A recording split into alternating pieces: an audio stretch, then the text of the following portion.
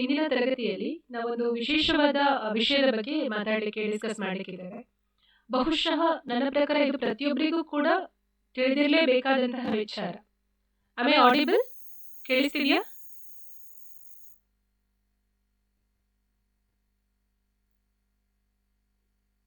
S, okay. ಏನಾದ್ರು issues ಇದ್ರೆ ನಮ್ದು ಗ್ರೂಪಲ್ಲಿ ಮೆಸೇಜ್ ಹಾಕಿ. ಏನಾದರೂ ನೀವೆಲ್ಲಾದರೂ ಲಾಗೌಟ್ ಆದರೆ recheck. Fine. So let's straight away go to the topic.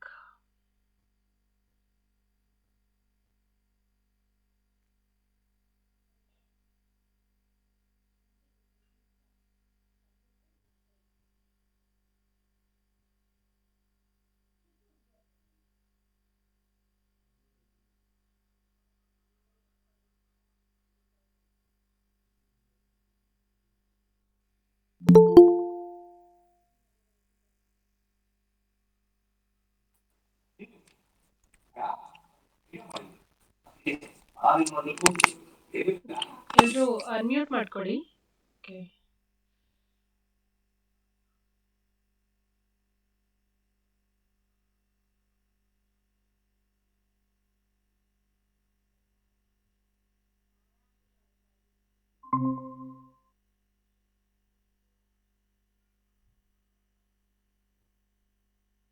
Okay.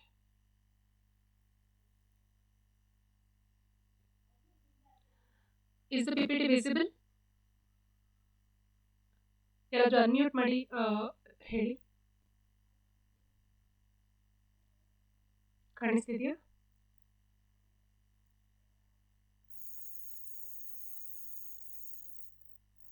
Is it visible now?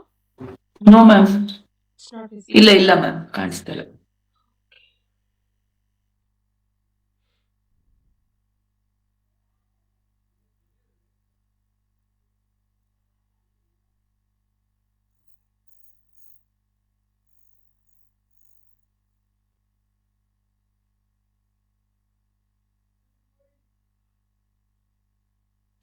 No ma'am, ಅದೇ presenting ಅಂತ ಬಂತು, ಸ್ಟಾಪ್ ಅಂತ ಬಂತು. Okay, just a minute.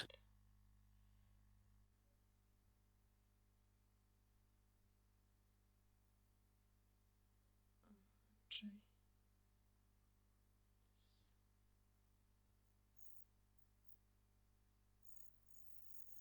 ಈಗ ನೋಡಿ.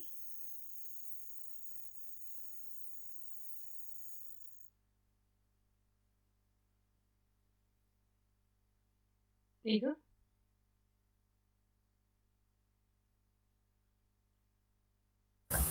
ಇಲ್ಲ, ಏನು ಕಾಣಿಸ್ತಿಲ್ಲ. ಕಾಣಿಸ್ತಿಲ್ವಾ? Okay.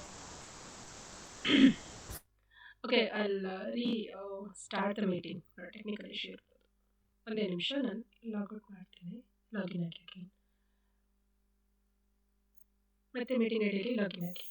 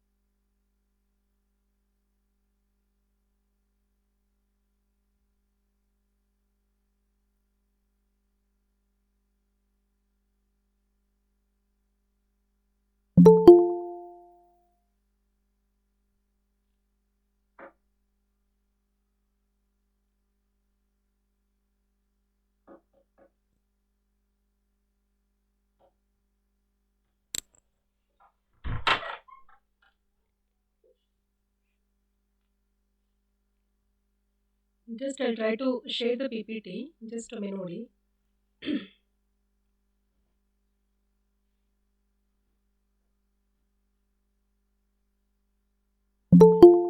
Is it visible now?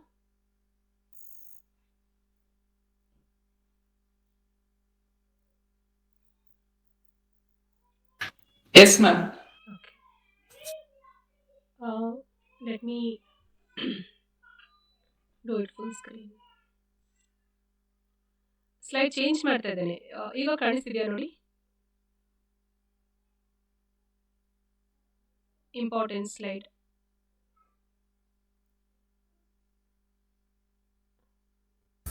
ಕಾಣಿಸ್ತಿದೆ. Okay fine, right. So today's topic is emotional intelligence. ಪ್ರತಿಯೊಬ್ಬರಿಗೂ ಕೂಡ ಬಹಳಷ್ಟು ಅಗತ್ಯವಾದಂತಹ ಒಂದು ಕ್ವಾಲಿಟಿ ಇದು ಇಮೋಷನಲ್ ಇಂಟೆಲಿಜೆನ್ಸ್ ಅಂತ ಹೇಳಿದರೆ. ಏನು ಇಮೋಷನಲ್ ಇಂಟೆಲಿಜೆನ್ಸ್? ಭಾವನಾತ್ಮಕವಾದ ಬುದ್ಧಿಮತ್ತೆ ಅಂತ ಹೇಳ್ತೇವೆ. ಭಾವನಾತ್ಮಕವಾಗಿ ನಾವೆಷ್ಟು ಬುದ್ಧಿವಂತರಿದ್ದೇವೆ ಅಂತ ಹೇಳಿದ್ರೆ ಇಮೋಷನಲ್ ಇಂಟೆಲಿಜೆನ್ಸ್ ತಿಳಿಸ್ತದೆ. ಈಗ ನಾವು ಇಂಟೆಲೆಕ್ಚುವಲಿ ನಾವು ತುಂಬ ಚೆನ್ನಾಗಿರ್ಬೋದು, ತುಂಬ ಫಾಸ್ಟಾಗಿ ನಾವು ಕ್ಯಾಲ್ಕುಲೇಷನ್ ಮಾಡ್ಬೋದು, ಎಲ್ಲದರಲ್ಲೂ ಕೂಡ ನಾವು ಆಕ್ಟಿವ್ ಇರ್ಬೋದು. ಆದರೆ ಭಾವನೆಗಳ ವಿಷಯ ಬಂದಾಗ ನಾವು ಹೇಗೆ ಅದನ್ನು ಹ್ಯಾಂಡಲ್ ಮಾಡ್ತೇವೆ, ಸಂಬಂಧಗಳನ್ನು ಹೇಗೆ ನಿರ್ವಹಿಸ್ತೇವೆ, ಏನಾದರೂ ಒಂದು ದುತ್ ಅಂತ ಒಂದು ಸವಾಲು ಬಂದಾಗ ನಾವು ಅದಕ್ಕೆ ಹೇಗೆ ರೆಸ್ಪಾಂಡ್ ಮಾಡ್ತೇವೆ, ಇದೆಲ್ಲವೂ ಕೂಡ ಇಮೋಷನಲ್ ಇಂಟೆಲಿಜೆನ್ಸ್ ಅಲ್ಲಿ ಬರ್ತದೆ. ಸೊ ಇಮೋಷನಲ್ ಇಂಟೆಲಿಜೆನ್ಸ್ EI ಅಂತ ಹೇಳ್ತೇವೆ. ಇದರ ಒಂದು ಕೋಶಂಟ್ ಇದೆ, that is called EQ. IQ ಅಂತ ಏನಿದೆ ನಿಮ್ಗೆ ಗೊತ್ತಿದೆ, ಅದರ ಹಾಗೇನೆ EQ ಅಂತ ಇದೆ, that is emotional quotient. So it is the ability to recognise, understand and manage your own emotions while effectively navigating the emotions of others. ಇಲ್ಲಿ ಏನಾಗುತ್ತೆ ಅಂತ ಹೇಳಿದ್ರೆ, ನಾವೇನ್ ಮಾಡ್ತೇವೆ, ನಮ್ಮ ಭಾವನೆಗಳನ್ನ ಫಸ್ಟ್ ಅರ್ಥ ಮಾಡ್ಕೊಳ್ತೇವೆ. ಆ ಸಾಮರ್ಥ್ಯ, ನಮ್ಮ ಭಾವನೆಗಳನ್ನ ಅರ್ಥ ಮಾಡ್ಕೊಳ್ಳೋ ಸಾಮರ್ಥ್ಯ, ಇದು ಕೆಲವು ಸಲ ಏನಾಗ್ತದೆ ಗೊತ್ತೇ ಇರೋದಿಲ್ಲ ಕಾರಣ, ಏನೋ ಕಿರಿಕಿರಿ ಆಗ್ತಾ ಇರ್ತದೆ, ಏನೋ ಒಂಥರ ಬೇಜಾರಾಗ್ತದೆ, ಒಂಥರ ಮಂಕು. ನಾವು ಕೂತ್ಕೊಂಡು ಯೋಚನೆ ಮಾಡ್ಬೇಕು, ನಂಗೆ ಯಾಕೆ ಹೀಗಾಯ್ತು, ಯಾವಾಗದಿಂದ ಇದು ಶುರು ಆಯ್ತು, ಈ ರೀತಿಯ ಭಾವ ನನ್ನನ್ನು ಆವರಿಸಲಿಕ್ಕೆ ಶುರುವಾದದ್ದು ಯಾವಾಗದಿಂದ, ಏನು ಘಟನೆ ನಡೀತು, ಏನಾದ್ರೂ ವಿಷಯ ಸಂಭವಿಸಿ ನಂತರ ನಂಗೆ ಹೀಗಾಯ್ತಾ, ಅಥವಾ ಯಾವುದೋ ಒಂದು ಮುಂಚೆಯ ಆಲೋಚನೆಯನ್ನ, ಮುಂಚಿನ ಒಂದು ಪ್ಯಾಟರ್ನ್ ಅನ್ನ ನಾನು ರಿಪೀಟ್ ಮಾಡ್ತಾ ಇದ್ದೀನ. ಸೊ ನಾನು ಕೂತ್ಕೊಂಡು ನನ್ನ ಬಗ್ಗೆ, ನನ್ನ ಭಾವನೆಗಳ ಬಗ್ಗೆ ಯೋಚನೆ ಮಾಡೋದುಂಟಲ್ಲ, that is very very important. So recognise ಮಾಡುವಂಥದ್ದು, ಗುರುತಿಸ್ಕೊಳ್ಳುವಂಥದ್ದು, ಅರ್ಥ ಮಾಡಿಕೊಳ್ಳುವಂಥದ್ದು, ಮತ್ತೆ ಅದನ್ನು ನಿರ್ವಹಿಸುವಂಥದ್ದು. ನಮ್ಮ ಭಾವನೆಗಳನ್ನು ನಾವು ಗುರುತಿಸಿ ಅರ್ಥ ಮಾಡಿಕೊಂಡು ನಿರ್ವಹಿಸೋದು, ಅದು ಇಮೋಷನಲ್ ಇಂಟೆಲಿಜೆನ್ಸ್ ಅಲ್ಲಿ ಬರುತ್ತೆ. First part. ನೆಕ್ಸ್ಟ್ ಪಾರ್ಟ್ ಏನು, ಬೇರೆಯವರ ಭಾವನೆಗಳನ್ನು.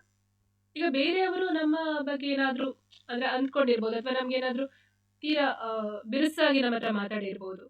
ಸೊ ಅದನ್ನು ನಾನು ಹೇಗೆ ತಗೊಳ್ತೇನೆ, ಒಂದು ನನ್ನೊಳಗಿನ ಭಾವನೆಗಳನ್ನು ನಿರ್ವಹಿಸೋದು, ಇನ್ನೊಂದು ಬೇರೆಯವರು ನನಗೆ ಏನಾದರೂ ಹೇಳಿದಾಗ ಆಗ ನನಗೆ ಏನು ಎಫೆಕ್ಟ್ ಆಗ್ತದೆ, what is the impact that I have.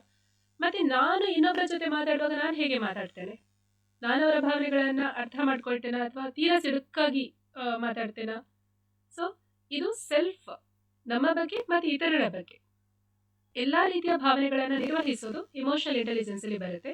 Emotional quotient ಯಾರ್ದು ತುಂಬ ಅಧಿಕ ಮಟ್ಟದಲ್ಲಿ ಇರ್ತದೆ, ಅವರು ತುಂಬ ಚೆನ್ನಾಗಿ, ತುಂಬ ಸಮರ್ಪಕವಾಗಿ ಎಲ್ಲ ರೀತಿಯ ಭಾವನೆಗಳ ವಿಷಯದಲ್ಲಿ ಬರುವಂತಹ ಸವಾಲುಗಳನ್ನು ಸಮರ್ಪಕವಾಗಿ ಅವರು ನಿರ್ವಹಿಸ್ತಾರೆ. ಸೊ ಈ ಇಮೋಷನಲ್ ಇಂಟೆಲಿಜೆನ್ಸ್ ಅಂತ ಹೇಳುವ ಒಂದು ಕಾನ್ಸೆಪ್ಟ್, ಅದು 1995ರಲ್ಲಿ 1995 ಡೇನಿಯಲ್ ಗೋಲ್ಮೆನ್ ಅವರು ತಗೊಂಡು ಬಂದರು. ಅಂದರೆ ಇದರ ಮುಂಚೆ ಕೂಡ ಇತ್ತು, ಇಲ್ಲ ಅಂತಲ್ಲ, ಬಟ್ ಅವರೊಂದು ಅದಕ್ಕೆ ಒಂದು ಸುಂದರವಾದ ಒಂದು ಫಾರ್ಮ್ಯಾಟ್ ಕೊಟ್ಟರು, ಇಮೋಷನಲ್ ಇಂಟೆಲಿಜೆನ್ಸ್ ಅಲ್ಲಿ ಏನೆಲ್ಲ ಬರುತ್ತೆ ಅಂತ, ರಿಸರ್ಚ್ ಬೇಸ್ಡ್. ಸೊ ಅವ್ರು ಹೇಳ್ತಾರೆ, ನಿಮ್ಮದು IQ ಕಡಿಮೆ ಇದ್ರೂ ಪರವಾಗಿಲ್ಲ, ಆದರೆ EQ ಮಾತ್ರ ತುಂಬ ಮೇಲ್ಮಟ್ಟದಲ್ಲಿ ಇರಬೇಕು ಅಂತ. ಯಾಕಂತ ಹೇಳಿದ್ರೆ ನಿಮ್ಮ ಬದುಕಿನ ಸಂಪೂರ್ಣ ಯಶಸ್ಸನ್ನು ನಿರ್ಧರಿಸೋದು ಅದು ನಿಮ್ಮ ಇಮೋಷನಲ್ ಕೋಶಂಟ್. ಫಾರ್ ಎಕ್ಸಾಂಪಲ್, ನಾವು ನಮ್ಮ ವೃತ್ತಿಯಲ್ಲಿ ತುಂಬ ಚೆನ್ನಾಗಿದ್ದೇವೆ ಅಂತ ಅಂದ್ಕೊಳ್ಳೋಣ, ಎಲ್ಲದರಲ್ಲೂ ಕೂಡ ಎಲ್ಲ ಪ್ರಮೋಷನ್ಸ್ ಅದು ಇದು ಎಲ್ಲ ತಗೊಂಡಾಯ್ತು, ಟಾಪ್ ಮೋಸ್ಟ್ ಪೊಸಿಷನಲ್ಲಿ ಇದ್ದೇವೆ. ಆದರೆ ನಮ್ಮ ಭಾವನೆಗಳನ್ನು ನಮಗೆ ನಿರ್ವಹಿಸಲಿಕ್ಕೆ ಕಷ್ಟ ಆದರೆ, ಇತರರೊಂದಿಗೆ ನನಗೆ ಚೆನ್ನಾಗಿ ಬೆರೀಲಿಕ್ಕೆ ಕಷ್ಟ ಆದರೆ, ನಿಜವಾಗ್ಲೂ ಕೂಡ ಅದು ತುಂಬ ಏನು ಕಾಡುತ್ತದೆ. ಮತ್ತು ನಮ್ಮನ್ನು ಯಶಸ್ವಿ ವ್ಯಕ್ತಿಗಳಂತ ಯಾರು ಹೇಳ್ಕೊಳ್ಳೋದು ಇಲ್ಲ. ನೀವು ನೋಡಿರ್ಬೋದು, ಟಾಪ್ ಮೋಸ್ಟ್ ಪೊಸಿಷನಲ್ಲಿ ಇರುವವರು ತೀರಾ ಕಿರಿಕಿರಿ ಮಾಡ್ತಾರೆ. ಟಾಪ್ ಪ್ರಿನ್ಸಿಪಲ್ಸ್ ಇರ್ಬೋದು, ಡೈರೆಕ್ಟರ್ಸ್ ಇರ್ಬೋದು, JDs ಇರ್ಬೋದು. ಫಾರ್ ಎಕ್ಸಾಂಪಲ್, ಯಾವುದೇ ಕಂಪನಿಯ CEO ಇರ್ಬೋದು, ಟಾಪ್ ಆಫೀಷಿಯಲ್ಸ್ ಇರ್ಬೋದು, ಅವರನ್ನು ನೋಡುವಾಗಲೇ ಗೊತ್ತಾಗ್ತದೆ ಇವಾಗ ಇಮೋಷನಲ್ ಇಂಟೆಲಿಜೆನ್ಸ್ ಇಲ್ಲ ಅಂತ. ಯಾಕಂದ್ರೆ ಅವರು ಇತರರ ಜೊತೆಗೆ ಅವರು ತಮ್ಮನ್ನು ತಾವು ಅಭಿವ್ಯಕ್ತಿಗೊಳಿಸುವಂಥದ್ದು, ಬೆರೆಯುವಂಥದ್ದು ಆ ರೀತಿ ತೀರಾ ಕೆಟ್ಟದಾಗಿರ್ತದೆ.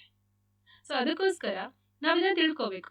ಓಕೆ, ಈ ಗರ್ಭ ಸಂಸ್ಕಾರ ಕೋರ್ಸಲ್ಲಿ ಯಾಕೆ ಈ ಇಮೋಷನಲ್ ಇಂಟೆಲಿಜೆನ್ಸ್ ಅನ್ನು ಅಡಾಪ್ಟ್ ಮಾಡಿರಬಹುದು? 2 ಕಾರಣ ಇದೆ. ಒಂದು, ಮಗುವಿನ ಬಗ್ಗೆ ಇಮೋಷನಲ್ ಇಂಟೆಲಿಜೆನ್ಸ್ ಎಲ್ಲರೂ ಕೂಡ ಗುರಿ ಇಟ್ಕೊಳ್ಳಿ. ನಿಮ್ಮ ಮಗು ಇಮೋಷನ್ಸ್ ಅನ್ನು ತುಂಬಾ ಚೆನ್ನಾಗಿ ನಿರ್ವಹಿಸಬೇಕು. ಅದಕ್ಕೆ ತಕ್ಕ ವಾತಾವರಣವನ್ನು ನೀವು ಕಲ್ಪಿಸ್ಕೊಳ್ಬೇಕು. ನಾನೊಂದು ಗ್ರೂಪಲ್ಲಿ ಒಂದು ಮೆಸೇಜ್ ಹಾಕಿದ್ದೆ, ಟಾಕಿಂಗ್ ವಿತ್ ಇದು ಎಂತ ಟಾಯ್ಸ್, ಮಗುವಿನ ಒಂದು ಆಟಿಕೆ ಜೊತೆ ಮಾತಾಡೋದು. ಎಷ್ಟು ಚಂದ ಇತ್ತು. ಮಲ್ಲಿಕಾ ಅವರು ಅದಕ್ಕೆ ರೆಸ್ಪಾಂಡ್ ಮಾಡಿದ್ರು. ಎಷ್ಟು ಚಂದ ಇತ್ತು ಅಂದ್ರೆ ನನಗೆ ಅಷ್ಟು ಇಷ್ಟ ಆಯ್ತು ಅದು. ಹೌದಲ್ವಾ, ನಮ್ಮ ಮಾತುಗಳನ್ನ ಮಗು ಸತ್ಯ ಅಂತ ಅಂದ್ಕೊಳ್ಳುತ್ತೆ. ಸೊ ಮಗುವಿಗೆ ಆ ಗೊಂಬೆ ಹತ್ರ ನಾವು ಮಾತಾಡ್ತಾ ಮಾತಾಡ್ತಾ ಮಗುವಿಗೆ ಏನು ಹೇಳ್ಬೇಕು ಅದನ್ನ ನಾವು ಕಮ್ಯುನಿಕೇಟ್ ಮಾಡಿದಾಗ ಆಗತ್ತೆ. ಮಗು ಎಷ್ಟು ಚೆನ್ನಾಗಿ ಫೀಲ್ ಮಾಡುತ್ತೆ ಅದನ್ನ ಅಂತ. ಸೊ ಯಾವತ್ತೂ ಕೂಡ ನಿಮ್ಮ ತಲೆಯಲ್ಲಿ ಒಂದಿರಲಿ, ನಿಮ್ಮ ಮಗು ಇಮೋಷ್ನಲಿ ತುಂಬಾ ಇಂಟೆಲಿಜೆಂಟ್ ಆಗಿ ಬೆಳಿಬೇಕು. ಇದು ಒಂದು. ಇನ್ನೊಂದು ವಿಷಯ, you should be emotionally intelligent. ಹೆಚ್ಚಾಗಿ ಏನಾಗುತ್ತೆ ಅಂದ್ರೆ ಮಕ್ಕಳು ಫಸ್ಟ್ ಎಂತ ಕೇರ್ ಟೇಕರ್ ಯಾರು? ಮಗುವಿದು ತಾಯಿ. ಸೊ ತಾಯಿ ಎಷ್ಟು ಚೆನ್ನಾಗಿ ತನ್ನ ಭಾವನೆಗಳನ್ನ ನಿರ್ವಹಿಸ್ತಾಳೆ, ಮಗು ಅದನ್ನ ನೋಡಿ ಕಲಿತದೆ. ತೀರಾ ಸಣ್ಣ ಸಣ್ಣ ವಿಷಯಕ್ಕೆ ಹೆದರೋದು ಅಥವಾ ಟೆನ್ಷನ್ ಮಾಡ್ಕೊಳ್ಳೋದು, ಸಣ್ಣ ಪುಟ್ಟ ವಿಷಯಕ್ಕೂ ಟೆನ್ಷನ್ ಮಾಡ್ಕೊಳ್ಳೋದು. ಓ ನಾಳೆ ಅಡುಗೆ ಗೆಸ್ಟ್ ಬರ್ತಿದ್ದಾರೆ, ಏನು ಮಾಡೋದು, ಫುಲ್ ಟೆನ್ಷನ್. ಅದಾಗಲಿಲ್ಲ ಇದಾಗಲಿಲ್ಲ. ಮತ್ತೆ ಮನೆ ಕ್ಲೀನ್ ಮಾಡುವಾಗ ಎಲ್ಲರಿಗೂ ಬೈದ್ಕೊಂಡು ಜೋರು ಮಾಡ್ಕೊಂಡೇ ಮನೆ ಕ್ಲೀನ್ ಮಾಡುವಂಥದ್ದು. ಅದು ಆ್ಯಕ್ಚುಲಿ ಏನು ಗೊತ್ತಾ, ನೆಗೆಟಿವ್ ಎನರ್ಜಿಯನ್ನು ಕೊಡುತ್ತೆ. ಮನೆ ಹೀಗೆ ಫಿಸಿಕಲಿ ಕ್ಲೀನಾಗಿ ಕಾಣ್ಬೋದು, ಬಟ್ ಇಮೋಷ್ನಲಿ ವೈಬ್ಸ್ ಹಾಳಾಗ್ತದೆ. ಕೆಲವರನ್ನು ನಾನು ಗಮನಿಸಿದ್ದೇನೆ, ಮನೆ ಪೂಜೆ ಮಾಡ್ತಾರೆ, ಪೂಜೆ ಮಾಡಲಿಕ್ಕೆ ಇದ್ದವರಿಗೆಲ್ಲ ಜೋರು ಮಾಡಿಕೊಂಡು ಅದು ಕ್ಲೀನ್ ಆಗಿಲ್ಲ ಇದು ಕ್ಲೀನ್ ಆಗಿಲ್ಲ ಟೆನ್ಷನನ್ನು ಹರಡಿಸ್ಕೊಂಡು ಇಡೀ ಮನೆ ಕ್ಲೀನ್ ಮಾಡಿ ಪೂಜೆ ಮಾಡಿದ್ದಾರೆ. ಪೂಜೆ ಅಂತೂ ಆಯಿತು, but still you can feel the heaviness there.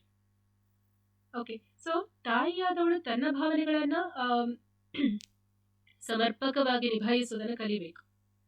ನಾವೆಲ್ಲರೂ ಕೂಡ ಏನು ಒಂದು ಹಂತದಲ್ಲಿ ಇದ್ದೇವೆ, ನಮ್ಗೆಲ್ಲರಿಗೂ ಕೂಡ ಇದರ ವಿಷಯ ಗೊತ್ತಿದೆ. ಆದರೆ ಕೆಲವು ಸಲ ನಮ್ಮನ್ನು ನಾವು ನೆನಪಿಸ್ಕೊಳ್ಬೇಕಾಗ್ತದೆ, ಓ ಇದು ಹೌದಲ್ಲ ಅಂತ ರೀಸ್ಟಾರ್ಟ್ ಮಾಡಬೇಕಾಗುತ್ತೆ. Okay, so emotional intelligence is a critical predictor of success in leadership, relationships and mental wellbeing. ಮೂಲಕ್ಕೂ ಕೂಡ ನಾವು ಎಲ್ಲೇ ಮುಂದಾಳತ್ವ ತಗೊಳ್ಳಿ, ನಾವು ಯಾವುದೇ ರೀತಿಯ ಸಂಬಂಧಗಳನ್ನು ನಿರ್ವಹಿಸಲಿ, ಅಥವಾ ನಮ್ಮ ಮಾನಸಿಕ ಸ್ಥಿತಿ ಚೆನ್ನಾಗಿರೋದನ್ನು ನಾವು ಬೇಕು ಅಂತ ಬಯಸಿದ್ರೆ, ಚೆನ್ನಾಗಿರಬೇಕು ಅಂತ ಬಯಸಿದ್ರೆ, ನಾವು ಈ ಇಮೋಷನಲ್ ಇಂಟೆಲಿಜೆನ್ಸ್ ಬಗ್ಗೆ ತಿಳ್ಕೊಳ್ಳೇಬೇಕಾಗುತ್ತೆ. ನೆಕ್ಸ್ಟ್, ಕೋರ್ ಕಾಂಪೊನೆಂಟ್ಸ್ ಯಾವುದೆಲ್ಲ ಬರುತ್ತೆ ಇಮೋಷನಲ್ ಇಂಟೆಲಿಜೆನ್ಸ್ ಅಲ್ಲಿ? ಒಂದು, ಸೆಲ್ಫ್ ಅವೇರ್ನೆಸ್ ಮುಖ್ಯವಾಗಿ ಬರುತ್ತಿದೆ. ಓಕೆ, ಸೊ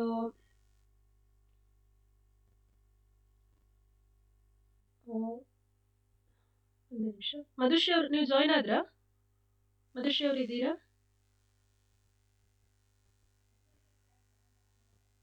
ಜಾಯ್ನ್ ಆಗಿದ್ದೀನಿ ma'am. Core components, first one self awareness. Self awareness ಅಂದ್ರೆ ನನ್ನ ಬಗ್ಗೆ ನನಗಿರುವಂಥ ಅರಿವು. Identifying your own emotions, strengths and weaknesses and understanding how they impact your behaviour and others ತುಂಬ ಮುಖ್ಯ. ಸೆಲ್ಫ್ ಅವೇರ್ನೆಸ್ ನನ್ನ ಬಗ್ಗೆ ನಾನು ತಿಳ್ಕೊಳ್ಳುವಂಥದ್ದು.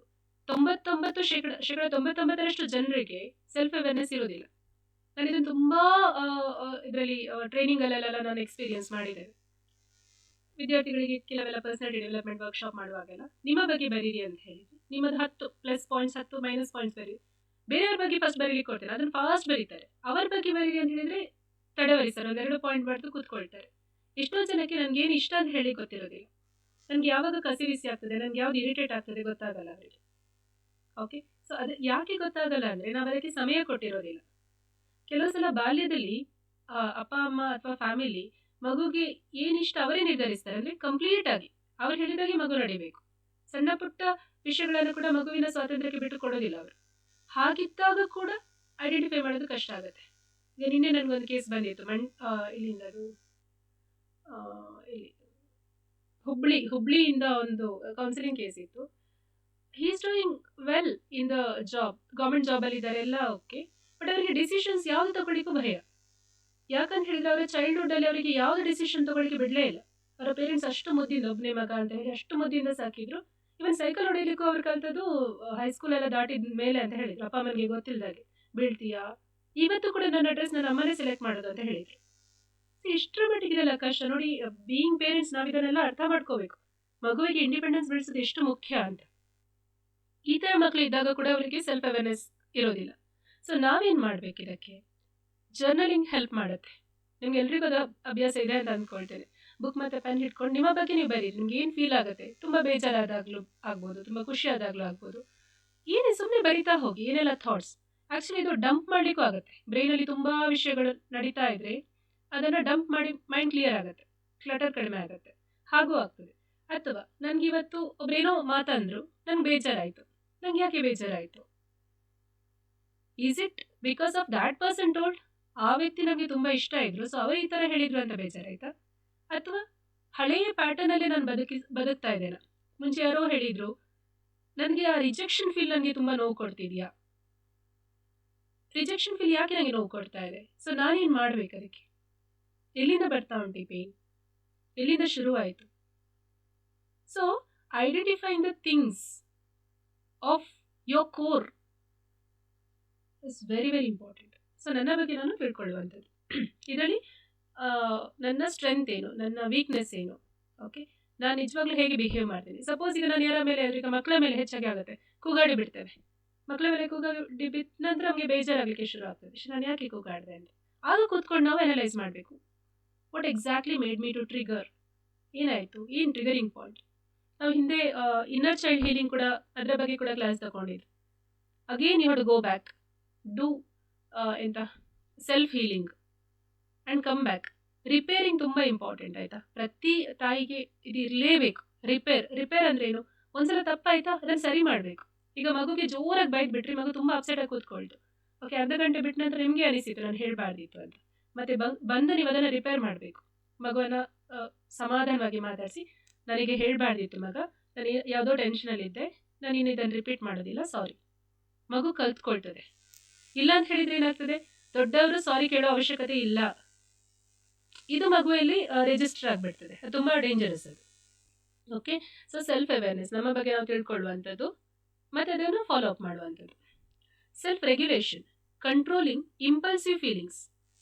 ಇಂಪಲ್ಸಿವ್, ಸಡನ್ನಾಗಿ ರಿಯಾಕ್ಟ್ ಮಾಡಬೇಕಂತ ಅನಿಸ್ತದೆ, ಆಗ ನಿಧಾನವಾಗಿ ಉಸಿರಾಡೋದು. ನೀವು ಡಿಸೈಡ್ ಮಾಡಿರಬೇಕು, ನಾನು 5 ಸೆಕೆಂಡ್ಸ್ ನಾನು ರಿಯಾಕ್ಟ್ ಮಾಡಲ್ಲ. ಮನೇಲಿ ಏನೋ ಕೆಲಸ ಮಾಡ್ತಾ ಇರ್ತೀರಾ, ಯಾರೋ ಏನೋ ಒಂದು ಮಾತು ಹೇಳ್ತಾರೆ, ಆ್ಯಕ್ಚುಲಿ ನಿಮ್ಮದು ತಪ್ಪೇ ಇರೋದಿಲ್ಲ, ನಿಮಗೆ ಸಡನ್ ಡಿಫೆಂಡ್ ಮಾಡ್ಲಿಕ್ಕೆ ಹೋಗ್ತೀರಾ. ನಾವು ಎಷ್ಟು ಡಿಫೆಂಡ್ ಮಾಡ್ತೇವೆ ನೋಡಿ, ಅಷ್ಟರ ಮಟ್ಟಿಗೆ ನಮ್ಮ ವ್ಯಾಲ್ಯೂ ಕಡಿಮೆ ಆಗ್ತದೆ. ಪ್ರತಿಯೊಂದಕ್ಕೂ ಎಕ್ಸ್ಪ್ಲನೇಷನ್ ಕೊಡುವಂಥದ್ದು ಅವಶ್ಯಕತೆಯೇ ಇಲ್ಲ. ಎಲ್ಲರೂ ನನ್ನನ್ನು ಮೆಚ್ಚಬೇಕು ಅಂತ ಬಯಸುವಂಥದ್ದು, ಇದೆಲ್ಲ ನಮಗೆ ಬಂಧನ. ಆ್ಯಕ್ಚುಲಿ ನಾವು ಇದರಿಂದ ಯಾವಾಗ ಹೊರಗೆ ಬರ್ತೇವೆ ನೋಡಿ, ಎಲ್ಲರಿಗೂ ಒಳ್ಳೆಯವರಾಗಿರುವಂಥದ್ದು, ಪೀಪಲ್ ಪ್ಲೀಸಿಂಗ್ ಪರ್ಸನಾಲಿಟಿ ಅಂತ ಹೇಳ್ತೇವೆ. ಅವಶ್ಯಕತೆ ಇಲ್ಲ. ಬದುಕನ್ನು ತುಂಬ ದೊಡ್ಡ ದೃಷ್ಟಿಕೋನದಲ್ಲಿ ನೋಡುವಾಗ ಇದೆಲ್ಲ ಸಣ್ಣ ವಿಷಯಗಳು. ಈಗ 15 ವರ್ಷದ ಮುಂಚೆ ಏನೋ ನಿಮ್ಗೆ ಯಾರೋ ಬೈದಿದ್ದು ಇವತ್ತು ನಿಮಗೆ ನೆನಪಿರಲ್ಲ, ಅದು ಮ್ಯಾಟರ್ ಕೂಡ ಆಗಿರೋದಿಲ್ಲ. ಅವ್ರು ಹೇಳೋದ್ರಲ್ಲಿ ಕನ್ಸರ್ನ್ ತಗೊಳ್ಳೋಣ, ಇಲ್ಲಾಂದ್ರೆ ಅಗತ್ಯ ಇಲ್ಲ ನಮಗೆ. ಓಕೆ, ಇಂಪಲ್ಸಿವ್, ಸಡನ್ ರಿಯಾಕ್ಟ್ ಮಾಡುವಂಥದ್ದು. ಆ ರಿಯಾಕ್ಟ್ ಮಾಡೋ ಅವಶ್ಯಕತೆ ಇದೆಯಾ ಅಂತ ನೋಡಬೇಕು. ನಿಮಗೆ ಹೇಳಿದರೆ ಓಕೆ, ಇದರಿಂದ ಏನಾದರೂ ಆ ವ್ಯಕ್ತಿ ಸುಧಾರಿಸ್ತಾರೆ, ಇದರಿಂದ ಇಂಪ್ರೂವ್ಮೆಂಟ್ ಆಗ್ತದೆ ಅಂತ ಇದ್ರೆ ಮಾತಾಡಿ. ಬಟ್ ಮಾತಾಡುವಾಗಲೂ ಕೂಡ ತುಂಬ ಆ ಇಮೋಷನ್ಸ್ ಎಲ್ಲ ಇಟ್ಕೊಂಡು ಅಷ್ಟು ಜೋರಾಗಿ ಅಲ್ಲ. ಯಾವಾಗಲೂ ಕೂಡ ನೋಡಿ, ವಾಯ್ಸ್ ರೈಸ್ ಮಾಡಿ ಒಬ್ರು ಮಾತಾಡ್ತಾ ಇದ್ರೆ ನಾವು ವಾಯ್ಸ್ ಡೌನ್ ಮಾಡಿ ಮಾತಾಡಬೇಕು. ಅವ್ರು ನಮ್ಮ ವಾಯ್ಸ್ ಪಿಚ್ಗೆ ಬರ್ತಾರೆ ಸಬ್ಕಾನ್ಷಿಯಸ್ಲಿ. ಮತ್ತು ಯಾರು ಸಮಾಧಾನವಾಗಿ ಮಾತಾಡ್ತಾರೆ ಅವರ ಹತ್ರ ಸ್ಟ್ರೆಂತ್ ಇರುತ್ತೆ. ಕಿರ್ಚಾಡುವವರು ದೇ ಲಾಸ್ ದೇರ್ ಟೆಂಪರ್, ಅವ್ರು ಕಂಟ್ರೋಲ್ ಕಳ್ಕೊಳ್ತಾರೆ. ಸೊ ಸಮಾಧಾನವಾಗಿ ಇದು ಇದು ಇದು ಅಷ್ಟೇ, ಮುಗೀತು. ಪ್ರತಿಯೊಂದಕ್ಕೆ ಎಕ್ಸ್ಪ್ಲನೇಷನ್ ಕೊಡೋ ಅವಶ್ಯಕತೆ ಇಲ್ಲ, ನಾನಿರೋದು ಹೀಗೆ ಅಷ್ಟೇ. ಸೊ ಸೆಲ್ಫ್ ರೆಗ್ಯುಲೇಷನ್, ಅದರಲ್ಲಿ ಕಂಟ್ರೋಲಿಂಗ್ ಇಂಪಲ್ಸಿವ್ ಫೀಲಿಂಗ್. ಸಡನ್ನಾಗಿ ಇಂಪಲ್ಸಿವ್ ಆಗಿ ಬಿಹೇವ್ ಮಾಡಬಾರ್ದು. ಎಷ್ಟೋ ಅಮ್ಮಂದ್ರನ್ನು ನೋಡಿದ್ದೇನೆ, ಯಾರ್ದೋ ಮೇಲೆ ಸಿಟ್ಟು, ಗಂಡನ ಮೇಲೆ, ಅತ್ತೆ ಮೇಲೆ, ಮಾವನ ಮೇಲೆ, ಮಕ್ಕಳಿಗೆ ಹಿಡಿದು ಹೇಗೆ ಬಾರಿಸ್ತಾರೆ ಅಂದರೆ ಅಷ್ಟು ಬಾರಿಸ್ತಾರೆ. ಇದೆಲ್ಲ ಸರಿಯಲ್ಲ ಅಂತ. Managing disruptive emotions and adapting to changing circumstances. ಕೆಲವು ಸಲ ತೀರಾ ಸುಸೈಡಲ್ ಥಾಟ್ಸ್ ಬರ್ಬೋದು. ನಿಮ್ಗೆ ಗೊತ್ತಾಗುತ್ತೆ ಇದು ಸರಿ ಅಲ್ಲ ಅಂತ. ಸೊ ಈಗ ಹೇಳ್ತಾರೆ, ಲೈಫಲ್ಲಿ ಒಂದ್ಸಲ ಆದರೂ ಒಬ್ಬ ವ್ಯಕ್ತಿಗೆ ಸುಸೈಡಲ್ ಥಾಟ್ಸ್ ಬರುತ್ತಂತೆ, ಮ್ಯಾಕ್ಸಿಮಮ್ ಒಂದು 95% ಜನರಿಗೆ. ಸೊ ಬಂದಾಗ no, this is not a way. ಯಾಕಂತ ಹೇಳಿದ್ರೆ ಅದು ತುಂಬ ತುಂಬ ದೊಡ್ಡ ವಿಚಾರ. ಆ ಥರ ಬಂದ ತಕ್ಷಣ ಇಮಿಡಿಯೇಟ್ ನಮಗೆ ತೀರಾ ಆತ್ಮೀಯರು ಒಬ್ಬರಾದರೂ ಇರ್ತಾರೆ, ಅವ್ರ ಹತ್ರ ಮಾತಾಡಬೇಕು ಅಥವಾ ಕೌನ್ಸಿಲಿಂಗ್ ತಗೋಬೇಕು. ಸೊ ತುಂಬ ಎಸ್ಪೆಷಲಿ ಈ ಫೇಸಲ್ಲಿ ಪ್ರೆಗ್ನೆನ್ಸಿ ಟೈಮ್ ಅಥವಾ ಪೋಸ್ಟ್ ಪಾರ್ಟಮ್, ಈಗ ಡೆಲಿವರಿ ಆದಮೇಲೆ ತುಂಬ ಇಮೋಷ್ನಲ್ ಇದು ಚೇಂಜಸ್ ಇರ್ತದೆ. ಆದರೆ ನಿಮಗೆ ಸಪೋರ್ಟ್ ಸಿಸ್ಟಮ್ ತುಂಬ ಚೆನ್ನಾಗಿದ್ರೆ, ನೀವು ಈ ವಿಷಯದಲ್ಲಿ ನಿಮಗೆ ನಾಲೆಜ್ ಇದ್ದರೆ, ನೀವು ಖಂಡಿತವಾಗ್ಲೂ ಕೂಡ ಚಂದ ಕೆಲವನ್ನ ನ್ಯಾವಿಗೇಟ್ ಮಾಡ್ತೀರಾ. ಆದರೆ ನಾಲೆಜ್ ಇಲ್ಲದಿದ್ದರೆ ಮತ್ತು ಫ್ಯಾಮಿಲಿ ಸಪೋರ್ಟ್ ಕೂಡ ಇಲ್ಲದಿದ್ದರೆ ಆಗ ಸ್ವಲ್ಪ ಚಾಲೆಂಜಿಂಗ್ ಅನಿಸ್ಬೋದು. ಸೊ ಅದಕ್ಕೋಸ್ಕರ ಏನಾದರೂ ಡಿಸ್ಟ್ರಪ್ಟಿವ್ ಇಮೋಷನ್ಸ್, ನಿಮಗೆ ಅದು ಹಾನಿ ಮಾಡುವಂಥ ಭಾವಗಳು ಬಂದರೆ ಕೂಡಲೇ ಅದನ್ನು ಗುರುತಿಸಿ ನೀವು ಅದಕ್ಕೆ ಪರಿಹಾರವನ್ನು ಕಂಡುಕೋಬೇಕು. Next motivation. ಸೊ ಇಮೋಷನಲ್ ಇಂಟೆಲಿಜೆನ್ಸಲ್ಲಿ ಏನಾಗುತ್ತೆ ಅಂದರೆ ಸೆಲ್ಫ್ ಮೋಟಿವೇಶನ್. ಈಗ ಬಾಸ್ ಬಂದರು ಅಂತ ನಾನು ಕೆಲಸ ಮಾಡೋದಲ್ಲ, ನಾನು ಕೆಲಸ ಮಾಡಿ ನನ್ನ ಖುಷಿಗೆ, ನಾನು ಕೆಲಸ ಮಾಡಿ ನನಗೆ ಅನಿಸ್ಬೇಕು ಓಕೆ ನಾನು ಕಂಪ್ಲೀಟ್ ಮಾಡಿದೆ, ಆನ್ ಟೈಮ್ ನಂದು ಆಯಿತು ವರ್ಕ್, ನನಗೆ ಅದು ಖುಷಿ ಕೊಡ್ತದೆ. So internal drive beyond money or status, ನನಗೆ ಹಣ ಸಿಗ್ತದೆ ಅಥವಾ ನನಗೆ ಈ ಸ್ಟೇಟಸ್ ಬರ್ತದೆ ಅಂತ ಅಲ್ಲ. ಸೊ ನಾನು ತುಂಬ ಖುಷಿಯಿಂದ ಸೆಲ್ಫ್ ಮೋಟಿವೇಟೆಡ್ ಆಗಿ ಯಾವಾಗ ಕೆಲಸ ಮಾಡ್ತೇನೆ ಆಗ ನನ್ನ ಇಮೋಷನಲ್ ಇಂಟೆಲಿಜೆನ್ಸ್ ತುಂಬ ಚೆನ್ನಾಗಿದೆ ಅಂತ ಹೇಳ್ಬೋದು. ನೆಕ್ಸ್ಟ್ ಎಂಪತಿ ಅಂತ ಹೇಳೋದು ಕೂಡ ಒಂದು ಕೋರ್ ಕಾಂಪೊನೆಂಟ್.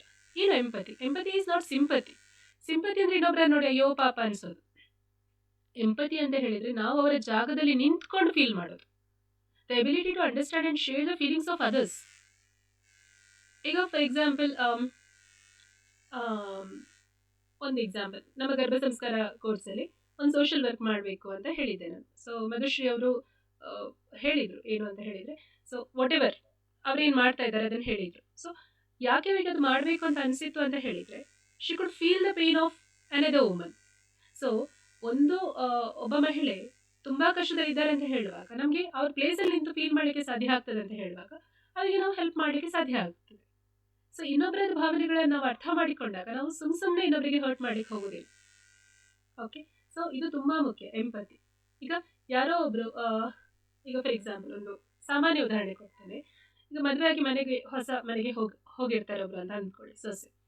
ಸೊ ಅತ್ತೆ ಸ್ವಲ್ಪ ಕಿರಿಕಿರಿ ಮಾಡಲಿಕ್ಕೆ ಸ್ಟಾರ್ಟ್ ಮಾಡ್ತಾರೆ ಇನಿಷಿಯಲ್, ಯಾವುದು ಕೆಲವೆಲ್ಲ ವಿಷಯದಲ್ಲಿ, ಮಗನ ವಿಷಯದಲ್ಲಿ ಎಸ್ಪೆಷಲಿ. ಹೀಗೆ ಅದನ್ನು ಕೆಲವು ಕೇಸಸ್ ನೋಡಿದ್ದೇನೆ ನಾನು. ಆಗ ಸೊಸೆಗೆ ತುಂಬ ಬೇಜಾರಾಗೋದು, ನಾನು ಏನು ಮಾಡಿದ್ದೇನೆ, ಯಾಕೆ ಇವರು ನನಗೆ ತುಂಬ ಇದು ಮಾಡ್ತಾರೆ ಅಂತ. ಬಟ್ ಎಂಪತಿಯನ್ನು ಮಾಡುತ್ತೆ ಅಂತ ಹೇಳಿದರೆ ಅತ್ತೆ ಪ್ಲೇಸಲ್ಲಿ ನಿಂತು ನೋಡೋದು. ಓಕೆ, ಇವರಿಗೆ ಒಂದು ಇನ್ಸೆಕ್ಯೂರಿಟಿ ಇದೆ, ಮಗನ ಮದುವೆ ಆಗಿದೆ, ನನ್ನ ಕೈ ತಪ್ಪಿ ಹೋಗ್ತಾನೇನೋ, ನನ್ನ ಮೇಲಿನ ಪ್ರೀತಿ ಕಡಿಮೆ ಆಗ್ತದೇನೋ, ದಟ್ ಈಸ್ ಒನ್ ಪಾಯಿಂಟ್. ಅದೇದು ಇನ್ನು ಸೊಸೆ ಬಗ್ಗೆ ಗೊತ್ತಿರೋದಿಲ್ಲ, ಹೇಗೋ ಏನೋ ಅಂತ ಗೊತ್ತಿರೋದಿಲ್ಲ, ಅಡ್ಜಸ್ಟ್ ಆಗ್ತಾಳಾ ಇಲ್ವಾ, ಅದೊಂದು ಇನ್ಸೆಕ್ಯೂರಿಟಿ ಇರ್ಬೋದು. ತನ್ನ ಸ್ಥಾನವನ್ನು ಉಳಿಸಿಕೊಳ್ಳುವಂಥದ್ದು, ನಾನು ಮೂಲೆ ಗುಂಪಾಗಬಾರ್ದು. And she doesn't have knowledge. ಅವ್ರು ಹಿಂದಿನ ಕಾಲದವರು, ಅವ್ರಿಗೆ ಅಷ್ಟೆಲ್ಲ ಗೊತ್ತಿರಲಿಕ್ಕಿಲ್ಲ. ಓಕೆ, ಇದೆಲ್ಲ ಕಾರಣದಿಂದ ಅವ್ರು ಹೀಗೆ ಮಾಡ್ತಾ ಇರ್ಬೋದು. ಸೊ ಇಟ್ಸ್ ಓಕೆ, ಪಾಸಿಟಿವ್ ಆಗಿ ತಗೊಳ್ಳುವಂಥದ್ದು. ಅವ್ರು ಹೇಗೆ ಬೇಕಾದ್ರೆ ಇರಲಿ, ನಾನಂತೂ ಬೆಸ್ಟ್ ಇರ್ತೇನೆ ಅಷ್ಟೇ. ಸೊ ಹೋಗ್ತಾ ಹೋಗ್ತಾ ಏನೋ ಅವ್ರಿಗೆ ಅರ್ಥ ಆಗ್ತಾ ಹೋಗುತ್ತೆ. ಈ ಥರ ಇರೋದು ತುಂಬ ಫ್ಯಾಮಿಲೀಸ್ ನಾನು ನೋಡಿದ್ದೇನೆ. ಓಕೆ, ಸೊ ಇದು ಎಂಪತಿ, ಇನ್ನೊಬ್ಬರನ್ನ ಅರ್ಥ ಮಾಡ್ಕೊಳ್ಳುವಂಥದ್ದು. ಒಂದ್ಸಲ ನಾವು ಇನ್ನೊಬ್ಬರನ್ನ ಅರ್ಥ ಮಾಡ್ಕೊಂಡ್ರೆ ಹೆಚ್ಚಾಗಿ ಅವರು ನಮ್ಮನ್ನು ಅರ್ಥ ಮಾಡ್ಕೊಳ್ಳುವಂಥ ಚಾನ್ಸಸ್ ಇರ್ತದೆ. ಅದು ನಾವು ಎಕ್ಸ್ಪೆಕ್ಟ್ ಮಾಡ್ಲಿಕ್ಕೆ ಹೋಗ್ಬಾರ್ದು, ಈಗಲೇ ಅರ್ಥ ಮಾಡ್ಕೊಳ್ತಾರೆ ಅಂತ. ಬಟ್ ನನ್ನ ಮನಸ್ಸಲ್ಲಿ ನಾನು ಕ್ಲಿಯರ್ ಇದ್ದೇನಾ, ನನ್ನ ಮನಸ್ಸಲ್ಲಿ ಏನೋ ಗಿಲ್ಟ್ ಇಲ್ವಾ, ಸೊ ನಾನಿಷ್ಟು ನನಗೆ ಮಾಡಬೇಕು ಅಂತಿದೆ, ನನ್ನ ಕರ್ತವ್ಯ ಏನಿದೆ, ಈ ಸ್ಥಾನದಲ್ಲಿ ನನ್ನ ಜವಾಬ್ದಾರಿ ಏನಿದೆ, ಅದೇ ನಾನು ಚೆನ್ನಾಗಿ ಮಾಡಿದ್ದೇನಾ ಸಾಕು. ಕೆಲವು ಸಲ ಏನಾಗುತ್ತೆ ಗೊತ್ತಾ, ಎಲ್ಲ ಮಾಡಿರ್ತಾರೆ ಪಾಪ, ಬಟ್ ಒಂದೇ ಒಂದು ಅಪ್ರಿಸಿಯೇಷನ್ ಸಿಕ್ಕಿರೋದಿಲ್ಲ ಅವರಿಗೆ. ಆಗ ಬೇಜಾರಾಗ್ತದೆ, ನಾನು ಇಷ್ಟು ಮಾಡಿದರೂ ಕೂಡ ಅವಶ್ಯಕತೆಯೇ ಇಲ್ಲ. ಹೊರಗಿನವರ ಪ್ರೇಯಸ್ಗೋಸ್ಕರ ನೀವು ಕಾಯೋದೇ ಬೇಡ, ಅದು ಕೂಡ ನಮ್ಮನ್ನು ಡೌನ್ ಫೀಲ್ ಮಾಡಿಸ್ತದೆ. ಅವಶ್ಯಕತೆ ಇಲ್ಲ, ನಾನು ನನ್ನ ಪರಮಾತ್ಮನಿಗೆ ಗೊತ್ತಾ. ಪ್ರತಿಯೊಂದು ಕೆಲಸ ನೀವು ಮಾಡೋದು ಕೂಡ ರೆಕಾರ್ಡ್ ಆಗಿರುತ್ತೆ. ಪ್ರತಿಯೊಂದು ಕೆಲಸ ನಮ್ಮ ಕಾರ್ಮಿಕ್ ಆ ಬುಕ್ ಏನಿದೆ ಪ್ರತಿಯೊಂದು ಕೂಡ ಎಂಟರ್ ಆಗ್ತಾ ಇರ್ತದೆ. ನಾವು ಕೆಲವು ಸಲ ನಮ್ಮ ಮೆಡಿಟೇಷನ್ ಸೆಂಟ್ರಲ್ಲಿ ಹೇಳ್ತಾರೆ, ದೇಹಧಾರಿಗಳಿಂದ ನಿರೀಕ್ಷೆ ಯಾಕೆ ಅಂತ. ಹೌದಲ್ಲ, ಇದೆಲ್ಲ ದೇಹಧಾರಿಗಳು, ಇವರಿಂದ ಯಾಕೆ ನಿರೀಕ್ಷೆ, ನನ್ನ ಪರಮಾತ್ಮನಿಗೆ ಗೊತ್ತಿದೆಯಲ್ಲ ನಾನು ಏನು ಮಾಡ್ತಿದ್ದೇನೆ ಅಂತ.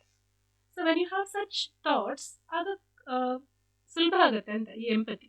ಸೊ ಎಂಪತಿ ಯಾಕೆ ಬೇಕು, ಇನ್ನೊಬ್ಬರನ್ನ ಅವರ ಸ್ಥಾನದಲ್ಲಿ ನಿಂತು ನಾವು ಅರ್ಥ ಮಾಡಿಕೊಂಡ್ರೆ ನಮ್ಮ ಇಂಟ್ರಾಕ್ಷನ್ಸ್, ನಮ್ಮ ಸೋಷಿಯಲ್ ಇಂಟ್ರಾಕ್ಷನ್ಸ್, ನಾವು ಬೇರೆಯವ್ರ ಜೊತೆ ಇರುವಂಥದ್ದು, ಲೀಡರ್ಶಿಪ್ ತಗೊಳ್ಳುವಂಥದ್ದು ಎಲ್ಲವೂ ಕೂಡ ಸುಲಭ ಆಗ್ತದೆ. ಜನ ಮಾತನ್ನು ಕೇಳ್ತಾರೆ.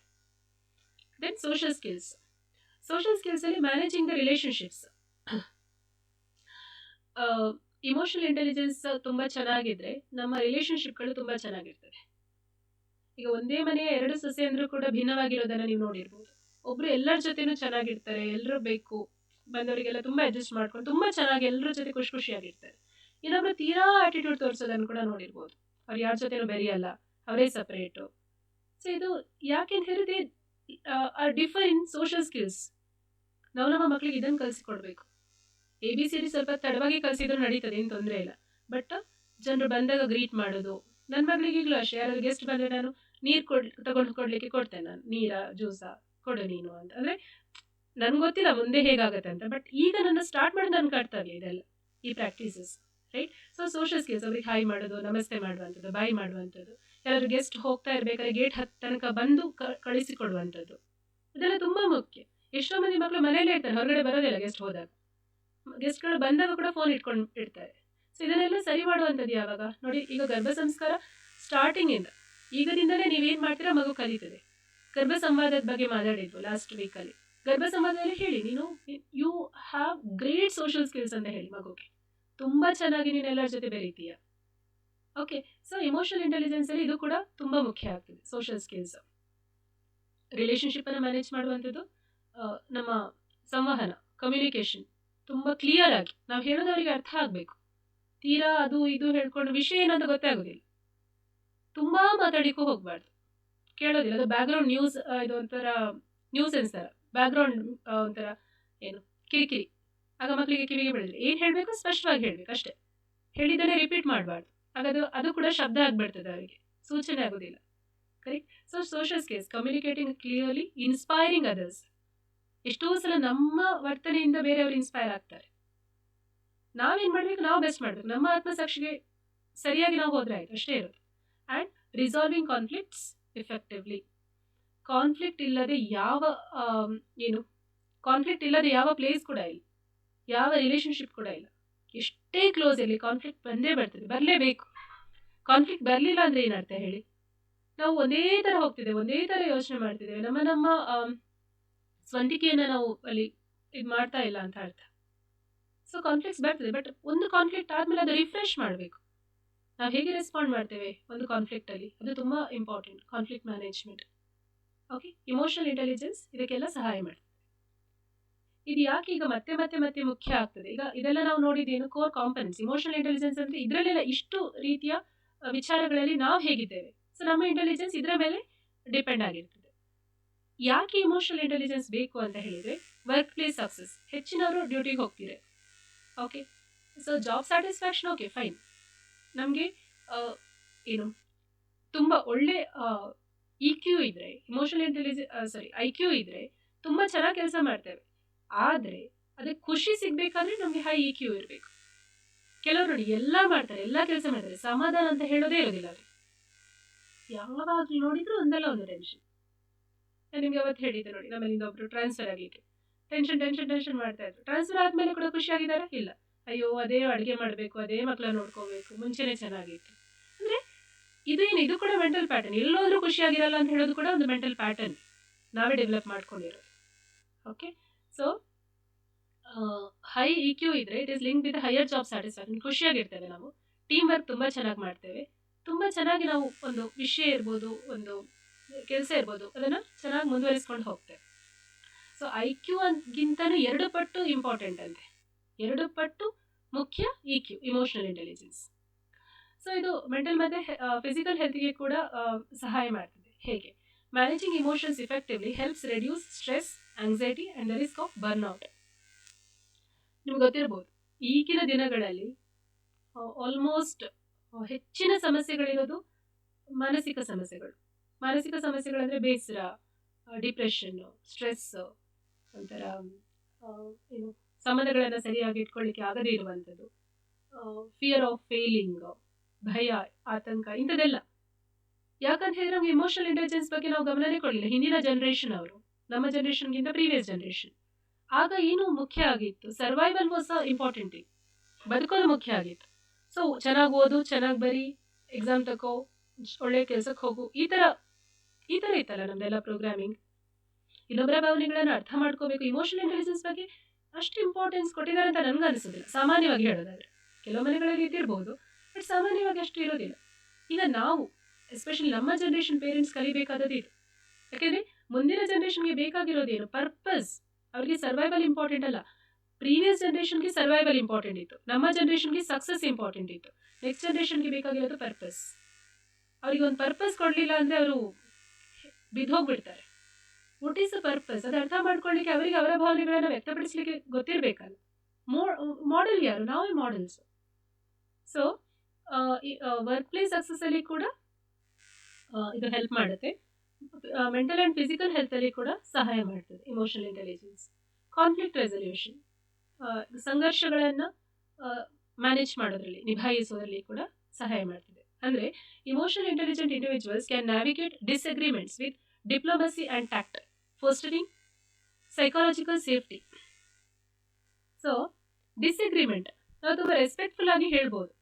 ಈಗ ಯಾರೋ ಒಬ್ರು ಹೇಳ್ತಾ ಇದ್ದಾರೆ, ಏನೋ ಒಂದು ಮಾತು ಬಂತು, ನಮಗೆ ವಿರುದ್ಧವಾದ ಒಪಿನಿಯನ್ ಇದೆ ಅಂತ ಅಂದ್ಕೊಳ್ಳೋಣ. ಸೊ ನನ್ಗನಿಸ್ತದೆ ಇದು ಕೂಡ ಒಂದು ವ್ಯೂ ಅಂತ ನನ್ಗನಿಸ್ತದೆ ಅಂತ ಹೇಳ್ಬೋದು. ಇಲ್ಲ ನೀವು ಮಾಡೋದು ತಪ್ಪು, ಯಾವತ್ತೂ ಕೂಡ ಇನ್ನೊಬ್ಬರಿಗೆ ಕೈ ತೋರಿಸಿ ಮಾತಾಡಬಾರ್ದು. ನೀವು ಮಾಡೋದು ತಪ್ಪು, ನೀನು ಸರಿ ಇಲ್ಲ. ಅದು ಇಮೋಷನಲ್ ಇಂಟೆಲಿಜೆನ್ಸ್ ವೀಕ್ ಇರುವ ವ್ಯಕ್ತಿಗಳ ಲಕ್ಷಣ. ಓಕೆ, ನಾವು ಎಷ್ಟು ರೆಸ್ಪೆಕ್ಟ್ ಮಾಡಿ ಹೇಳ್ತೇವೆ ನೋಡಿ, ನಮ್ಮ ಅಭಿಪ್ರಾಯವನ್ನು ನಾವು ತುಂಬ ಚೆಂದಕ್ಕೆ ಹೇಳುವಂಥದ್ದು, ಅದು ಕೂಡ ಒಂದು ಕಲೆ. ನನಗೆ ಹೀಗೆ ಅನಿಸ್ತದೆ. ಸೊ ಈಗ ಹೆಚ್ಚಾಗಿ ಏನಾಗುತ್ತೆ ಗೊತ್ತಾ, ಒಂದು ಮನೆಯಿಂದ ಇನ್ನೊಂದು ಮನೆಗೆ ಹೋದಾಗ ಅಲ್ಲಿಯ ವಾತಾವರಣವೇ ಭಿನ್ನವಾಗಿರ್ತದೆ. ನಾವು ಬೆಳೆದಿರೋದು ಒಂಥರ ಬೇರೆ ಇರ್ಬೋದು. ಸೊ ನಾವು ಬೆಳೆದಿರುವಂಥದ್ದು ತುಂಬ ಫ್ರೀ ಓಪನ್ ಮೈಂಡೆಡ್ ವ್ಯಕ್ತಿಗಳ ಮನೆಯಲ್ಲಿ, ಅಂದರೆ ನಮ್ಮ ಕುಟುಂಬ ಹಾಗಿದ್ರೆ, ಮದುವೆಗೆ ಹೋದಾಗ ತುಂಬ ಟ್ರೆಡಿಷನಲ್ ಫ್ಯಾಮಿಲಿ ಸಿಕ್ಕಿದ್ರೆ ಒಳಗೆ ತುಂಬ ಕಾನ್ಫ್ಲಿಕ್ಟ್ಸ್ ಇರ್ತದೆ, ಘರ್ಷಣೆ ಇರ್ತದೆ. ನಾವು ಅದನ್ನು ಎಷ್ಟು ಚೆನ್ನಾಗಿ ನಿಭಾಯಿಸ್ಕೊಂಡು ಹೋಗ್ತೇವೆ. ಅವ್ರದ್ದು ತಪ್ಪು ಅಂತ ಹೇಳಿಕ್ಕಾಗಲ್ಲ. ಈಗ ಫಾರ್ ಎಕ್ಸಾಂಪಲ್, ನಿಮ್ಮ ಮನೇಲಿ ತುಂಬ ಹೆಲ್ತ್ ಕಾನ್ಷಿಯಸ್ ಇದ್ದಾರೆ ಅಂತ ಅಂದ್ಕೊಳ್ಳೋಣ. ಇಲ್ಲಿ ಹೆಲ್ತ್ ಬಗ್ಗೆ ಎಷ್ಟು ಇಂಪಾರ್ಟೆನ್ಸ್ ಕೊಡ್ತಾ ಇಲ್ಲ, ಆಗ ಕಿರಿಕಿರಿ ಆಗೋದು ಸಹಜ. ಅದೇ ಚಂದಕ್ಕೆ ಅದಕ್ಕೆ ಹೇಳ್ಬೋದು, ಹೀಗೆ ಮಾಡಿದರೆ ಹೀಗಾಗ್ತದೆ, ಟ್ರೈ ಮಾಡ್ಬೋದು. ಎಕ್ಸಾಂಪಲ್ ಮೂಲಕ ಸಣ್ಣದಾಗಿ ಶುರು ಮಾಡಬೇಕು, ತೋರಿಸಿದರೆ ಅರ್ಥ ಆಗುತ್ತೆ. ಸೊ ಇದೆಲ್ಲ ಕಾನ್ಫ್ಲಿಕ್ಟ್ ರೆಸಲ್ಯೂಷನ್ ಬರುವಂಥದ್ದು ಇಮೋಷನಲ್ ಇಂಟೆಲಿಜೆನ್ಸ್ ಇದ್ರೆ ಮಾತ್ರ. ಏನೆಲ್ಲ ಮಾಡಿ ನಾವು ನಮ್ಮ ಭಾವನಾತ್ಮಕ ಬುದ್ಧಿಮತ್ತೆಯನ್ನು ಜಾಸ್ತಿ ಮಾಡ್ಕೋಬಹುದು. Strategies to improve the EQ. ಒಂದು, ಪ್ರಾಕ್ಟೀಸ್ ಮೈಂಡ್ಫುಲ್ನೆಸ್. ಏನು ಪ್ರಾಕ್ಟೀಸ್ ಮೈಂಡ್ಫುಲ್ನೆಸ್ ಅಂತ ಹೇಳಿದರೆ, ಆ ಕ್ಷಣದಲ್ಲಿ ಇರೋದನ್ನು ಅಭ್ಯಾಸ ಮಾಡ್ಕೋಬೇಕು. ಮೆಡಿಟೇಷನ್, ಅದಕ್ಕೆ ಹೇಳುವಂಥದ್ದು ಮೆಡಿಟೇಷನ್ ಯಾಕೆ ಮುಖ್ಯ. ಈಗ ಏನು ಹೇಳ್ತೇವೆ ಗೊತ್ತಾ, ಬ್ರಷ್ ಮಾಡ್ತೇವೆ, ನಾವು ಬ್ರಷ್ ಮಾಡ್ತೇವೆ, ಸ್ನಾನ ಮಾಡ್ತೇವೆ. ಯಾಕೆ? ನಮ್ಮ ಫಿಸಿಕಲ್ ಬಾಡಿ ನೀಟಾಗಿದ್ದರೆ, ಕ್ಲೀನ್ ಆಗಿದ್ರೆ ನಮಗೂ ಒಳ್ಳೆಯದು, ಉಳಿದವರಿಗೂ ಒಳ್ಳೆಯದು. ಅದೇ ಥರ ನಮ್ಮ ಮೈಂಡ್ ನೀಟಾಗಿದ್ದರೆ, ಕ್ಲೀನ್ ಆಗಿದ್ದರೆ ಅದು ನಮಗೂ ಒಳ್ಳೆಯದು, ಉಳಿದವರಿಗೂ ಒಳ್ಳೆಯದು. ಎಷ್ಟು ಜನ ನಾವು ಮನಸ್ಸಿನ ಜಳಕ ಮಾಡಿಸ್ತೇವೆ, ನಮ್ಮ ಮನಸ್ಸಿಗೆ ಸ್ನಾನ ಮಾಡಿಸ್ತೇವೆ.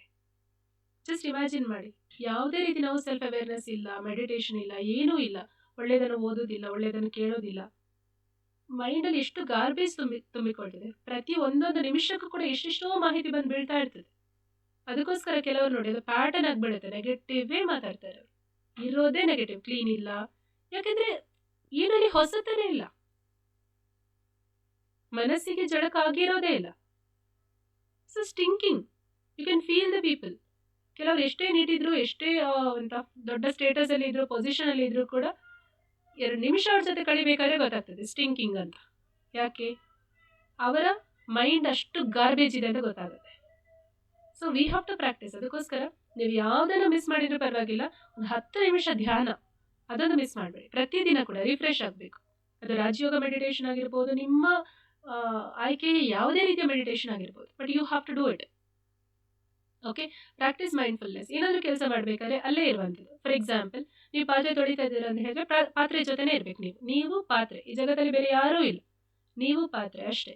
ತೊಳಿಬೇಕಾದ್ರೂ ಕೂಡ ತೊಳಿತಾ, ಅದ್ರ ಹತ್ರ ಮಾತಾಡ್ತಾ. So you are in the right moment. ಹೆಚ್ಚಿನ ಬುದ್ಧಿಸ್ಟ್ ಇದರಲ್ಲೆಲ್ಲ ವಿಪಾಸನ ಅಂತ ಒಂದು ಮೆಡಿಟೇಷನ್ ಇದೆ, ಅಲ್ಲಿ ಕಲಿಸುವಂಥದ್ದೇ ಮೈಂಡ್ಫುಲ್ನೆಸ್. ಮೈಂಡ್ಫುಲ್ನೆಸ್ ಅಂದರೆ ನೀವು ಯಾವುದ್ರಲ್ಲಿ ಇದ್ದೀರೋ ಅದರಲ್ಲೇ ಇರಬೇಕು. ಊಟ ಮಾಡುವಾಗ ಊಟದ ಬಗ್ಗೆ ಒಂದೊಂದು ಅಗುಳನ ತಗೊಳ್ತಾ, ಎಲ್ಲೋ ಬೆಳೆದಿತ್ತು, ನಂಗೆ ಸಿಕ್ಕಿತ್ತು, ನನ್ನ ದೇಹನ ತುಂಬ ಚೆನ್ನಾಗಿ ಮಾಡ್ತಾ ಇದೆ. ಸೊ ಬೀಯಿಂಗ್ ವಿತ್ ದಟ್, ಇದು ತಾಯಿಯಾದವಳಿಗೆ ತುಂಬ ಮುಖ್ಯ. ಯಾಕಂದರೆ ಮಗುವಿನ ಜೊತೆ ಇದ್ದಾಗ ಆ ಮೈಂಡ್ಫುಲ್ನೆಸ್ ಇರಲೇಬೇಕು. ಅದರದ್ದು ಸಣ್ಣ ಪಾಪು ಇದ್ದಾಗಂತೂ ಎಷ್ಟು ಗಮನ ಕೊಟ್ಟರು ಕಡಿಮೆನೆ. ಓಕೆ, ಅದರ ಪ್ರತಿಯೊಂದು ಚರ್ಯೆಯನ್ನು ಕೂಡ ಗುರುತಿಸಬೇಕು. ತಾಯಿಯಾದವಳಿಗೆ ಮಾತ್ರ ಸಾಧ್ಯ ಅದು. ಅದು ಸುಮ್ಮನೆ ಹೇಳಿಲ್ಲ ತಾಯಿ ಅಂದರೆ ದೇವರು ಅಂತ. ತಾಯಿಗೆ ಯಾಕೆ ದೈವಸ್ಥಾನ? ಅದಕ್ಕೋಸ್ಕರವೇ. ಓಕೆ, ಸೊ ಮಗುವಿನ ಪ್ರತಿಯೊಂದು ಏರಿಳಿತಗಳು ಕೂಡ ಗೊತ್ತಾಗುತ್ತೆ. ಮಗುವಿದು ಸಣ್ಣ ಶಿಫ್ಟ್ ಆದರೂ ಕೂಡ ನಿಮ್ಗೆ ಗೊತ್ತಾಗುತ್ತೆ. So when you have the mindfulness, so meditation ಅಂತ ಹೇಳುವಂಥದ್ದು ನಿಮಗೆ ಅದು ಸಹಾಯ ಮಾಡುತ್ತೆ. ಇಮೋಷನ್ಸನ್ನು ಮ್ಯಾನೇಜ್ ಮಾಡಲಿಕ್ಕೂ ಕೂಡ ನೀವು ಬೇಕಿದ್ರೆ ನೋಡಿ, 21 ಡೇಸ್ ಕಂಟಿನ್ಯೂಸ್ ಮೆಡಿಟೇಷನ್ ಮಾಡಿ. ಏನೋ ಒಂದು ಸಂಘರ್ಷ ಆಯಿತು ಅಂತ ಅಂದ್ಕೊಳ್ಳಿ, ನೀವು ರಿಯಾಕ್ಟ್ ಮಾಡುವ ರೀತಿಯೇ ಬೇರೆ ಇರ್ತದೆ. ಸಡನ್ನಾಗಿ ನಿಮಗೆ ರಿಯಾಕ್ಟ್ ಮಾಡುವಂತ ಅನಿಸೋದಿಲ್ಲ. ಯು ಪಾಸ್, ತುಂಬ ಕಾಮಾಗಿ ನೀವು ಅದನ್ನು ಮ್ಯಾನೇಜ್ ಮಾಡ್ತೀರಿ. Next, label emotions. ನಿಮ್ಗೆ ಏನು ಅನಿಸ್ತದೆ ಅದನ್ನು ನೀವು ಹೇಳಬೇಕು. Okay, it can reduce the intensity of the emotion. ಆಗ ಅದರದ್ದು ತೀವ್ರತೆ ಕಡಿಮೆ ಆಗ್ತದೆ. ಫಾರ್ ಎಕ್ಸಾಂಪಲ್, ನೀವೇನು ಹೇಳೋದಿದ್ರೆ ಏನೆಲ್ಲ ಆಗ್ತಾ ಇರ್ತದೆ ಒಳಗಡೆ. ಓಕೆ, ಕಿರಿಕಿರಿ ಏನೋ ಒಂದು, ಬಟ್ ನಂಗೆ ಏನಾಗ್ತಾ ಇದೆ, ಅದೇ ಸೆಲ್ಫ್ ಅವೇರ್ನೆಸ್ ಅಲ್ಲಿ ನೋಡ್ತೇವಲ್ಲ, ನಂಗೆ ಏನಾಯಿತು, ನಂಗೆ ಬೇಜಾರಾಗ್ತಿದೆ, ಯಾಕೆ ಬೇಜಾರಾಗ್ತಿದೆ. ಸೊ ನೀವು ಅದನ್ನು ಅನಲೈಸ್ ಮಾಡ್ತಾ ಮಾಡ್ತಾ ಹೋದ ಹಾಗೆ ಅದರ ಶಕ್ತಿ ಕಳ್ಕೊಳ್ತದೆ ಅದು, when you are focusing on that. ಇಲ್ಲಾಂದ್ರೆ ಅದು ನಿಮ್ಮ ತಲೆ ಮೇಲೆ ಕೂತ್ಕೊಳ್ತದೆ ಆ ಭಾವನೆ. ಸೊ ಲೇಬ್ಲಿಂಗ್ ದ ಇಮೋಷನ್ಸ್ ಇದು ಮಕ್ಕಳಲ್ಲಿ ಕೂಡ ನೀವು ಕಲಿಸ್ಬೇಕು. ನನ್ನ ಮಗಳು ನಿನ್ನೆ ನಾವು ಪಾರ್ಕಿಗೆ ಹೋಗಿದ್ವು. ಸೊ ಅವಳು ಹೇಳಿ ಅಮ್ಮ ಖುಷಿ ಆಗ್ತಿದೆ, ಅವಳು ಹೇಳ್ತಾಳೆ ಖುಷಿ ಆಗ್ತಿದೆ, that is labelling the emotion. ನಾನು ಅವಳಿಗೆ ಹೇಳ್ತೇನೆ ನಂಗೆ ತುಂಬ ಖುಷಿ ಆಗ್ತಿದೆ ಸರಿ ನಿನ್ನ ಜೊತೆ ಬಂದಿದ್ದಕ್ಕೆ, ಅಮ್ಮ ನಂಗೆ ತುಂಬ ಖುಷಿ ಇದೆ ಈಶಮ್ಮ ಜೊತೆ ಬಂದಿದ್ದಕ್ಕೆ ಅಂತ ಅವಳು ಹೇಳ್ತಾಳೆ ಅಲ್ಲಿ. ಸೊ ಲೇಬ್ಲಿಂಗ್ ದ ಇಮೋಷನ್ಸ್ ಯಾಕೆ ತುಂಬ ಮುಖ್ಯ ಅಂತ ಹೇಳಿದರೆ ನಮ್ಗೆ ಏನಾಗ್ತಿದೆ ಅಂತ ನಮ್ಗೆ ಗೊತ್ತಾಗಬೇಕಲ್ಲ. ಮಕ್ಕಳಲ್ಲಿ ಕೂಡ ಇದನ್ನು ಸ್ಟಾರ್ಟ್ ಮಾಡಬೇಕು ನಾವು ಲೇಬ್ಲಿಂಗ್ ದ ಇಮೋಷನ್ಸ್. ಮತ್ತು ನಾನು ಸುಮ್ಮನೆ ಕೂತೇ ಬಂದು ಅಮ್ಮ ಬೇಜಾರ ಅಂದರೆ ಅವಳಿಗೆ ಗೊತ್ತೀಗ ಖುಷಿ ಅಂದರೆ ಏನು ಬೇಜಾರು ಅಂದರೆ ಏನು ಅಂತ ಗೊತ್ತಿದೆ. ಸೊ ಒಂದೊಂದೇ ಇಮೋಷನ್ಸನ್ನು ಇಂಟ್ರೊಡ್ಯೂಸ್ ಮಾಡುವಂಥದ್ದು. ಓಕೆ, ಸೊ ಆಗ ಹೇಳಿದಾಗ ಇಂಟೆನ್ಸಿಟಿ ಕಡಿಮೆ ಆಗುತ್ತೆ ಇಮೋಷನ್ಸನ್ನು ನಾವು ಲೇಬಲ್ ಮಾಡಿದರೆ. Next seek feedback. ಸೊ ನಾವು ಹೇಗಿದ್ದೇವೆ ಹೆಚ್ಚಿನ ಸಲ ನಮ್ಮ ಬೆನ್ನು ನಮಗೆ ಕಾಣೋದಿಲ್ಲ ಅಂತ ಹೇಳ್ತೇವಲ್ಲ, ನಾವೇನು ನಮ್ಮ ತಲೆಯಲ್ಲಿ ನಾವು ಸರಿಯಾಗಿ ಮಾಡ್ತಿದ್ದೇವೆ ಅಂತ ಇರ್ತದೆ, ಆದರೆ ಇನ್ನೊಬ್ರಿಗೆ ಗೊತ್ತಿರುತ್ತೆ ಆ್ಯಕ್ಚುಲಿ ಏನಾಗ್ತಾ ಇದೆ ಅಂತ. ಸೊ ಸೀಕ್ ಫೀಡ್ಬ್ಯಾಕ್, ಕೇಳಬೇಕು, ಫೀಡ್ಬ್ಯಾಕ್ ಕೇಳುವಂಥದ್ದು ಯಾರ ಹತ್ರ ಕೇಳಬೇಕು? Ask trusted colleagues or friends for honest assessment of how you handle stress or interact with others. ಇದು ಕಷ್ಟ ಇದೆ, ಯಾಕೆ ಗೊತ್ತಾ? ಕ್ರಿಟಿಸಿಸಮ್ ಅನ್ನು ಕೇಳಿಕ್ಕೆ ನಾವು ಒಪ್ಪೋದೇ ಇಲ್ಲ. ಯಾರಾದರೂ ಹೊಗಳಿದ್ರೆ ಖುಷಿ ಆಗ್ತದೆ, ಬಟ್ ಈ ಥರ ಚೇಂಜ್ ಆಗಬೇಕು ಅಂತ ಹೇಳಿದರೆ ಸ್ವಲ್ಪ ನಮ್ಮ ಈಗೋಗೆ ಏಟು ಬೀಳಬಹುದು. ಆದರೆ ಇದು ತುಂಬ ಮುಖ್ಯ. ನಮ್ಗೆ ಒಂದು ಅರ್ಥ ಮಾಡ್ಕೊಳ್ಳೋಣ, ನಾವು ಯಾರೂ ಪರ್ಫೆಕ್ಟ್ ಅಲ್ಲ. ನಮ್ಗೆ ಇನ್ನಷ್ಟು ನಮ್ಮನ್ನು ಇಂಪ್ರೂವ್ ಮಾಡುವಂತಹ ಅವಕಾಶ ಇದ್ದೇ ಇದೆ. ಪರಿಪೂರ್ಣತೆಯತ್ತ ಹೋಗೋಣ ನಾವು ಅಷ್ಟೇ. ಸೊ ಕೇಳುವಂಥದ್ದು ನಿಮ್ಮ ಸ್ಪೌಸ್ ಹತ್ರ ಕೇಳ್ಬೋದು, ಹಸ್ಬೆಂಡ್ ಹತ್ರ ಕೇಳ್ಬೋದು, ನಿಮಗೆ ಹೇಗೆ ಅನಿಸ್ತದೆ, ನಾನು ಯಾವ ಫೀಲ್ಡಲ್ಲಿ ಅಂದರೆ ಇನ್ನೂ ಇಂಪ್ರೂವ್ ಆಗಬೇಕು ಅಂತ ನಿಮ್ಗೆ ಅನಿಸ್ತದೆ, ಯಾವುದು ನಂದು ಚೆನ್ನಾಗಿದೆ ಪ್ಲಸ್ ಪಾಯಿಂಟ್ಸ್ ಇದೆ, ಮತ್ತು ನಾನು ಯಾವುದರಲ್ಲಿ ಇಂಪ್ರೂವ್ ಆಗಬೇಕು ಅಂತ ಅನಿಸ್ತದೆ. And even you can tell open ಡಿಸ್ಕಷನಲ್ಲಿ, ಏನು ಹರ್ಟ್ ಆಗದ ರೀತಿ. ನಿಮ್ಮ ಬೆಸ್ಟ್ ಫ್ರೆಂಡ್ಸ್ ಹತ್ರ ಕೇಳ್ಬೋದು, ಯಾರು ತುಂಬ ಆತ್ಮೀಯರು, ನಿಮ್ಮ ಹೃದಯಕ್ಕೆ ತುಂಬ ಸಮೀಪ ಯಾರಿದ್ದಾರೆ ಅವ್ರ ಹತ್ರ ಕೇಳಿ, ಜೆನ್ವಿನ್ ಆಗಿ ಹೇಳಿಕ್ಕೆ ಹೇಳಿ. ಓಕೆ, ಅದರಲ್ಲಿ ನೀವು ಇಂಪ್ರೂವ್ ಮಾಡಲಿಕ್ಕೆ ಸಾಧ್ಯ ಆಗ್ತದೆ. ಅವ್ರು ಹೇಳ್ಬೋದು ನೀನೆಲ್ಲ ಕರೆಕ್ಟ್ ಇರ್ತೀಯ, ಆದರೆ ಸಡನ್ನಾಗಿ ಸಿಡುತ್ತೀಯಾ, ಅದು ಇಷ್ಟ ಆಗೋದಿಲ್ಲ ನನಗೆ. ಆಗ ನೀವು ಪಾಸ್ ಮಾಡಬೇಕಾಗ್ತದೆ, ಹೌದಲ್ಲ ಅಂತ. Okay, seeking feedback. Then pause before reacting.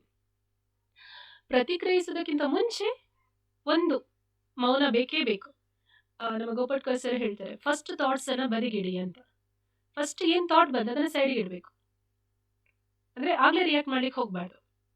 ಮತ್ತು ರಿಯಾಕ್ಟ್ ಮಾಡದೇ ಇರೋದು ಕೂಡ ಉಂಟಲ್ಲ, ಒಂದು ಪಾಸ್ ತಗೊಳ್ಳುವಂಥದ್ದು ಕೂಡ ಎದುರಿನ ವ್ಯಕ್ತಿಗೆ ಸೈಕಾಲಜಿಕಲಿ ಅವರಿಗೆ ಅರ್ಥ ಆಗುತ್ತೆ. ಏನಂದರೆ ಇವರು ಯೋಚನೆ ಮಾಡ್ತಾ ಇದ್ದಾರೆ, ಏನೋ ಒಂದು ಅವರು ಇನ್ಸೆಕ್ಯೂರ್ ಫೀಲ್ ಮಾಡ್ತಾರೆ. ಸಡನ್ ಆಗಿ ರಿಯಾಕ್ಟ್ ಮಾಡಿಕೊಂಡು ನೀವು ಯೋಚನೆ ಮಾಡಿಲ್ಲ ಅಂತ ಅರ್ಥ, ಇಂಪಲ್ಸಿವ್ ಬಿಹೇವಿಯರ್ ಆಗ್ತದೆ. ಸುಮ್ಮನೆ ಒಂದ್ಸಲ ಯಾರಾದ್ರೂ ಒಂದು ಮಾತು ಹೇಳಿದ್ರು ಅಂತ ಅಂದ್ಕೊಳ್ಳೋಣ, ಸುಮ್ಮನೆ ಒಂದ್ಸಲ ನೋಡಿ ಅವ್ರು ಹೇಳಿದ್ದಾನೆ, ಆಗ ಅವರಿಗೆ ಎಲ್ಲೋ ಒಂದು ಕಡೆ ಅವರಿಗೆ ಏನೋ ಒಂಥರ ಕಿರಿಕಿರಿ ಅನ್ನಿಸ್ತದೆ.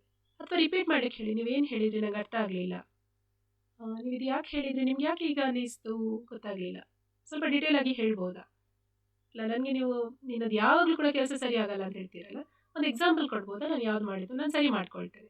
ಆಗ ಏನಾಗ್ತದೆ, ದ ಪ್ರೂಫ್ ಕೊಡುವಂಥದ್ದು ಅವರ ತಲೆ ಮೇಲೆ ಹೋಗುತ್ತೆ. ಈಗ ಮನೇಲಿರೋ ಯಾರೋ ಹಿರಿಯರು ಜೋರಾಗಿ ಬೈದರು, ನೀನೆಲ್ಲ ಕೆಲಸ ಅರ್ಧ ಮಾಡ್ತೀವಿ ಯಾವುದು ಮಾಡಲ್ಲ ಅಂತ. ನಿಮಗೆ ಅದು ಟ್ರಿಗರ್ ಆಯಿತು ಅಂತ ಅಂದ್ಕೊಳ್ಳೋಣ, ನೀವು ಎರಡು ರೀತಿ ರಿಯಾಕ್ಟ್ ಮಾಡ್ಬೋದು. ಒಂದು, ನಾನೇನು ಮಾಡಿದೆ, ನಾನು ಯಾವಾಗಲೂ ಮಾಡ್ತೀನಿ, ನೀವು ಯಾವಾಗಲೂ ಹೀಗೆ ಅಂತ ಜಗಳಕ್ಕೆ ಹೋಗ್ಬೋದು, ಅದು ಒಂದು. ಎರಡನೇ ಆಯ್ಕೆ, ಒಂದು ಪಾಸ್ ಕೊಟ್ಟು ಅವರನ್ನು ನೋಡ್ಬೋದು, ನೀವು ಹೀಗೆ ಹೇಳಿದ್ರಲ್ಲ ಯಾಕೆ ಅಂತ ಗೊತ್ತಾಗಲಿಲ್ಲ, ಯಾವುದು ನಾನು ಎಲ್ಲ ಕೆಲಸ ಅರ್ಧ ಮಾಡ್ತೇನೆ, ಒಂದು 2-3 ಎಕ್ಸಾಂಪಲ್ ಕೊಡಿ, ನಾನು ನೆಕ್ಸ್ಟ್ ಅದನ್ನು ಸರಿ ಮಾಡ್ತೇನೆ. ಆಗೇನಾಗ್ತದೆ, ಪ್ರೂಫ್ ಕೊಡುವಂಥ ಜವಾಬ್ದಾರಿ ಅವರಿಗೆ ಶಿಫ್ಟ್ ಆಗ್ತದೆ. ಅವ್ರು ಹೇಳಬೇಕಾಗ್ತದೆ, ನೀನು ಆ ದಿನ ಮಾಡಿದ್ದಿ, ಈ ದಿನ ಇದು ಮಾಡಿದ್ದಿ, ಹೀಗಾಗಿದೆ ಕಿರಿಕಿರಿ ಆಗ್ತದೆ ಅವರಿಗೆ. ಸೊ ಯಾವತ್ತೂ ಕೂಡ ಸಮಾಧಾನವಾಗಿ ನಾವು ಎದುರಿಸುವಂಥದ್ದು ಉಂಟಲ್ಲ, ತುಂಬ ಮುಖ್ಯ. ಓಕೆ, ಸೊ ಪಾಸ್ ಕೊಡುವಂಥ, ರಿಯಾಕ್ಟ್ ಮಾಡಲೇಬಾರ್ದು ಯಾವ ವಿಷಯಕ್ಕೆ ಕೂಡ. ಮತ್ತು ಇನ್ನೊಂದು ಏನು ಗೊತ್ತಾ, ಈ ನಿಮ್ಮ ಗುಣವನ್ನು ಮಗು ನೋಡಿ ಕಲಿತದೆ. ಕೆಲವು ಸಲ ಏನಾಗುತ್ತೆ, ತಂದೆ ಕೋಪಿಷ್ಟ ತಂದೆ ಆಗಿರ್ಬೋದು, ಒಂದು ಹೆಂಡತಿಗೆ ಸಾರಿ ಬೈತಾನೆ ಅಂತ ಅಂದ್ಕೊಳ್ಳಿ, ಬಟ್ ತಾಯಿಯಾದವಳು ಏನು ಮಾಡ್ತಾಳೆ, ಅಪ್ಪ ಬಂದಾಗ ಅವಳು ಅದೇ ರೀತಿಯಲ್ಲಿ ಅದೇ ವೇಗದಲ್ಲಿ ಅವಳು ಕೂಡ ರೆಸ್ಪಾಂಡ್ ಮಾಡ್ಬೋದು, ಅಥವಾ ಕಾಮಾಗಿ ಹ್ಯಾಂಡಲ್ ಮಾಡ್ಬೋದು. ಮಗು ತಾಯಿಯಿಂದ ಇದನ್ನು ಕಲಿತದೆ, ಅಮ್ಮ ಹೇಗೆ ಹ್ಯಾಂಡಲ್ ಮಾಡ್ತಿದ್ಲು. ತುಂಬ ಮುಖ್ಯ. ಸೊ ಅದಕ್ಕೋಸ್ಕರ ಇದನ್ನು ನಾವು ಕಲೀಲೇಬೇಕು. ಪಾಸ್ ಮಾಡುವಂಥದ್ದು, ರಿಯಾಕ್ಟ್ ಮಾಡ್ಲಿಕ್ಕೆ ಹೋಗ್ಲಿಕ್ಕಿಲ್ಲ. Active listening, focus entirely on what others are saying, paying attention to non verbal cues like tone and body language. Emotional ಇಂಟೆಲಿಜೆನ್ಸಲ್ಲಿ ಇದು ಕೂಡ ಮುಖ್ಯ. ಬೇರೆಯವ್ರು ಮಾತಾಡ್ತಾ ಇದ್ರೆ ಏನು ಹೇಳೋದು, ಪಂಚೇಂದ್ರಿಯಗಳಿಂದ ಆಲಿಸೋದು ಅಂತ ಹೇಳ್ತಾರಲ್ಲ, ಅದೇ ರೀತಿ ಕಂಪ್ಲೀಟಾಗಿ ಇದರ ಬಗ್ಗೆ ಕೇಳಬೇಕು ಅವರು ಏನು ಹೇಳ್ತಿದ್ದಾರೆ ಅಂತ. ಹೆಚ್ಚಾಗಿ ನಾವು ಕೇಳಿಸೋದಿಲ್ಲ. ಇದು ಮಗುವಿನ ವಿಷಯದಲ್ಲಿ ತುಂಬ ಮುಖ್ಯ ಆಗುತ್ತೆ ನಿಮಗೆ. ಮಗು ಏನೋ ಹೇಳಲಿಕ್ಕೆ ಹೋಗ್ತದೆ, ನೀವು ಕೇಳಿಲ್ಲ ಅಂತ ಹೇಳಿದರೆ, ಆಕ್ಟಿವ್ ಲಿಸ್ನಿಂಗ್ ಇಲ್ಲ ಅಂತ ಹೇಳಿದ್ರೆ ಮಗು ಹೇಳೋದನ್ನು ಕಡಿಮೆ ಮಾಡ್ತದೆ, ಗಮನಿಸಿ ಬೇಕಿದ್ರೆ. ಅಥವಾ ನೀವು ಬೈದರೆ ನೀವು ನೆಗೆಟಿವ್ ಆಗಿ ಹೇಳಿದರೆ. ಹೆಚ್ಚಿನ ಮಕ್ಕಳು ಯಾಕೆ ಅಪ್ಪ ಅಮ್ಮನ ಹತ್ರ ಮಾತಾಡ್ತಾನೆ ಬಿಟ್ಬಿಡ್ತಾರೆ ಹೇಳಿ? ಹೈಸ್ಕೂಲಿಗೆ ಹೋಗುವಾಗ ಎಷ್ಟೋ ಜನ ಪೇರೆಂಟ್ಸ್ ಇದು ಟೀಚರ್ಸ್ ಮೀಟಿಂಗಲ್ಲಿ ಹೇಳ್ತಾರೆ, ನನ್ನ ಹತ್ರ ಮಾತಾಡೋದೇ ಇಲ್ಲ ಮಗ ಅಂತ. ಮನೆಯೊಬ್ಬರು ಕಣ್ಣೀರು ಹಾಕ್ತಾ ಇದ್ರು. ಯಾಕೆ ಮಾತಾಡಲ್ಲ ಅಂತ ಹೇಳಿದರೆ ಅವರಿಗೆ ಸೆಕ್ಯೂರ್ ಅಂತ ಫೀಲ್ ಆಗ್ತಾ ಇಲ್ಲ ಅಮ್ಮನ ಹತ್ರ ಮಾತಾಡೋದು. ಅಮ್ಮ ಬೈತಾಳೆ, ಇಲ್ಲಾಂದರೆ ಅಮ್ಮ ಇಷ್ಟು ಅಡ್ವೈಸ್ ಕೊಡ್ತಾರೆ, ಅಮ್ಮ ಅಪ್ರಿಷಿಯೇಟ್ ಮಾಡೋದೇ ಇಲ್ಲ, ಅಥವಾ ಅಮ್ಮ ಟೆನ್ಷನ್ ತಗೊಳ್ತಾರೆ, ಮಕ್ಕಳು ಹೇಳೋದನ್ನೇ ಸ್ಟಾಪ್ ಮಾಡ್ತಾರೆ. ಸೊ ಮಕ್ಕಳನ್ನ ತುಂಬ ಚೆನ್ನಾಗಿ ನಾವು ಕೇಳಿಸು, ಹೌದಾ ಯಾಕೆ ಹೀಗಾಯಿತು, ಹೀಗೆ ಮಾಡ್ದ. ನಾನು ಸಾರಿ ಒಂದು ಎಕ್ಸಾಂಪಲ್, ನಾನು ಚಾಕ್ಲೇಟ್ ಅವಳಿಗೆ ಕೊಡ್ತಾ ಇರಲಿಲ್ಲ. ಒಂದಿನ ಏನಾಯಿತು, ನನ್ನ ಹಸ್ಬೆಂಡ್ ಚಾಕ್ಲೇಟ್ ತಂದು ಕೊಟ್ಟರು. ಅವಳು ಎಂತ ಸತ್ಯ ಹೇಳ್ತಾಳೆ ನನಗೆ, ಅಮ್ಮ ಚಾಕಿ ತಿಂದೆ ಅಂತ ಹೇಳಿದ್ರು. ನನಗೆ ಯಾಕೆ ಏನಾಯಿತು ಗೊತ್ತಿಲ್ಲ, ಜೋರು ಮಾಡಿದೆ ಅವಳಿಗೆ, ನೀನು ಯಾಕೆ ತಿಂದೆ ನೀನು ಹಾಗೆ ಹೀಗೆ ಅಂತ. ಸುಮ್ಮನೆ ಸೈಲೆಂಟ್ ಆದ್ಲು. ನಾನು ಅಬ್ಸರ್ವ್ ಮಾಡ್ತಾ ಇದ್ದೆ. ನೆಕ್ಸ್ಟ್ ಡೇ ಅವಳು ನನಗೆ ಹೇಳಲೇ ಇಲ್ಲ ಚಾಕಿ ತಿಂದ್ಯಾ ಅಂತ. ನನಗೆ ಸುಳ್ಳು ಹೇಳಿಲ್ಲ ಅವಳು, ಇಲ್ಲ ಅಂದ್ಲು. ನಂಗೆ ಆಗ ತುಂಬ ಬೇಜಾರಾಗೋಯ್ತು, ನಾನು ಸತ್ಯ ಹೇಳೋ ಮಗನ ಸುಳ್ಳು ಹೇಳೋ ಹಾಗೆ ಮಾಡಿದೆ ಅಲ್ಲ ಅಂತ. ಸೊ ನಾನು ಹೇಳಿದೆ, ಇಟ್ಸ್ ಓಕೆ ಅಮ್ಮ, ನೀನು ತಿನ್ನು, ಪರವಾಗಿಲ್ಲ, ಸ್ವಲ್ಪ ತಿನ್ನು, ಯಾವಾಗಲೂ ಬೇಡ, ಸ್ವಲ್ಪ ತಿನ್ನು ಅಂತ. ನೆಕ್ಸ್ಟ್ ಚಾಕ್ಲೇಟ್ ತಂದಾಗ ಅವಳು ಬಂದು ನನ್ನ ಹತ್ರ ಹೇಳಿದ್ಲು, ಅಮ್ಮ ಸ್ವಲ್ಪ ತಿಂದೆ ಅಂತ. ಸಮಾಧಾನ ಆಯಿತು ನನಗೆ. ನೋಡಿ, ಸಣ್ಣ ಸಣ್ಣ ಘಟನೆಗಳು, ಬಟ್ ಎಂಥ ದೊಡ್ಡ ರಿಯಲೈಸೇಷನ್. ನಾನು ಯಾವತ್ತು ಅಂದ್ಕೊಂಡೆ ಅವಳಿಗೆ ಬೈಯಲ್ಲ, ನಾನು ಸಮಾಧಾನವಾಗಿ ಮಾತಾಡ್ತೇನೆ ಅಂತ. ಇವತ್ತಿದ್ದ ಚಾಕ್ಲೇಟ್ ವಿಷಯ, ನಾಳೆ ಅದು ಬೇರೆ ಯಾವುದೋ ವಿಷಯ ಆಗಿರ್ಬೋದು. ಬಟ್ ಮಕ್ಕಳಿಗೆ ಯಾವತ್ತೂ ಕೂಡ ಅವರಿಗೆ ಹೇಳೋ ಫಸ್ಟ್ ಪರ್ಸನ್ ನಾವಾಗಿರಬೇಕು. ಅವರಿಗೆ ಯಾವುದೇ ರೀತಿಯ ಇನ್ಸೆಕ್ಯೂರಿಟಿ ಇರ್ಬೋದು, ಅವರಿಗೆ ಏನು ಅನಿಸಿದ್ರು ಕೂಡ ಫಸ್ಟ್ ಪರ್ಸನ್ ನಾವಾಗಿರಬೇಕು. ಪಿಯರ್ಸ್ ಅಲ್ಲ, ಫ್ರೆಂಡ್ಸ್ ಅಲ್ಲ, ಪೇರೆಂಟ್ಸ್. ಸೊ ಇಂಥ ಒಂದು ನಾವು ಅವಕಾಶವನ್ನು ಅವರಿಗೆ ಕಲ್ಪಿಸ್ಕೊಡೋದು ಯಾವಾಗ ಹೇಳಿ? ನಾವು ಕಾಮ್ ಆಗಿದ್ದಾಗ. ನಾವೇ ಎಲ್ಲ ಕಿರಿಕಿರಿಗಳನ್ನು ತುಂಬಿಕೊಂಡಿದ್ದು ಅವ್ರು ಹೇಳೋದೇ ಇಲ್ಲ ನಮ್ಮ ಹತ್ರ. ಸೊ ಇದೆಲ್ಲ ಪ್ರಾಕ್ಟೀಸ್ ಮಾಡುವಂಥದ್ದು ಮುಖ್ಯ ಆಗುತ್ತೆ, ಆಕ್ಟಿವ್ ಲಿಸ್ನಿಂಗ್. ಈಗ ನಾನು ಇನ್ನೊಂದು ಪಾರ್ಟ್ಗೆ ಬರ್ತೇನೆ. ಈಗ ಮ್ಯಾನೇಜ್ ಮಾಡುವಂಥದ್ದು. ನಾವು ಯಾಕೆ ಈಗ ನೋಡಿ, ಕೆಲವು ವ್ಯಕ್ತಿಗಳು ನಮಗೆ ತುಂಬ ಕಿರಿಕಿರಿ ಮಾಡ್ತಾರೆ. ಅವರಿಂದಾಗಿ ಕೆಲವು ಸಲ ನಮ್ಮ ಜೀವನನೇ ಅರ್ಧ ನರಕ ಆಗಿಬಿಡ್ತದೆ. ಇಂಥದ್ದು ನಾನು ಮಾತುಗಳನ್ನು ಕೇಳಿದ್ದೇನೆ ನನ್ನ ಕೌನ್ಸಿಲಿಂಗ್ ಸೆಷನ್ಸಲ್ಲಿ. ಸೊ ಕೆಲವರಿಗೆ ಅದು ಪ್ರಶ್ನೆ, ನಾನು ಏನೂ ಮಾಡಿಲ್ಲ, ಯಾರಿಗೂ ತೊಂದರೆ ಕೊಟ್ಟಿಲ್ಲ, ಆದರೆ ನನ್ನ ಜೀವನನ ನಿಜವಾಗ್ಲೂ ಇಷ್ಟರ ಮಟ್ಟಿಗೆ ಮಾಡಿಬಿಟ್ಟಿದ್ದಾರೆ, ಪ್ಯಾಥೆಟಿಕ್. ಯಾಕೆ ಇದು, ನನಗೆ ಯಾಕೆ ಹೀಗೆ, ಯಾಕೆ ಅಂತ ಕೇಳುವಾಗ ಅರ್ಧಕ್ಕಷ್ಟು ನಮ್ಮ ಎನರ್ಜಿ ಉಂಟಲ್ಲ ಕೆಳಗೆ ಹೋಗುತ್ತೆ. ಅಂದರೆ ನಾವು ಮತ್ತೆ ಲೋ ಫೀಲ್ ಮಾಡ್ತೇವೆ, ನಂಗೆ ಯಾಕೆ ಹೀಗಾಯಿತು, ವಿಕ್ಟಿಮ್ ಹುಡ್. ಅದು ನನ್ನನ್ನು ನಾನು ತೀರಾ ಸಂತ್ರಸ್ತರ ಭಾವನೆಯಲ್ಲಿಟ್ಟಿರೋದು. ಸೊ ಇದಕ್ಕೆಲ್ಲ ಉತ್ತರ ಏನು ಗೊತ್ತಾ? ಸೋಲ್ ಕಾಂಟ್ರಾಕ್ಟ್ಸ್. ಇದು ನಾನು ನೆಕ್ಸ್ಟ್ ಲೆವೆಲಲ್ಲಿ ಹೋಗ್ತಾ ಇದ್ದೇನೆ. ಅಂದರೆ ಇಮೋಷನಲ್ ಇಂಟೆಲಿಜೆನ್ಸ್ ಇದು ಪಾರ್ಟ್ ತುಂಬ ಇಂಪಾರ್ಟೆಂಟ್ ಅಂತ ಅನಿಸಿತು. ಈಗ ಕೆಲವ್ರ ಜೊತೆ ನಾವು ಡೈರೆಕ್ಟ್ ಲಾಜಿಕಲ್ ಆಗಿ ನಮಗೆ ಡೀಲ್ ಮಾಡಲಿಕ್ಕೆ ಆಗೋದಿಲ್ಲ. ಸೋಲ್ ಕಾಂಟ್ರಾಕ್ಟ್ಸ್ ಬಗ್ಗೆ ಮಾತಾಡೋಣ. What is soul contract? ನಾವೆಲ್ಲರೂ ಕೂಡ ಪ್ಯೂರ್, ನಮ್ಮ ಎಸೆನ್ಸಲ್ಲಿ ನಾವೆಲ್ಲ ಸೋಲ್ಸ್, ಆತ್ಮ ಅಂತ ಹೇಳ್ತೇವೆ. ಈ ದೇಹನ ಪಡ್ಕೊಂಡಿದ್ದೇವೆ. ಇಲ್ಲಿ ವಿ ಆರ್ ಆ್ಯಕ್ಟಿಂಗ್ ಹಿಯರ್. ಈ ಒಂದು ಭೂಮಿಯಲ್ಲಿ, ಈ ಒಂದು ಕಾಲದಲ್ಲಿ ನಾವು ಈ ರೀತಿಯ ಪಾತ್ರಗಳನ್ನು ನಿರ್ವಹಿಸ್ತಾ ಇದ್ದೇವೆ. ಒನ್ಸ್ ಇಟ್ಸ್ ಓವರ್, ನಾವು ನೆಕ್ಸ್ಟ್ ಈ ಬಾಡಿನ ಬಿಡ್ತೇವೆ, ನೆಕ್ಸ್ಟ್ ಬಾಡಿಗೆ ಎಂಟರ್ ಆಗ್ತೇವೆ. ನೀವು ಕೇಳ್ಬೋದು, ಇದಕ್ಕೇನು ಪ್ರೂಫ್ ಇದೆ, ಪುನರ್ಜನ್ಮಕ್ಕೆ ಏನು ಪ್ರೂಫ್ ಇದೆ? ಪುನರ್ಜನ್ಮ ಇಲ್ಲ ಅಂತ ಹೇಳೋದಕ್ಕೆ ಪ್ರೂಫ್ ಬೇಕೀಗ. ಯಾಕಂದರೆ ಅಷ್ಟಕ್ಕೊಂದು ಪ್ರೂಫ್ ಇದೆ, ಎಸ್ಪೆಷಲಿ ವೆಸ್ಟರ್ನ್ ಸೊಸೈಟೀಸಲ್ಲಿ. ನೀವು ನೋಡಿರ್ಬೋದು, western people they don't blindly believe anything. ಅವ್ರು ಏನಾದರೂ ನಂಬೇಕಾದ್ರೆ ಅವ್ರಿಗೆ ಪ್ರೂಫ್ ಬೇಕು. So he is the first person, doctor Brian Weiss ಅಂತ, ನನ್ನ ಗುರು ಅಂತ ಹೇಳ್ಬೋದು. ಆ್ಯಕ್ಚುಲಿ ಇಲ್ಲಿಂದ ನನ್ನ spiritual, especially past life regression ಶುರುವಾಗಿತ್ತು ಇವರ ಬುಕ್ಕಿಂದ, ಮೆನಿ ಲೈಫ್ಸ್ ಮೆನಿ ಮಾಸ್ಟರ್ಸ್. ಇಲ್ಲಿ ಏನಾಗ್ತದೆ ಅಂತ ಹೇಳಿದ್ರೆ, ಒಬ್ಬರ ಸೈಕಾಲಜಿಸ್ಟು, ಒಬ್ಬರ ಸೈಕಿಯಾಟ್ರಿಸ್ಟು, ಅವ್ರು ಏನು ಮಾಡ್ತಾರೆ ಅಂತ ಹೇಳಿದರೆ ರಿಗ್ರೆಷನ್ ಮಾಡ್ತಾರೆ. ಅವರು ರಿಗ್ರೆಷನ್ ಅಂದರೆ ಏನು? ರಿಗ್ರೆಸ್, ಹಿಂದಕ್ಕೆ ತಗೊಂಡು ಹೋಗೋದು. ಟ್ರಾನ್ಸ್ ಸ್ಟೇಟಲ್ಲಿ ವ್ಯಕ್ತಿಯನ್ನು ಹಿಂದಕ್ಕೆ ತಗೊಂಡು ಹೋಗ್ತಾ ಹೋಗ್ತಾ ಅವರದು ನೆನಪುಗಳಲ್ಲಿ ಎಲ್ಲಿಂದ ಈ ಸಮಸ್ಯೆಗೆ ಕಾರಣ ಏನು, ಈ ಸಮಸ್ಯೆ ಎಲ್ಲಿಂದ ಬಂತು ಅಂತ ನೋಡುವಂಥದ್ದು. ಫಾರ್ ಎಕ್ಸಾಂಪಲ್, ನೀರಿನ ಭಯ ಅಂತ ಇದ್ದರೆ, ನೀರಿನ ಭಯ ಯಾಕೆ ಬಂತು, go back go back go back ಅಂತ ಹೇಳ್ತಾ ಹೇಳ್ತಾ, ಓಕೆ ನಿನ್ಗೆ 5 ಇಯರ್ಸಲ್ಲಿ ಇದೆಯಾ, ಏನಾದರೂ ಇನ್ಸಿಡೆಂಟ್ ಆಯಿತಾ, 4 ಇಯರ್ಸ್ 3 ಇಯರ್ಸ್, ಹೀಗೆ ಹೇಳ್ತಾ ಹೋಗುವಂಥದ್ದು. ಹೇಳ್ತಾ ಹೋಗ್ತಾ ಹೋಗ್ತಾ ಇದ್ದ ಹಾಗೆ ಅವರು ಹೆಚ್ಚಾಗಿ ಚೈಲ್ಡ್ಹುಡ್ಡಲ್ಲಿ ಇರ್ತಾ ಇತ್ತು, ಅಥವಾ ಇನ್ ಯೂಟಿರೋ ಅಂತ ಹೇಳ್ತಾರೆ, ಅಂದರೆ ಊಂಬಲ್ಲಿರುವಾಗ, ಗರ್ಭಾವಸ್ಥೆಯಲ್ಲಿ ಇದ್ದಾಗ ಕೂಡ ನೆನಪುಗಳನ್ನು ಹೇಳ್ತಾರೆ ಇಲ್ಲಿ ಕ್ಲೈಂಟ್ಸ್. ನನ್ನ ಅಮ್ಮನ ಹೊಟ್ಟೆಯಲ್ಲಿದ್ದೆ, ಅಪ್ಪ ಬಂದು ಹೊಡೆದ್ರು, ಸೊ ನನಗೆ ತುಂಬ ಭಯ ಆಯಿತು, ಈ ಥರ. ಅಥವಾ ನನ್ನ ಅಮ್ಮನ ಹೊಟ್ಟೆಯಲ್ಲಿದ್ದೆ, ನಾನು ತುಂಬ ಸೇಫ್ ಫೀಲ್ ಮಾಡಿದೆ, ತುಂಬ ಅಂದರೆ ತುಂಬ ಅಮ್ಮ ತುಂಬ ಪ್ರೀತಿಯಿಂದ ನೋಡ್ಕೊಂಡಿದ್ರು, that was the safest place, warmth ನನಗೆ ಫೀಲ್ ಆಯಿತು, ಐ ಫೆಲ್ಟ್ ದ ಲವ್, ಆ ಥರ ಎಲ್ಲ ಹೇಳಿದವರು ಕೂಡ ಇದ್ದಾರೆ. ಓಕೆ, ಸೊ ಒಂದು ಪರ್ಟಿಕ್ಯುಲರ್ ಪೇಷಂಟಲ್ಲಿ ಅವಳು ಏನು ಮಾಡ್ತಾಳೆ ಅಂದರೆ ಸ್ಲಿಪ್ ಆಗ್ತಾಳೆ. ಯುಟಿರೋದಿಂದ ಅವಳು ಪ್ರೀವಿಯಸ್ ಲೈಫ್ಗೆ ಎಂಟರ್ ಆಗ್ತಾಳೆ, ಈಜಿಪ್ಟಲ್ಲಿ ಇರುವಂಥ. ಅವಳು ಹೇಳ್ತಾ ಇರ್ತಾಳೆ, ನಾವು ಮಮ್ಮಿಯನ್ನೆಲ್ಲ ಹೇಗೆ ಸುತ್ತಿಡ್ತೇವೆ, ಅವಳಿಗೆ ಆಶ್ಚರ್ಯ ಆಗ್ಬಿಡುತ್ತೆ. ಯಾಕೆಂದ್ರೆ ಅವಳು ಸಾಧಾರಣ ಒಂದು ಹಾಸ್ಪಿಟಲ್ ರಿಸೆಪ್ಷನಿಸ್ಟ್, ಅವಳಿಗೆ ಏನು ವಿಷಯ ಗೊತ್ತಿರೋದಿಲ್ಲ. ಮತ್ತೆ ಆ ಕಾಲದಲ್ಲಿ ಇಷ್ಟು ಟೆಕ್ನಾಲಜಿ ಇಂಟರ್ನೆಟ್ ಎಲ್ಲ ಇರಲಿಲ್ಲ. ಅವಳು ಹೇಗೆ ಹೇಳಿದ್ಲು ಅಂತ ಅವ್ರಿಗೆ ಒಂಥರ ಶಾಕ್ ಆಗ್ಬಿಡ್ತದೆ. ಏನು ಪಾಸ್ಟ್ ಲೈಫ್ ಅಂತ ಹೇಳೋದು ನಿಜಕ್ಕೂ ಇದೆಯಾ ಅಂತ.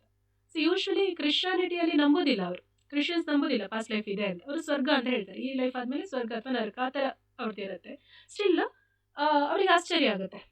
ಮತ್ತೆ ಅವ್ರು ರಿಸರ್ಚ್ ಮಾಡಲಿಕ್ಕೆ ಸ್ಟಾರ್ಟ್ ಮಾಡ್ತಾರೆ. ಎಲ್ಲ ರೀತಿಯಾದಂಥ ರಿಸರ್ಚ್ ಮಾಡುವಾಗ ಸೈಕಾಲಜಿದು ಒಂದು ವಿಂಗ್ ಇದೆ, ಪ್ಯಾರಾಸೈಕಾಲಜಿ ಅಂತ. ಸೊ ಅದರಲ್ಲಿ ಪಾಸ್ಟ್ ಲೈಫ್, ಸ್ಪಿರಿಟ್, ಮತ್ತು ಎಂಟಿಟೀಸ್ ಬೇರೆ ಬೇರೆದು, ಇದರ ಬಗ್ಗೆ ಎಲ್ಲ ಸ್ಟಡಿ ಮಾಡ್ತಾ ಮಾಡ್ತಾ ಮಾಡ್ತಾ ಅವ್ರು ಮತ್ತೆ ಮತ್ತೆ ಮತ್ತೆ ರಿಗ್ರೆಷನ್ ಮಾಡ್ತಾರೆ. ಆಗ ಅವರಿಗೆ ತುಂಬ ವಿಷಯಗಳು ಗೊತ್ತಾಗ್ತದೆ ಲೈಫ್ ಬಗ್ಗೆ. ತುಂಬ ಅವರ ಕಣ್ಣು ಓಪನ್ ಆಗುತ್ತೆ. ಸೊ ನಾನು ಇಲ್ಲಿ ತನಕ ಮಾಡ್ತಿದ್ದದು ವೇಸ್ಟ್ ಪ್ರಾಕ್ಟೀಸ್, ನಂದು ಇನ್ನು ನನ್ನ ಲೈಫ್ ಇದು ಪರ್ಪಸ್ ಏನು, ಈ ವಿಷಯ ನಾನು ಎಲ್ಲರಿಗೂ ತಿಳಿಸಬೇಕು ಅಂತ ಹಿ ಸ್ಟಾರ್ಟ್ಸ್ ರೈಟಿಂಗ್. ಅವರಾಗ ಬರೆಯುವಾಗ ತುಂಬ ಕ್ರಿಟಿಸಿಸಮ್ಸ್ ಇತ್ತು ಅವರಿಗೆ, ಆದರೂ ಕೂಡ ಅವರು ಬರೀತಾರೆ. ಇವತ್ತು ಆ ಪುಸ್ತಕ ಮೆನಿ ಲೈಫ್ಸ್ ಮೆನಿ ಮಾಸ್ಟರ್ಸ್ ಕನ್ನಡದಲ್ಲಿ ಕೂಡ ಇದೆ, ಬಟ್ ಅದು ಟ್ರಾನ್ಸ್ಲೇಷನ್ ಅಷ್ಟು ಚೆನ್ನಾಗಿಲ್ಲ ಅಂತ ಹೇಳ್ತಾರೆ ಕನ್ನಡದು. ಈ ಪುಸ್ತಕ ತುಂಬ ಚೆನ್ನಾಗಿದೆ. ಪ್ರತಿಯೊಂದು ಕೂಡ ಬೇರೆ ಬೇರೆ ಬೇರೆ ಲೈಫ್, ಆಲ್ಮೋಸ್ಟ್ 80+ ಲೈಫ್ಸನ್ನು ಅವಳು ಹೋಗ್ತಾಳೆ. ಕ್ಯಾಥರಿನ್ ಅಂತ ಅವಳು ಕ್ಲೈಂಟ್ ಹೆಸರು. ಸೊ ಹೋಗ್ತಾಳೆ. ನಂತರ ಮಧ್ಯದಲ್ಲಿ ಮಾಸ್ಟರ್ಸ್ ಸಿಗ್ತಾರೆ. ಟ್ರಾನ್ಸ್ ಸ್ಟೇಟಲ್ಲಿ ಇರುವಾಗ ಅವ್ರು ಹೇಳ್ತಾರೆ, ನನಗೆ ಯಾರು ಕಾಣಿಸ್ತಾ ಇದ್ದಾರೆ, ನನಗೆ ಮಾಸ್ಟರ್ಸ್ ಇದ್ದಾರೆ, ತುಂಬ ನಾಲೆಜ್ ಇರುವ ಹಾಗೆ, wisdom, people with wisdom they or appearing in front of me. ಅವ್ರೇನು ಹೇಳ್ತಿದ್ದಾರೆ, ಅವ್ರು ನನಗೆ ಇದು ವಿಷಯ ಹೇಳ್ತಿದ್ದಾರೆ. ಅದೆಲ್ಲ ನೋಡ್ಬೇಕು. ನಾನು ಬ್ರಿಯಾನ್ ವೈಸಿದು ಆಲ್ಮೋಸ್ಟ್ ಎಲ್ಲ ಪುಸ್ತಕ ಓದಿದ್ದೇನೆ. ಲವ್ ಈಸ್ ರಿಯಲ್ ಅಂತ ಏನೋ ಒಂದು ಬುಕ್ ಇದೆ, ಅದು ಕೂಡ ತುಂಬ ಅದ್ಭುತ ಇದೆ. ಆಮೇಲೆ ಮೆಸೇಜಸ್ ಫ್ರಮ್ ಮಾಸ್ಟರ್ಸ್ ಅನ್ನೊಂದು ಬುಕ್, ಆಮೇಲೆ ಸೇಮ್ ಸೋಲ್ ಮೆನಿ ಬಾಡೀಸ್, ಆ ಥರ. ಇದೆಲ್ಲ ಎಷ್ಟರ ಮಟ್ಟಿಗೆ ಹೋಗ್ತದೆ ಅಂದರೆ ನಮ್ಗೆ ಆಗ ಅನಿಸ್ತದೆ ನಮ್ಮ ಪ್ರಾಬ್ಲಮ್ಸ್ ಆ್ಯಕ್ಚುಲಿ ಪ್ರಾಬ್ಲಮ್ಸ್ ಅಲ್ಲ ಅಂತ. ನಿಜವಾಗ್ಲೂ ನಾವೀಗ ಬದುಕ್ತಾ ಇರೋದು ಬರೀ 1% ಅಷ್ಟೇ, 99% ಬೇರೆನೇ ಇದೆ. ನಾವು ಇದನ್ನೇ 100% ಮಾಡ್ಕೊಂಡ್ಬಿಟ್ಟಿದ್ದೇವಲ್ಲ, ಅದೇ ಮುಟ್ಟಾಳತನ ಅಂತ ಹೇಳುವಂಥದ್ದು. ಸೊ ನಾಲೆಜ್ ಇರುವಾಗ ನಮಗೆ ಬೇಜಾರಾಗಲಿಕ್ಕೆ ಚಾನ್ಸೇ ಇಲ್ಲ. So many lives many masters ಈ ಪುಸ್ತಕದಲ್ಲಿ ತುಂಬ ವಿಷಯ ಇದೆ, ನನಗೆ ಎಲ್ಲ ಹೇಳಲಿಕ್ಕೆ ಈಗ ಸಮಯ ಇಲ್ಲ. ಬಟ್ ಒಂದಂತೂ ನಿಜ ಏನಂದರೆ, ನಾವು ಬಾಡಿ ಚೇಂಜ್ ಮಾಡ್ತೇವೆ, ಒಂದು ಲೈಫ್ ಆದಮೇಲೆ ಇನ್ನೊಂದು ಲೈಫ್ಗೆ ಹೋಗ್ತೇವೆ. Reincarnation is the reality, it's not a belief. ಇದು ನಂಬಿಕೆ ಅಲ್ಲ, ಅದು ಪ್ರತ್ಯಕ್ಷ. ಓಕೆ, ನೆಕ್ಸ್ಟ್ ಮೈಕಲ್ ನ್ಯೂಟನ್ ಅವರದ್ದು. ಇವರೆಲ್ಲ PhD ಮಾಡಿದವರು. ಇವರ ಕ್ಲಿನಿಕಲ್ಲಿ ಟ್ರಾನ್ಸ್ ಸ್ಟೇಟಲ್ಲಿ ಇವರು ಏನು ಕಂಡುಕೊಂಡಿದ್ದಾರೆ ಅದರ ಬಗ್ಗೆ ಬರೆದಿರುವಂಥ ಪುಸ್ತಕಗಳಿವೆಲ್ಲ. ಲೈಫ್ ಬಿಟ್ವೀನ್ ಲೈಫ್ಸ್ ಅಂತ. ಇವರು ಕೂಡ ನ್ಯೂಟನ್ ತುಂಬ ಬುಕ್ ಬರ್ತಿದ್ದಾರೆ. ಅಂದರೆ ನಾವು ಜೀವ ಬಿಟ್ಟ ನಂತರ, ಫಾರ್ ಎಕ್ಸಾಂಪಲ್ ಒಬ್ಬ ವ್ಯಕ್ತಿ ಜೀವ ಬಿಟ್ಟರೆ ಆ ಕ್ಷಣದಿಂದ ಅವನು ಇನ್ನೊಂದು ಅಂದರೆ ಇನ್ನೊಂದು ಗರ್ಭ ಪ್ರವೇಶಿಸುವ ತನಕ ಏನೇನಾಗ್ತಾ ಇದೆ. ಸೊ ಲೈಫ್ ಬಿಟ್ವೀನ್ ಲೈಫ್ಸ್ ಏನಿದೆ, ಅವೊಂದು ಏನು ವಿಸ್ಡಮ್ ಇದೆ, ನಾವು ಯಾರನ್ನು ಎನ್ಕೌಂಟರ್ ಮಾಡ್ತೇವೆ, ಕರ್ಮ ಅಂದರೆ ಏನು, ನಮಗೆ ಗೈಡೆನ್ಸ್ ಕೊಡೋರು ಇದ್ದಾರಾ ಇಲ್ವಾ, ಇದರ ಬಗ್ಗೆ ಎಲ್ಲ. So life between lives. Next ಅವರದೇ journey of souls, case studies. ಇದು ಕೇಸ್ ಸ್ಟಡೀಸ್ ಎಲ್ಲವೂ ಕೂಡ case studies. Past life regression ಇದು ಕೇಸ್ ಸ್ಟಡೀಸ್ ಕೊಡ್ತಾರೆ ಇಲ್ಲಿ. ಜರ್ನಿ ಆಫ್ ಸೋಲ್ಸ್, ನಾವು ನೋಡಿ ಒಂದು ಬೆಳಕಿನ ಒಂದು ಪುಂಜ, ನಾವು ಆ ಬೆಳಕು ನಮ್ಮದು ಜರ್ನಿ ಹೇಗಿದೆ. ಈಗ ಅಂಥದ್ದೊಂದು ಬೆಳಕು ನಿಮ್ಮೆಲ್ಲರ ಗರ್ಭದಲ್ಲಿ ಇದೆ ಈಗ. ಓಕೆ, ಸೊ ಆ ಬೆಳಕು ಯಾಕೆ ನಿಮ್ಮನ್ನು ಸೆಲೆಕ್ಟ್ ಮಾಡ್ತು? Because you have the soul contract, ಅದು ನಿಮ್ಮನ್ನೇ ಚೂಸ್ ಮಾಡಿತ್ತು. ಸೊ ಅದಕ್ಕೋಸ್ಕರ ನಾನು ಹೇಳೋದು, ಗರ್ಭ ಸಂಸ್ಕಾರ ಯಾಕೆ ತುಂಬ ತುಂಬ ತುಂಬ ತುಂಬ ಮುಖ್ಯ. ಆ ಒಂದು ಜೀವ ನಿಮ್ಮನ್ನು ನಂಬ್ಕೊಂಡು ಬಂದಿದೆ. ಓಕೆ, ನೆಕ್ಸ್ಟ್ ದೀಪಕ್ ಚೋಪ್ರಾ ಅವ್ರು ಬರ್ತಿರೋದು ಲೈಫ್ ಆಫ್ಟರ್ ಡೆತ್. ಸೊ ಇದೆಲ್ಲವೂ ನಮ್ಗೆ ಏನು ಹೇಳ್ತದೆ ಅಂತ ಹೇಳಿದರೆ, ನಾವಿದು ಬರೀ ಇದು ಬಾಡಿ ಅಲ್ಲ, ಬರೀ ಇದು ನಮ್ಮ ಮನೆ ಅಲ್ಲ, ಇಲ್ಲಿ ಜೊತೆ ಇರೋರು ಕೂಡ ಎಲ್ಲರೂ ಕೂಡ ಓಕೆ ನಮಗೆ ಕನೆಕ್ಟೆಡ್, ಬಟ್ ಅವರು ನಾವಲ್ಲ. Every one has his or her own individual journey. ನಾವು ನಮ್ಮ ಜರ್ನಿಯಲ್ಲಿದ್ದೇವೆ, ನಾವು ನಮ್ಮ ಪ್ರಯಾಣದಲ್ಲಿದ್ದೇವೆ. ಈ ಪ್ರಯಾಣದಲ್ಲಿ ಏನು ಬೇಕಾಗಿರೋದು ನಮಗೆ? ನಮ್ಮ ಇಂಪ್ರೂವ್ಮೆಂಟ್. ಪ್ರತಿಯೊಂದು ಹಂತದಲ್ಲಿ ಕೂಡ ನಾವು ಇನ್ನಷ್ಟು ಒಳ್ಳೆಯವರಾಗಬೇಕು ಅಷ್ಟೇ. ಒಂದು ಸ್ಟೆಪ್ ಇದೆ, ಇನ್ನೊಂದು ಸ್ಟೆಪ್. ಶ್ರೀಕೃಷ್ಣ ಹೇಳುವ ಹಾಗೆ ಆತ್ಮೋದ್ಧಾರ ಅಂತ, ಆತ್ಮದ ಉದ್ಧಾರ.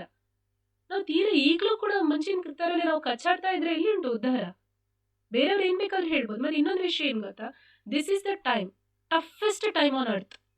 ಈಗದು ಟೈಮ್ ಏನಿದೆ, ಈಗ ಕಲಿಗಾಲ ಅಂತ ಏನು ಹೇಳ್ತೇವೆ ನೋಡಿ. So it is the toughest time ಅಂದರೆ ಚಾಲೆಂಜಿಂಗ್ ಟೈಮ್.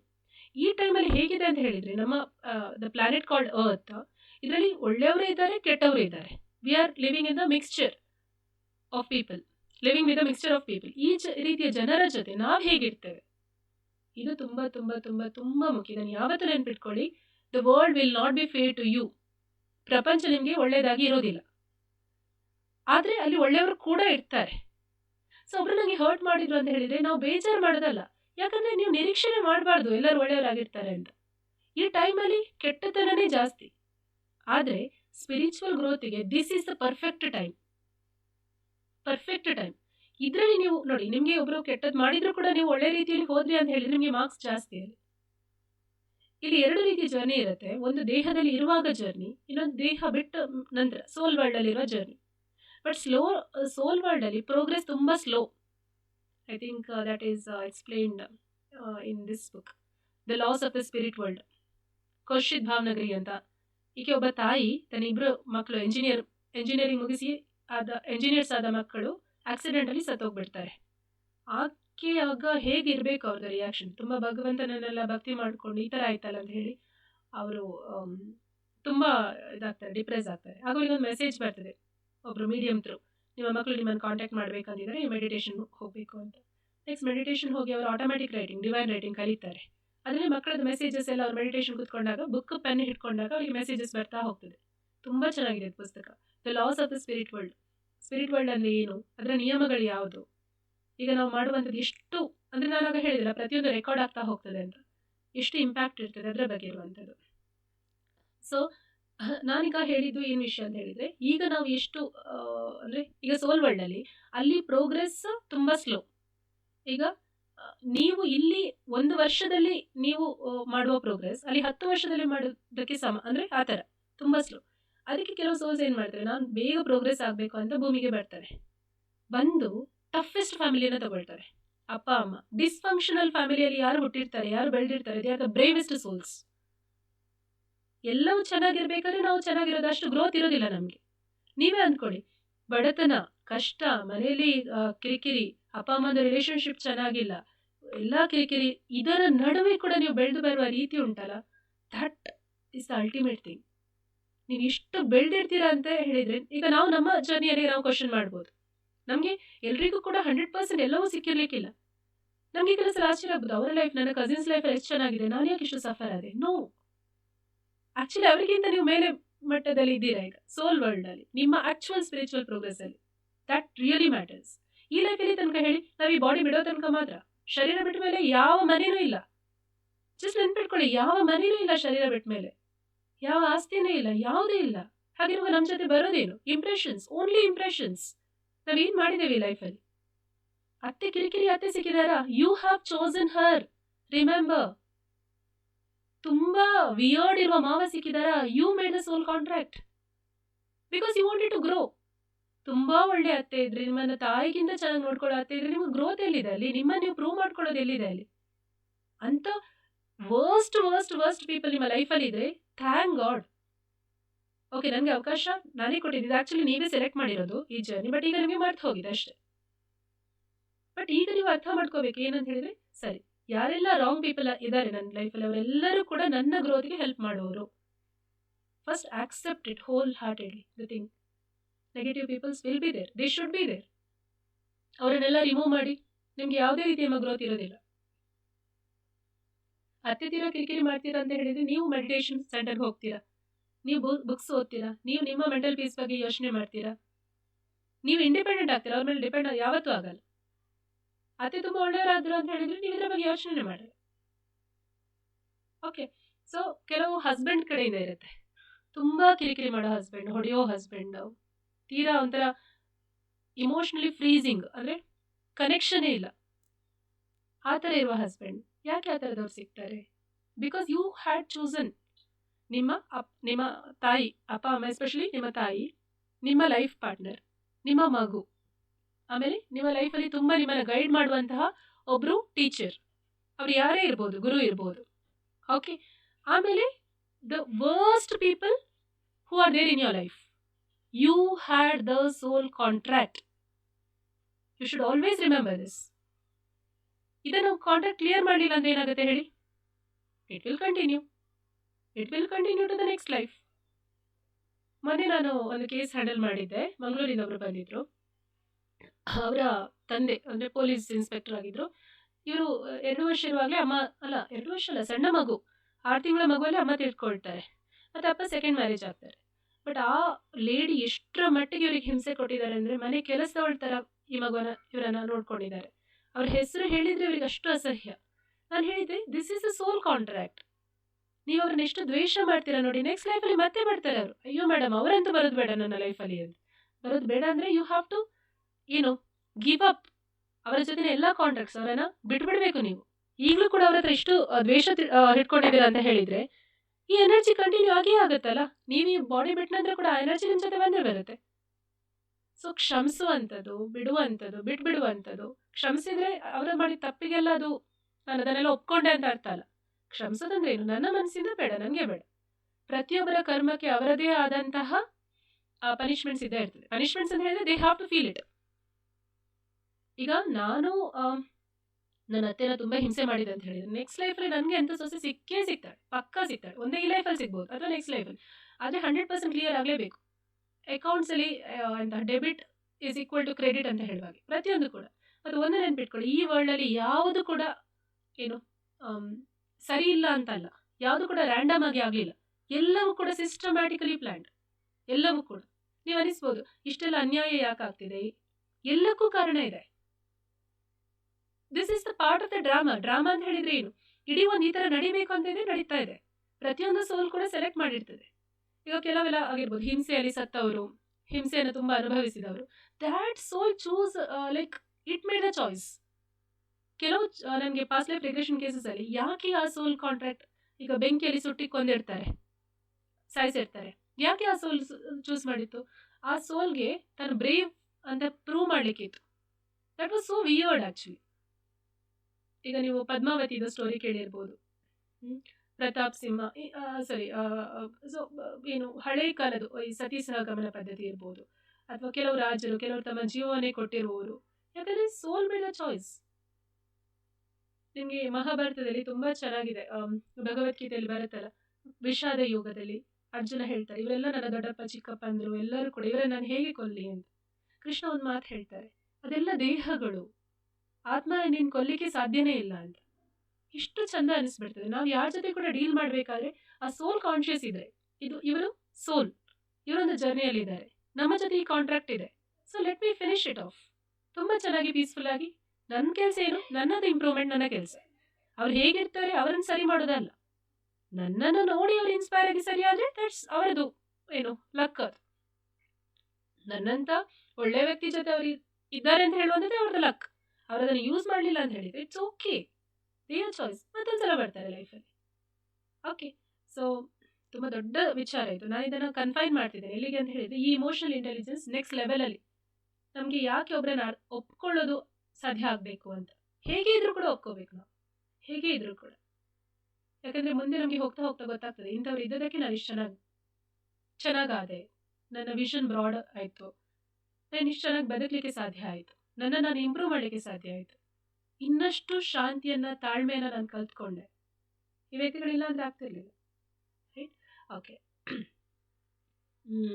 ಇದೆ life after life. Actually Raymond ಮೋಡಿ ಅವರದ್ದು NDE ಅಂತ ಹೇಳ್ತಾರೆ, ನಿಯರ್ ಡೆತ್ ಎಕ್ಸ್ಪೀರಿಯನ್ಸ್ ಅಂತ.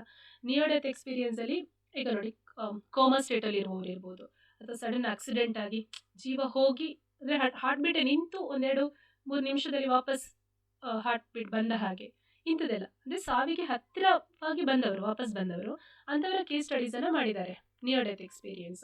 ಅದರಲ್ಲಿ ಎಲ್ಲರೂ ಕೂಡ ಹೇಳ್ತಿದ್ದದ್ದು ಒಂದೇ, there is a light, divine, ಆ ದೇವರು ಅಂತ ಹೇಳುವಂಥದ್ದು ಲೈಟ್ ಫಾರ್ಮಲ್ಲೇ ಇದೆ, ಪ್ರಕಾಶಮಾನವಾದ ಬೆಳಕು. ನಾವಲ್ಲಿಗೆ ಹೋದವು and we met the ancestors. ಕೆಲವರೆಲ್ಲ ಅವರ ಪೂರ್ವಜರನ್ನು. ಈಗ ನೋಡಿ, ಕೆಲವು ಸಲ ಬೇಸರ ಯಾಕಾಗತ್ತೆ ಅಂತ ಹೇಳಿದರೆ, ತುಂಬ ಆಪ್ತರನ್ನು ಕಳ್ಕೊಂಡಾಗ, ಅಪ್ಪನನ್ನು, ಅಮ್ಮನನ್ನು, ಫುಲ್ ಫ್ಯಾಮಿಲಿಯಲ್ಲಿ ಯಾರಾದರೂ ತುಂಬ ಇಷ್ಟ ಆದವ್ರನ್ನ, ಫ್ರೆಂಡ್ಸನ್ನು ಕಳ್ಕೊಂಡಾಗ. ಆದರೆ ನಿಜವಾಗಿ ಏನು ಗೊತ್ತಾ, ನಾವು ಯಾರನ್ನೂ ಕಳ್ಕೊಳ್ಳೋದಿಲ್ಲ. We have just change the form. ಈ ಬಾಡಿಲಿದ್ದೇವೆ, ಅವ್ರ ಬಾಡಿ ಲೆಸ್ ಇದ್ದಾರೆ, ನೆಕ್ಸ್ಟ್ ನಾವು ಬಾಡಿ ಲೆಸ್ ಆಗ್ತೇವೆ, then we meet them again. ಎಂಥ ಅದ್ಭುತವಾದ ಎಕ್ಸ್ಪೀರಿಯನ್ಸಸ್ ಇದೆ ಅಂತ ಹೇಳಿದರೆ, ಸಾವಿನ ಬಗ್ಗೆ ಭಯನೇ ಹೋಗ್ಬಿಡ್ತದೆ. ನಿಜವಾಗಿ ಸಾವು ಅಂತ ಹೇಳಿದ್ರೆ ಇಷ್ಟು ಚಂದದ experience. There is no burden, physical burden ಇಲ್ಲ, ಇಮೋಷನಲ್ ಬರ್ಡನ್ ಇಲ್ಲ, ತುಂಬ ಖುಷಿ. ಅದಕ್ಕೆ ಯಾವತ್ತೂ ಕೂಡ ಯಾರಾದರೂ ತೀರ್ಕೊಂಡು ನಾವು ಅಳಬಾರ್ದು ಅಂತ ಹೇಳ್ತೀವಿ, ಯಾಕೆಂದರೆ ಅವರ ಜರ್ನಿ ಇದು ಸ್ಟಾಪ್ ಮಾಡ್ತದೆ. We have to wish them, we have to, okay ನೀವು ಹೋಗ್ತಾ ಇದ್ದೀರಾ, ಸರಿ ಸ್ವಲ್ಪ ಟೈಮ್ ನಾನು ಬರ್ತೇನೆ ಅಂತ ಹೇಳ್ತಾರೆ. ಈಗ ಪಕ್ಕದ ಮನೆಯವರು ದೇವಸ್ಥಾನಕ್ಕೆ ಹೋದರೆ, ನೀವು ಹೋಗಿರಿ, ನಾನು ಮತ್ತೆ ಬರ್ತೇನೆ, ಮತ್ತೆ ಜಾಯ್ನ್ ಆಗ್ತೇನೆ ಅಂತ. ಇದೇ ರೀತಿ. ಸೊ ಲೈಫ್ ಮತ್ತು ಡೆತ್ ಅಂತ ಹೇಳುವಂಥದ್ದು ಉಸಿರಾಟದ ಥರ. Okay, inhaling, exhaling. ಈ ಬಾಡಿಯಲ್ಲಿದ್ದೇವೆ, ಬಾಡಿನ ಹೊರಗೆ ಹೋಗ್ತೇವೆ, ಇದು ರಿಪೀಟ್ ಆಗ್ತಾ ಹೋಗ್ತದೆ. ಎಲ್ಲಿ ತನಕ? Until we learn the lessons. ಏನು ಲೆಸನ್? ನಮಗೆ ಏನು ತುಂಬ ಕಿರಿಕಿರಿ ಆಗ್ತದೆ ನೋಡಿ, ಅದನ್ನು ನಾವು ಸರಿ ಮಾಡ್ಕೋಬೇಕು. ಅದೇ ಲೆಸನ್ ನಮಗೆ. ಮತ್ತೆ ನಮ್ಮ ಹೃದಯ ಯಾವುದಕ್ಕೆ ತೀರಾ ಹಂಬಲಿಸ್ತದೆ ನೋಡಿ, ನಾವು ಅದನ್ನು ನಾವು ಅದರ ಬಗ್ಗೆ ಗಮನ ಹರಿಸಬೇಕು. ಫಾರ್ ಎಕ್ಸಾಂಪಲ್, ಈಗ ನನ್ನ ಇದರಲ್ಲಿ ನಾನು ಶೇರ್ ಮಾಡಿದ್ನೆಲ್ಲೋ ಗೊತ್ತಿಲ್ಲ, ಒಂದು ಪಾಸ್ಟ್ ಲೈಫ್ ರಿಗ್ರೆಷನ್ ಕೇಸಲ್ಲಿ ಲಾಸ್ಟ್ಗೆ ಕ್ಲೈಂಟ್ ಇದೆಲ್ಲ ಆದ ನಂತರ ಮಾಸ್ಟರ್ಸ್ ಜೊತೆ ಮೀಟ್ ಆದ್ರು ಅವರು. ಆಗ ನಾನು ಒಂದು ಕ್ವಶನ್ ಕೇಳಿದೆ, what is the purpose of my life ಅಂತ, ನನ್ನ ಲೈಫ್ ಇದೇನು ಉದ್ದೇಶ ಅಂತ. ಸಡನ್ ಆನ್ಸರ್ ಬಂತು, to share the love and knowledge ಅಂತ. ಅಷ್ಟೇ, ಬಹುಶಃ ನನ್ನ ಬದುಕಿನ ಪರ್ಪಸ್. ಅದಕ್ಕೋಸ್ಕರ ನನಗೆ ಅಷ್ಟೆಲ್ಲ ಏನು ಟಫೆಸ್ಟ್ ಸಿಚುವೇಶನ್ಸ್ ನನ್ನ ಲೈಫಲ್ಲಿ ಬಂದದ್ದು. ಆಮೇಲೆ ನಂಗೆ ಅರ್ಥ ಆಯಿತು, ನಂಗೆ ಒಬ್ಬರನ್ನ ಅರ್ಥ ಮಾಡ್ಕೊಳ್ಳಿಕ್ಕೆ ಯಾಕೆ ಸಾಧ್ಯ ಆಗ್ತದೆ ಅಂತ ಹೇಳಿದ್ರೆ, ಐ ಹ್ಯಾಡ್ ಬೀನ್ ದೇರ್. ನನಗೆ ಆ ಭಾವನೆಗಳನ್ನು ತೀರಾ ಹತ್ತಿರದಿಂದ ನೋಡಲಿಕ್ಕೆ ಸಾಧ್ಯ ಆಗುತ್ತೆ. ಬಹುಶಃ ಈ ಎಕ್ಸ್ಪೀರಿಯನ್ಸ್ ಇಲ್ಲದಿದ್ದರೆ ನನ್ನ ಲೈಫ್ ಇದು ಪರ್ಪಸ್ ನಾನು ಅಟೆಂಡ್ ಮಾಡಲಿಕ್ಕೆ ಸಾಧ್ಯ ಆಗಲ್ಲ. ನಂಗೆ ಬರೀಲಿಕ್ಕೆ ಸಾಧ್ಯ ಆಗ್ತದೆ, ತುಂಬ ಇನ್ನೊಬ್ಬರ ಮನಸ್ಸನ್ನು ಮುಟ್ಲಿಕ್ಕೆ ನನಗೆ ಸಾಧ್ಯ ಆಗ್ತದೆ. ಸಾಧಾರಣಕ್ಕೆ ನಾನು 100% ಅಂತ ಹೇಳಲ್ಲ, ಬಟ್ ಆಲ್ಮೋಸ್ಟ್ ಸಾಧ್ಯ ಆಗ್ತದೆ ಅಂತ ಹೇಳಿದರೆ, ದಟ್ ಈಸ್ ಬಿಕಾಸ್ ಅದಕ್ಕೋಸ್ಕರ ನೋಡಿ ಈ ಲೈಫ್ ಎಷ್ಟು ಚೆಂದಕ್ಕೆ ನಂದು ಪ್ಲ್ಯಾನ್ಡ್ ಆಗಿದೆ. ಸಿನ್ಸ್ ಚೈಲ್ಡ್ಹುಡ್ಡಿಂದ ಈ ಕ್ಷಣದವರೆಗೆ ಎಂತೆಂಥ ಚಾಲೆಂಜಸ್, ಬಟ್ ಎಲ್ಲವನ್ನೂ ಕೂಡ ಎಷ್ಟು ಚೆಂದಕ್ಕೆ ನ್ಯಾವಿಗೇಟ್ ಮಾಡ್ಕೊಂಡು ಬಂದೆ, because of the knowledge and the support. ಯಾವುದ್ರ ಸಪೋರ್ಟ್? ನಮಗೆ ಡಿವಿನಿಟಿ ಅಂತ ಹೇಳುವಂಥದ್ದು, ಆ ದೇವರು ಅಂತ ಹೇಳುವಂತಹ ಸಪೋರ್ಟ್. ನಮಗೆ ಮಾಸ್ಟರ್ಸ್ ಇರ್ತಾರೆ. ಓಕೆ, ತುಂಬ ದೊಡ್ಡ ಕಾನ್ಸೆಪ್ಟ್ ಇದು, ನನಗೆ ಎಷ್ಟು ಹೇಳಬೇಕಂತ ನನಗೆ ಗೊತ್ತಾಗ್ತಿಲ್ಲ, ಬಟ್ ಮಾಸ್ಟರ್ಸ್ ಇರ್ತಾರೆ, ನಮಗೆ ಗೈಡ್ ಮಾಡ್ತಾರೆ. ಓಕೆ, ನಿಮಗೆ ಕೂಡ ಅಷ್ಟೇ ಪರ್ಸನಲ್ ಮಾಸ್ಟರ್ಸ್ ಇರ್ತಾರೆ, ನಿಮ್ಮ ಗುರುಗಳಂತ ಇರ್ತಾರೆ. ನಿಮ್ಮ ಅದೇ ಧ್ಯಾನದಲ್ಲಿ ಕೂತಾಗ ನಿಮ್ಮ ಧ್ಯಾನದಲ್ಲಿ ಅವರು ಅಂದರೆ ನಿಮಗೆ ಸಟಲ್ ವಾಯ್ಸ್ ನಿಮಗೆ ನಿಮ್ಮೊಳಗಿಂದ ಕೇಳ್ತದೆ, ಇದು ಮಾಡು, ಇದು ಮಾಡಬೇಡ ಅಂತ. ನಾವು ಎಷ್ಟು ನಾಯ್ಸಲ್ಲಿ ಇದ್ದೇವೆ, ಎಷ್ಟು ಶಬ್ದದಲ್ಲಿ ಇದ್ದೇವೆ ಅಂದರೆ ಆ ವಾಯ್ಸನ್ನು ಕೇಳೋದನ್ನೇ ಮರ್ತು ಬಿಟ್ಟಿದ್ದೇವೆ ನಾವು. ಸೊ ಅದಕ್ಕೋಸ್ಕರ ನಾವು ಮೆಡಿಟೇಷನ್ ಅದಕ್ಕೆ ಮುಖ್ಯ ಆಗುತ್ತೆ. ನಮಗೆ ನಮ್ಮ ಅಂತಃಪ್ರಜ್ಞೆ ಹೇಳ್ತದೆ ಅಲ್ವಾ, ಸೊ ಅವರು ನಮಗೆ ಇಂಪ್ರೆಷನ್ ಕೊಡಲಿಕ್ಕೆ ಟ್ರೈ ಮಾಡ್ತಾರೆ, ಇದು ಸರಿ ಉಂಟು, ಇದು ಸರಿ ಇಲ್ಲ, ಇದು ಮಾಡು, ಇದು ಮಾಡಬೇಡ ಅಂತ. ಬಟ್ ತೀರಾ ಸಟಲ್, ಯಾಕೆಂದರೆ ಅವರಿಗೂ ರಿಸ್ಟ್ರಿಕ್ಷನ್ ಇದೆ, ಅವರೆಲ್ಲ ಹೇಳೋ ಹಾಗಿಲ್ಲ, because this is a test for us. Okay, ನಮಗೆ ಕಾಪಾಡಲಿಕ್ಕೆ ಅವರಿದ್ದಾರೆ. ಎಷ್ಟೋ ಸಲ ನೀವು ನೋಡಿ, ಏನೋ ಒಂದು ಆಗ್ತದೆ, ನಿಮಗೆ ತೊಂದರೆ ಆಗ್ತದೆ ಅಂತ ಹೇಳುವಾಗ ಸಡನ್ ಆಗಿ ನಿಮಗೆ ಅದರಿಂದ ರಕ್ಷಣೆ ಸಿಕ್ಕಿರ್ಬೋದು. ನಾನಂತೂ ಇದನ್ನು ತುಂಬ ಗಮನಿಸಿದ್ದೇನೆ. ಒಂದು ಯಾವ ಥರ ಅಂತ ಹೇಳಿದ್ರೆ, ನಾನು ಮತ್ತು ನನ್ನ ಫ್ರೆಂಡ್, ಅವಳು ಫಸ್ಟ್ ಸ್ಕೂಟಿ ಕಲಿತಾ ಇದ್ಲು. ಹಾಗೆ ಹೋಗ್ತಾ ಇದ್ವು ನಾವು ಕಡೂರಲ್ಲಿ. ಅಲ್ಲೊಂದು ಸೇತುವೆ ಇತ್ತು. ಆ ಸೇತುವೆ ನೀರಿರಲಿಲ್ಲ, ಫುಲ್ ಬಂಡೆಕಲ್ಲು ಅಂದರೆ ಬಂಡೆಕಲ್ಲು. ಓಕೆ, ನಾವು ಗಾಡಿ ಹೀಗೆ ಹೋಗಿದ್ದೇವೆ, ಅವಳು ಏನೋ ಮಾತಾಡ್ತಾ ಹೀಗೆ ಲೆಫ್ಟಿಗೆ ತಗೊಂಡ್ಬಿಟ್ಲು. ಆ್ಯಕ್ಚುಲಿ ನಾವು ಸೀದಾ ಹೋಗಿದ್ರಲ್ಲಿ ಬೀಳುವವ್ರೆ. ನಾನು ಕಣ್ಣು ಮುಚ್ಕೊಂಡ್ಬಿಟ್ಟೆ, ನಂಗೆ ಗೊತ್ತೆ ನಾನು ಹೋಗಿ ಬೀಳ್ತೇನೆ ಅಂತ. ಕಣ್ಣು ಮುಚ್ಚಿದೆ, ಬಟ್ ನೋಡೋಕೆ ಬಿದ್ದಿದ್ದೇನೆ. ಎಲ್ಲಿ ಬಿದ್ದಿದ್ದೇನೆ ಅಂದರೆ ಆ ಸೇತುವೆ ದಾಟಿ ಮುಂದೆ ಬಿದ್ದಿದ್ದೇವೆ ನಾವು. ಚಾನ್ಸೇ ಇರಲಿಲ್ಲ. ನಾವು ಅರ್ಧದಲ್ಲಿ ಕಾಲು ಭಾಗ ಅಷ್ಟೇ ನಾವು ಇದು ಮಾಡಿದ್ದು, ಅಲ್ಲೇ ಬೀಳಬೇಕಿತ್ತು. ಅದು ಏನು ಫ್ರಾಕ್ಷನ್ ಆಫ್ ಸೆಕೆಂಡಲ್ಲಿ ಏನಾಯಿತು ಅಂತಲೇ ಗೊತ್ತಿಲ್ಲ. ಅದು ನನಗೆ ಯಾವತ್ತೂ ನನಗೆ ಮರೆಯಲಿಕ್ಕೆ ಸಾಧ್ಯ ಇಲ್ಲ ಆ ಘಟನೆ. ಆಗ ನಮಗೆ ಅನಿಸಿದ್ದು, ಇಲ್ಲ, ದೇರ್ ಆರ್ ಪೀಪಲ್, ನಮ್ಮ ಜೊತೆ ಒಂದು ದೊಡ್ಡ ಟೀಮ್ ಇದೆ ನಮ್ಮನ್ನು ತುಂಬ ಚೆನ್ನಾಗಿ ನಡೆಸ್ಕೊಂಡು ಹೋಗಲಿಕ್ಕೆ. ಅವ್ರು ನಮ್ಮನ್ನೀಗ ಟೆಸ್ಟ್ ಗ್ರೌಂಡಲ್ಲಿ ಬಿಟ್ಟಿದ್ದಾರೆ, ನೋಡು ನೀನು ಮಾಡು. ಅದು ನಮ್ಮ ಫ್ಯಾಮಿಲಿ, ನಮ್ಮ ಲೈಫ್, ನಮ್ಮ ವರ್ಕ್ ನಾವೀಗ ಮಾಡ್ತಾ ಇರೋದು. ನಮಗೆ ಯಾವಾಗ ಇದು ಅರ್ಥ ಆಗುತ್ತೆ, ನಮ್ಗೆ ಯಾವತ್ತೂ ಕೂಡ ಒಂಟಿತನ ಕಾಡೋದಿಲ್ಲ.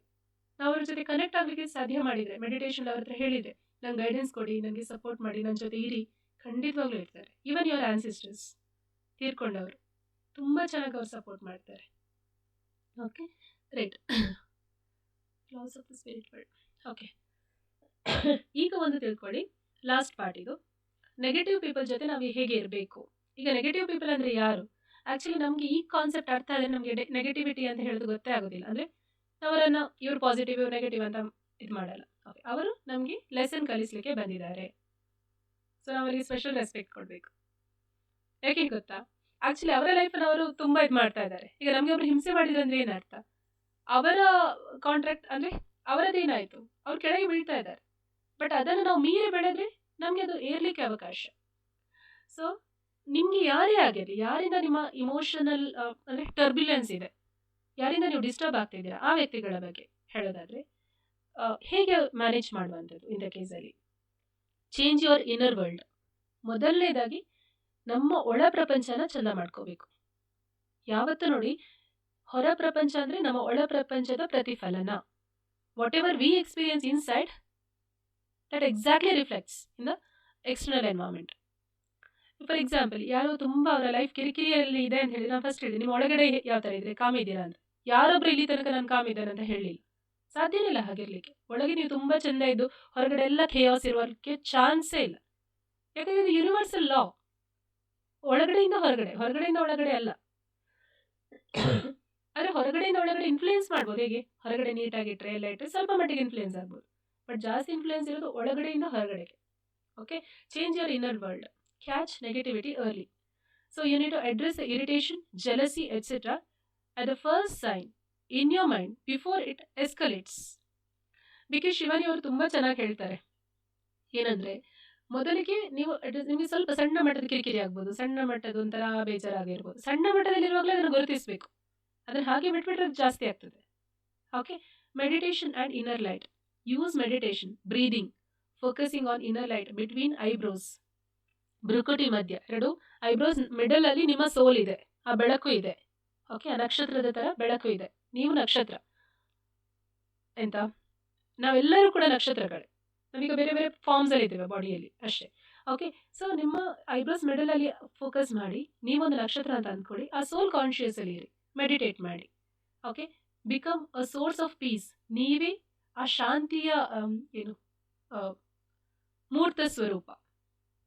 ನೀವು ಯಾರು ಅಂತ ಹೇಳಿದ್ರೆ, ಎಸ್ಪೆಷಲಿ ಈಗ ಸೋಲ್ ಬಗ್ಗೆ ಹೇಳೋದಾದ್ರೆ ತುಂಬಾ ವಿಷಯ ಇದೆ. ಒಂದು ಸೋಲ್ ಅಂತ ಹೇಳುವಂಥದ್ದು ಇಟ್ಸ್ ಬೇಸಿಕ್ ನೇಚರ್. ಪೀಸ್ ಅಂತ ಹೇಳುವಂಥದ್ದು, ಶಾಂತಿ ಅಂತ ಹೇಳುವಂಥದ್ದು ಆತ್ಮದ ಮೂಲ ಸ್ವರೂಪ. ಅದು ಆಕ್ಚುಲಿ ನಾವೆಲ್ಲರೂ ಕೂಡ ಇರಬೇಕಾದದ್ದೇ ಹಾಗೆ ಶಾಂತವಾಗಿ. ಆದರೆ ನಾವು ಇರಲ್ಲ, ಯಾಕಂದ್ರೆ ನಾವು ಡಿಸ್ಟರ್ಬ್ ಮಾಡ್ಕೊಂಡಿದ್ದೇವೆ. ಸೊ ನಾವು ಮತ್ತೆ ನಮ್ಮ ಮೂಲ ಸ್ವರೂಪಕ್ಕೆ ಹೋಗೋದು ಹೇಗೆ? ಮೆಡಿಟೇಷನ್, ನಾವು ಅರ್ಥ ಮಾಡ್ಕೊಳ್ಳೋದು. ಓಕೆ, ನಾನು ಅರ್ಥ ಮಾಡ್ಕೊಳ್ತಾ ಇದ್ದೇನೆ, ನಾನು ಈ ಲೈಫ್ ಇಷ್ಟು ಟೈಮ್, ನಮ್ಗೆ ಗೊತ್ತಿಲ್ಲ ನಮ್ದು ಲಾಸ್ಟ್ ಡೇಟ್ ಯಾವಾಗ ಅಂತ, ನಮ್ಮ ಎಕ್ಸ್ಪೈರಿ ಡೇಟ್ ಗೊತ್ತಿಲ್ಲ. ಸೊ ಅದರ ಒಳಗಡೆ ನಾನು ಇಷ್ಟು ನಾನು ನನ್ನ ರೋಲ್ ಪ್ಲೇ ಮಾಡೋಕ್ಕೆ ಬಂದಿದ್ದೇನೆ. ನಾನು ತುಂಬ ಶಾಂತವಾಗಿರ್ತೇನೆ. I am always connecting to the divine. ನೀವು ಕೇಳಿರ್ಬೋದು, ಪುರಂದ್ರದಾಸರು, ಕನಕದಾಸರು ಇವರೆಲ್ಲ ಹೇಗಿದ್ರು, ಅವರು ಎಟರ್ನಲ್ ಬಗ್ಗೆ ಮಾತಾಡ್ತಾ ಇದ್ರು. ಸೊ ದಾಸ ಸಾಹಿತ್ಯದಲ್ಲಿ ಬರ್ತದೆ ಏನು, ಅಲ್ಲಿದೆ ನಮ್ಮನೆ, ಇಲ್ಲಿ ಬಂದೆ ಸುಮ್ಮನೆ ಅಂತ. ನಿಜವಾಗಿರೋದು ಅಲ್ಲೇ. So which is beyond this. ಈ ಪ್ಲಾನೆಟ್ ಎಲ್ಲ ದಾಟಿ ಯಾವುದೋ ಒಂದು ಲೋಕ ಇದೆ, ಯಾವುದೋ ಒಂದು ಪ್ಲೇಸ್ ಇದೆ. That dimension it self is our place. ನಾವು ಅಲ್ಲಿಂದ ಇಲ್ಲಿ ಬಂದಿರೋದು. ನಾವಿಲ್ಲಿ ಬಂದಿರೋದು ಗೆಸ್ಟ್ ಥರ. ನಾವು ಗೆಸ್ಟ್ ಆಗಿ ಬಂದು, ಅದೇ ನಮಗೆ ಮೆಡಿಟೇಷನ್ ಸೆಂಟರಲ್ಲಿ ಹೇಳ್ತಾರೆ ಏನಂದರೆ, ಅಲ್ಲ ಅಲ್ಲಿಂದ ನಿಮ್ಮನ್ನು ಕಳಿಸ್ಕೊಟ್ರು ಸ್ವಲ್ಪ ಆರಾಮಾಗಿ ಅಡ್ಡಾಡ್ಕೊಂಡು ಖುಷಿಯಾಗಿ ಬನ್ನಿ, ಹೋಗಿ ಬನ್ನಿ ಅಂತ. ನೀವು ಇಲ್ಲಿ ಬಂದು ಎಲ್ಲ ಟೆನ್ಷನ್ ತಲೆ ಮೇಲೆ ಹಾಕ್ಕೊಂಡಿದ್ದೀರಲ್ಲ ಅಂತ ನಗ್ತಾರೆ ಅವರು. ಹೌದು ಅಂತ ಹೇಳಿದ್ದೆ ನಾನು. ಹೌದು, ನಿಜ. ನಾವಿಲ್ಲಿ ಬಂದು ಎಷ್ಟು ಟೆನ್ಷನ್, ನಮ್ಮ ಬಗ್ಗೆ ನಮಗೆ ಯೋಚನೆ ಮಾಡೋಕ್ಕೆ ಯೋಚನೆ ಇಲ್ಲ, ಹಾಗಾಗ್ಬಿಟ್ಟಿದೆ. ರೈಟ್? ಸೊ ಒಂದು ನಮ್ದು eternal home is somewhere else. So we have come here as a guest. Guest ಹೇಗಿರಬೇಕು, ನಾವು ನಮ್ದೇನು ಕೆಲಸ ಇದೆ ಅದು ಮಾಡಿ ಹೋಗಬೇಕು ಅಷ್ಟೇ. Then don't take anything personally. ಅವ್ರು ನಿಮಗೆ ಹೇಳಿದರೆ ನಿಮ್ಮ ಫಾರ್ಮ್, ಈಗ ಅವ್ರು ನನಗೆ ದೀಕ್ಷಾ ನೀನು ಹೇಗೆ ಅಂತ ಹೇಳಿದರೆ ಅದು ದೀಕ್ಷನ್ಗೆ, ನನಗಲ್ಲ. ಸೊ ಈ ಬಾಡಿಯಲ್ಲಿ ನಾನು ಏನು ಮಾಡಬೇಕು ಅದನ್ನು ಮಾಡಬೇಕು ಅಷ್ಟೇ. So I am nameless. I am like I am a part of the divine. ನನ್ನ ಬೆಳಕಿನ ಪುಂಜದ ಒಂದು ಕಣ ನಾನು. ಸೊ ಇದು ಅರ್ಥ ಆದಾಗ ನಾವು ಯಾರಿಗೂ ತೊಂದರೆ ಕೊಡ್ಲಿಕ್ಕೆ ಹೋಗೋದಿಲ್ಲ. ಸೊ ಆಲ್ವೇಸ್ ರಿಮೆಂಬರ್, ನನಗೆ ನನ್ನ ಇನ್ನರ್ ಲೈಟ್ ಬಗ್ಗೆ ಗೊತ್ತಿದೆ. ನಾನು ಯಾರು? Peaceful soul. I am a divine soul. I am God's angel. ಯಾವತ್ತೂ ನೀವು ಹಾಗೆ ಫೀಲ್ ಮಾಡ್ಕೊಳ್ಳಿ. ಮಗುಗೆ ಕೂಡ ಹಾಗೇನೆ ಹೇಳಿ, you are peaceful soul, you are divine angel. Okay, then send positive energy. Instead of getting heavy with negative thoughts about them, send them pure positive energy. This protects you and can certainly influence them. ಇದು ತುಂಬ ಮುಖ್ಯ. ಒಂದು research ಮಾಡಿದ್ರು, 1% of the population meditation ಮಾಡಿದರೆ ಏನಾಗುತ್ತೆ ಅಂತ.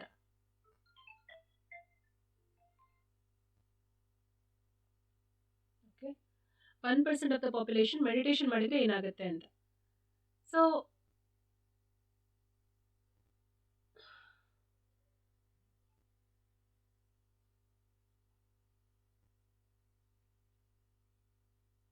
Okay, so ಅಲ್ಲಿ ಏನು ಮಾಡಿದ್ರು ಅಂತ ಹೇಳಿದರೆ, ಅವರು ಫಸ್ಟ್ ಕ್ರೈಮ್ ರೇಟ್ ಹೇಗಿದೆ, ಆಕ್ಸಿಡೆಂಟ್ಸ್ ಹೇಗಿದೆ, ಹಾಸ್ಪಿಟಲ್ಗೆ ಅಡ್ಮಿಟ್ ಆಗೋದು ಹೇಗಿದೆ, ಇದನ್ನೆಲ್ಲ ತಗೊಂಡ್ರು, ನಂಬರ್ಸ್ ತಗೊಂಡ್ರು. ಆಮೇಲೆ ಇಷ್ಟು ಒಂದು 45 ಡೇಸಾ, ಇಷ್ಟು 90 ಡೇಸಾ, 90 ಡೇಸ್ ಅಲ್ಲ, ತುಂಬ ಕಡಿಮೆ ಟೈಮ್, 21 ಡೇಸ್ ಇರಬೇಕು. ಆ ಟೈಮಲ್ಲಿ ಒಂದು ಕಡೆ ಎಲ್ಲರೂ ಕೂತು ಮೆಡಿಟೇಷನ್ ಸ್ಟಾರ್ಟ್ ಮಾಡಿದರು, ವೈಬ್ಸ್ ಕೊಡಲಿಕ್ಕೆ, ಆ ಫುಲ್ ಸಿಟಿಗೆ ವೈಬ್ಸ್ ಕಳಿಸ್ಲಿಕ್ಕೆ. ಅದಾದ ನಂತರ ಮತ್ತೆ ರೇಟ್ಸನ್ನು ನೋಡಿದ್ರು, ತುಂಬ ಡೌನ್ಫಾಲ್ ಆಗಿತ್ತು. ಕ್ರೈಮ್ ರೇಟ್ ಕಡಿಮೆ ಆಗಿತ್ತು, ಹಾಸ್ಪಿಟಲ್ಗೆ ಅಡ್ಮಿಟ್ ಆಗೋದು ಕಡಿಮೆ ಆಗಿತ್ತು, ಆಕ್ಸಿಡೆಂಟ್ಸ್ ಕಡಿಮೆ ಆಗಿತ್ತು. ಇದು ಯಾಕೆ ಸಾಧ್ಯ ಆಯಿತು ಅಂತ ಹೇಳಿದರೆ, energy. So 1% of the people can influence. ನೀವೀಗ ಅಂದ್ಕೊಳ್ಳಿ, ಈಗ ನಿಮ್ಮ ಮನೆಯಲ್ಲಿ ಯು ಆರ್ ಮೋರ್ ದೆನ್ 1%. ಎಷ್ಟರ ಮಟ್ಟಿಗೆ ನಿಮ್ಮ ಮನೆಯವರನ್ನು ಇನ್ಫ್ಲೂಯೆನ್ಸ್ ಮಾಡ್ಬೋದು ನೀವು. ರಾಜಯೋಗ ಮೆಡಿಟೇಷನ್ ಗ್ರೂಪಲ್ಲಿ ಬೇಕಾದ್ರೆ ಶೇರ್ ಮಾಡ್ತೇನೆ, ತುಂಬ ತುಂಬ ತುಂಬ ಪವರ್ಫುಲ್ ಇದೆ. ನನಗೆ ಮಿರಾಕಲ್ಸ್ ಮೇಲೆ ಮಿರಾಕಲ್ಸ್ ನನಗೆ ಸಿಗ್ತಾ ಇದೆ. ನನ್ನ ಕ್ಲೈಂಟ್ಸ್ ಎಲ್ಲ ಅವರ ಎಕ್ಸ್ಪೀರಿಯನ್ಸ್ ಶೇರ್ ಮಾಡೋ ಖುಷಿ ಅನಿಸ್ತದೆ ನನಗೆ. The whole, the entire family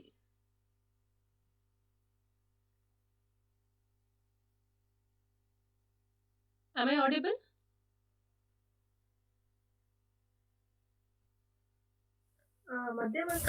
ಮಧ್ಯೆ ಮಧ್ಯೆ ವಾಯ್ಸ್ ಕಟ್ ಆಗ್ತಿದೆ ಮೇಡಮ್.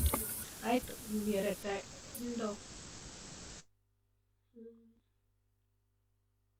ಅದೇ ಒಂದ್ಸಲ ಇಲ್ಲಿ ನೆಟ್ವರ್ಕ್ ಬ್ರೇಕ್ ಆಯ್ತು. Okay, so send positive energy. ನಾನು ಅದೇ ಹೇಳ್ತಾ ಇದ್ದೆ, 1% of the people can influence the entire place. So ನಿಮ್ಮ ಮನೆಯಲ್ಲಿ ನೀವು 1%ಗಿಂತ ಜಾಸ್ತಿ ಇದ್ದೀರಾ ಅಂದರೆ ನಿಮ್ಮ ಮನೆಯಲ್ಲಿ ಪ್ರತಿದಿನ ಮೆಡಿಟೇಟ್ ಮಾಡಿ, ಪ್ರತಿದಿನ ಒಂದು 10 ನಿಮಿಷ ಫುಲ್ ಮನೆಗೆ ಎನರ್ಜಿ ಕೊಡಿ. ಇಡೀ ಮನೆಯ ಟಾಪ್, ಮನೆಯ ಪೂರ್ತಿ, ನಿಮ್ಮ ಇಡೀ ವಾತಾವರಣ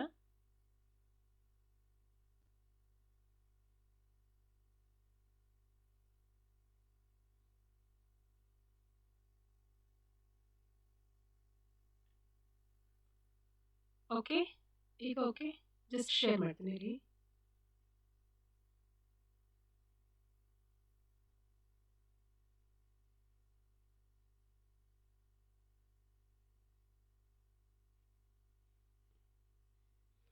okay,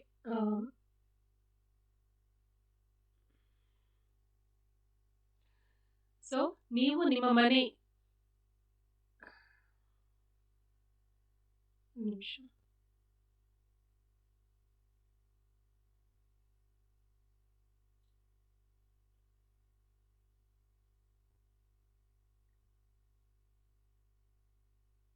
Am I audible now?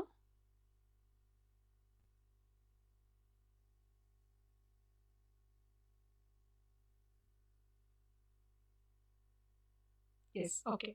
Just let me share the window.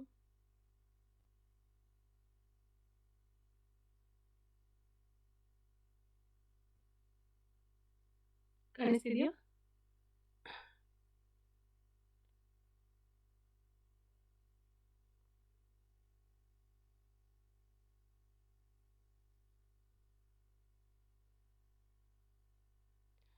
Okay, so send positive energy.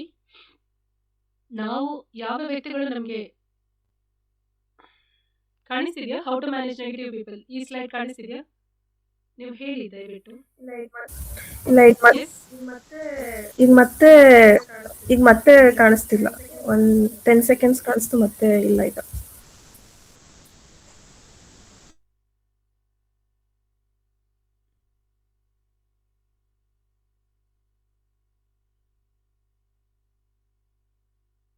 just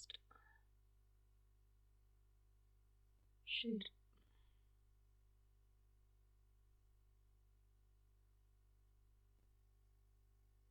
Is it okay now?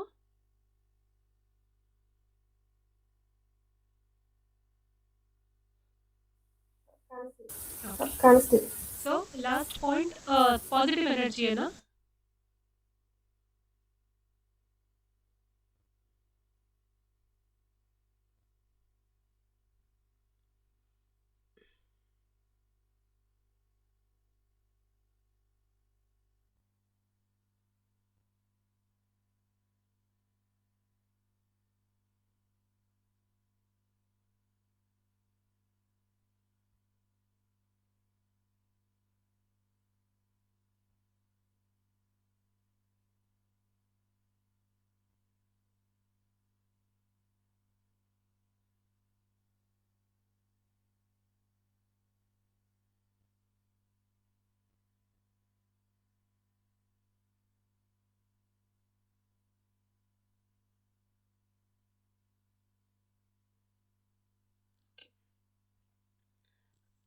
Positive ಎನರ್ಜಿಯನ್ನು ಕಳಿಸೋದು ಹೇಗೆ ಅಂತ.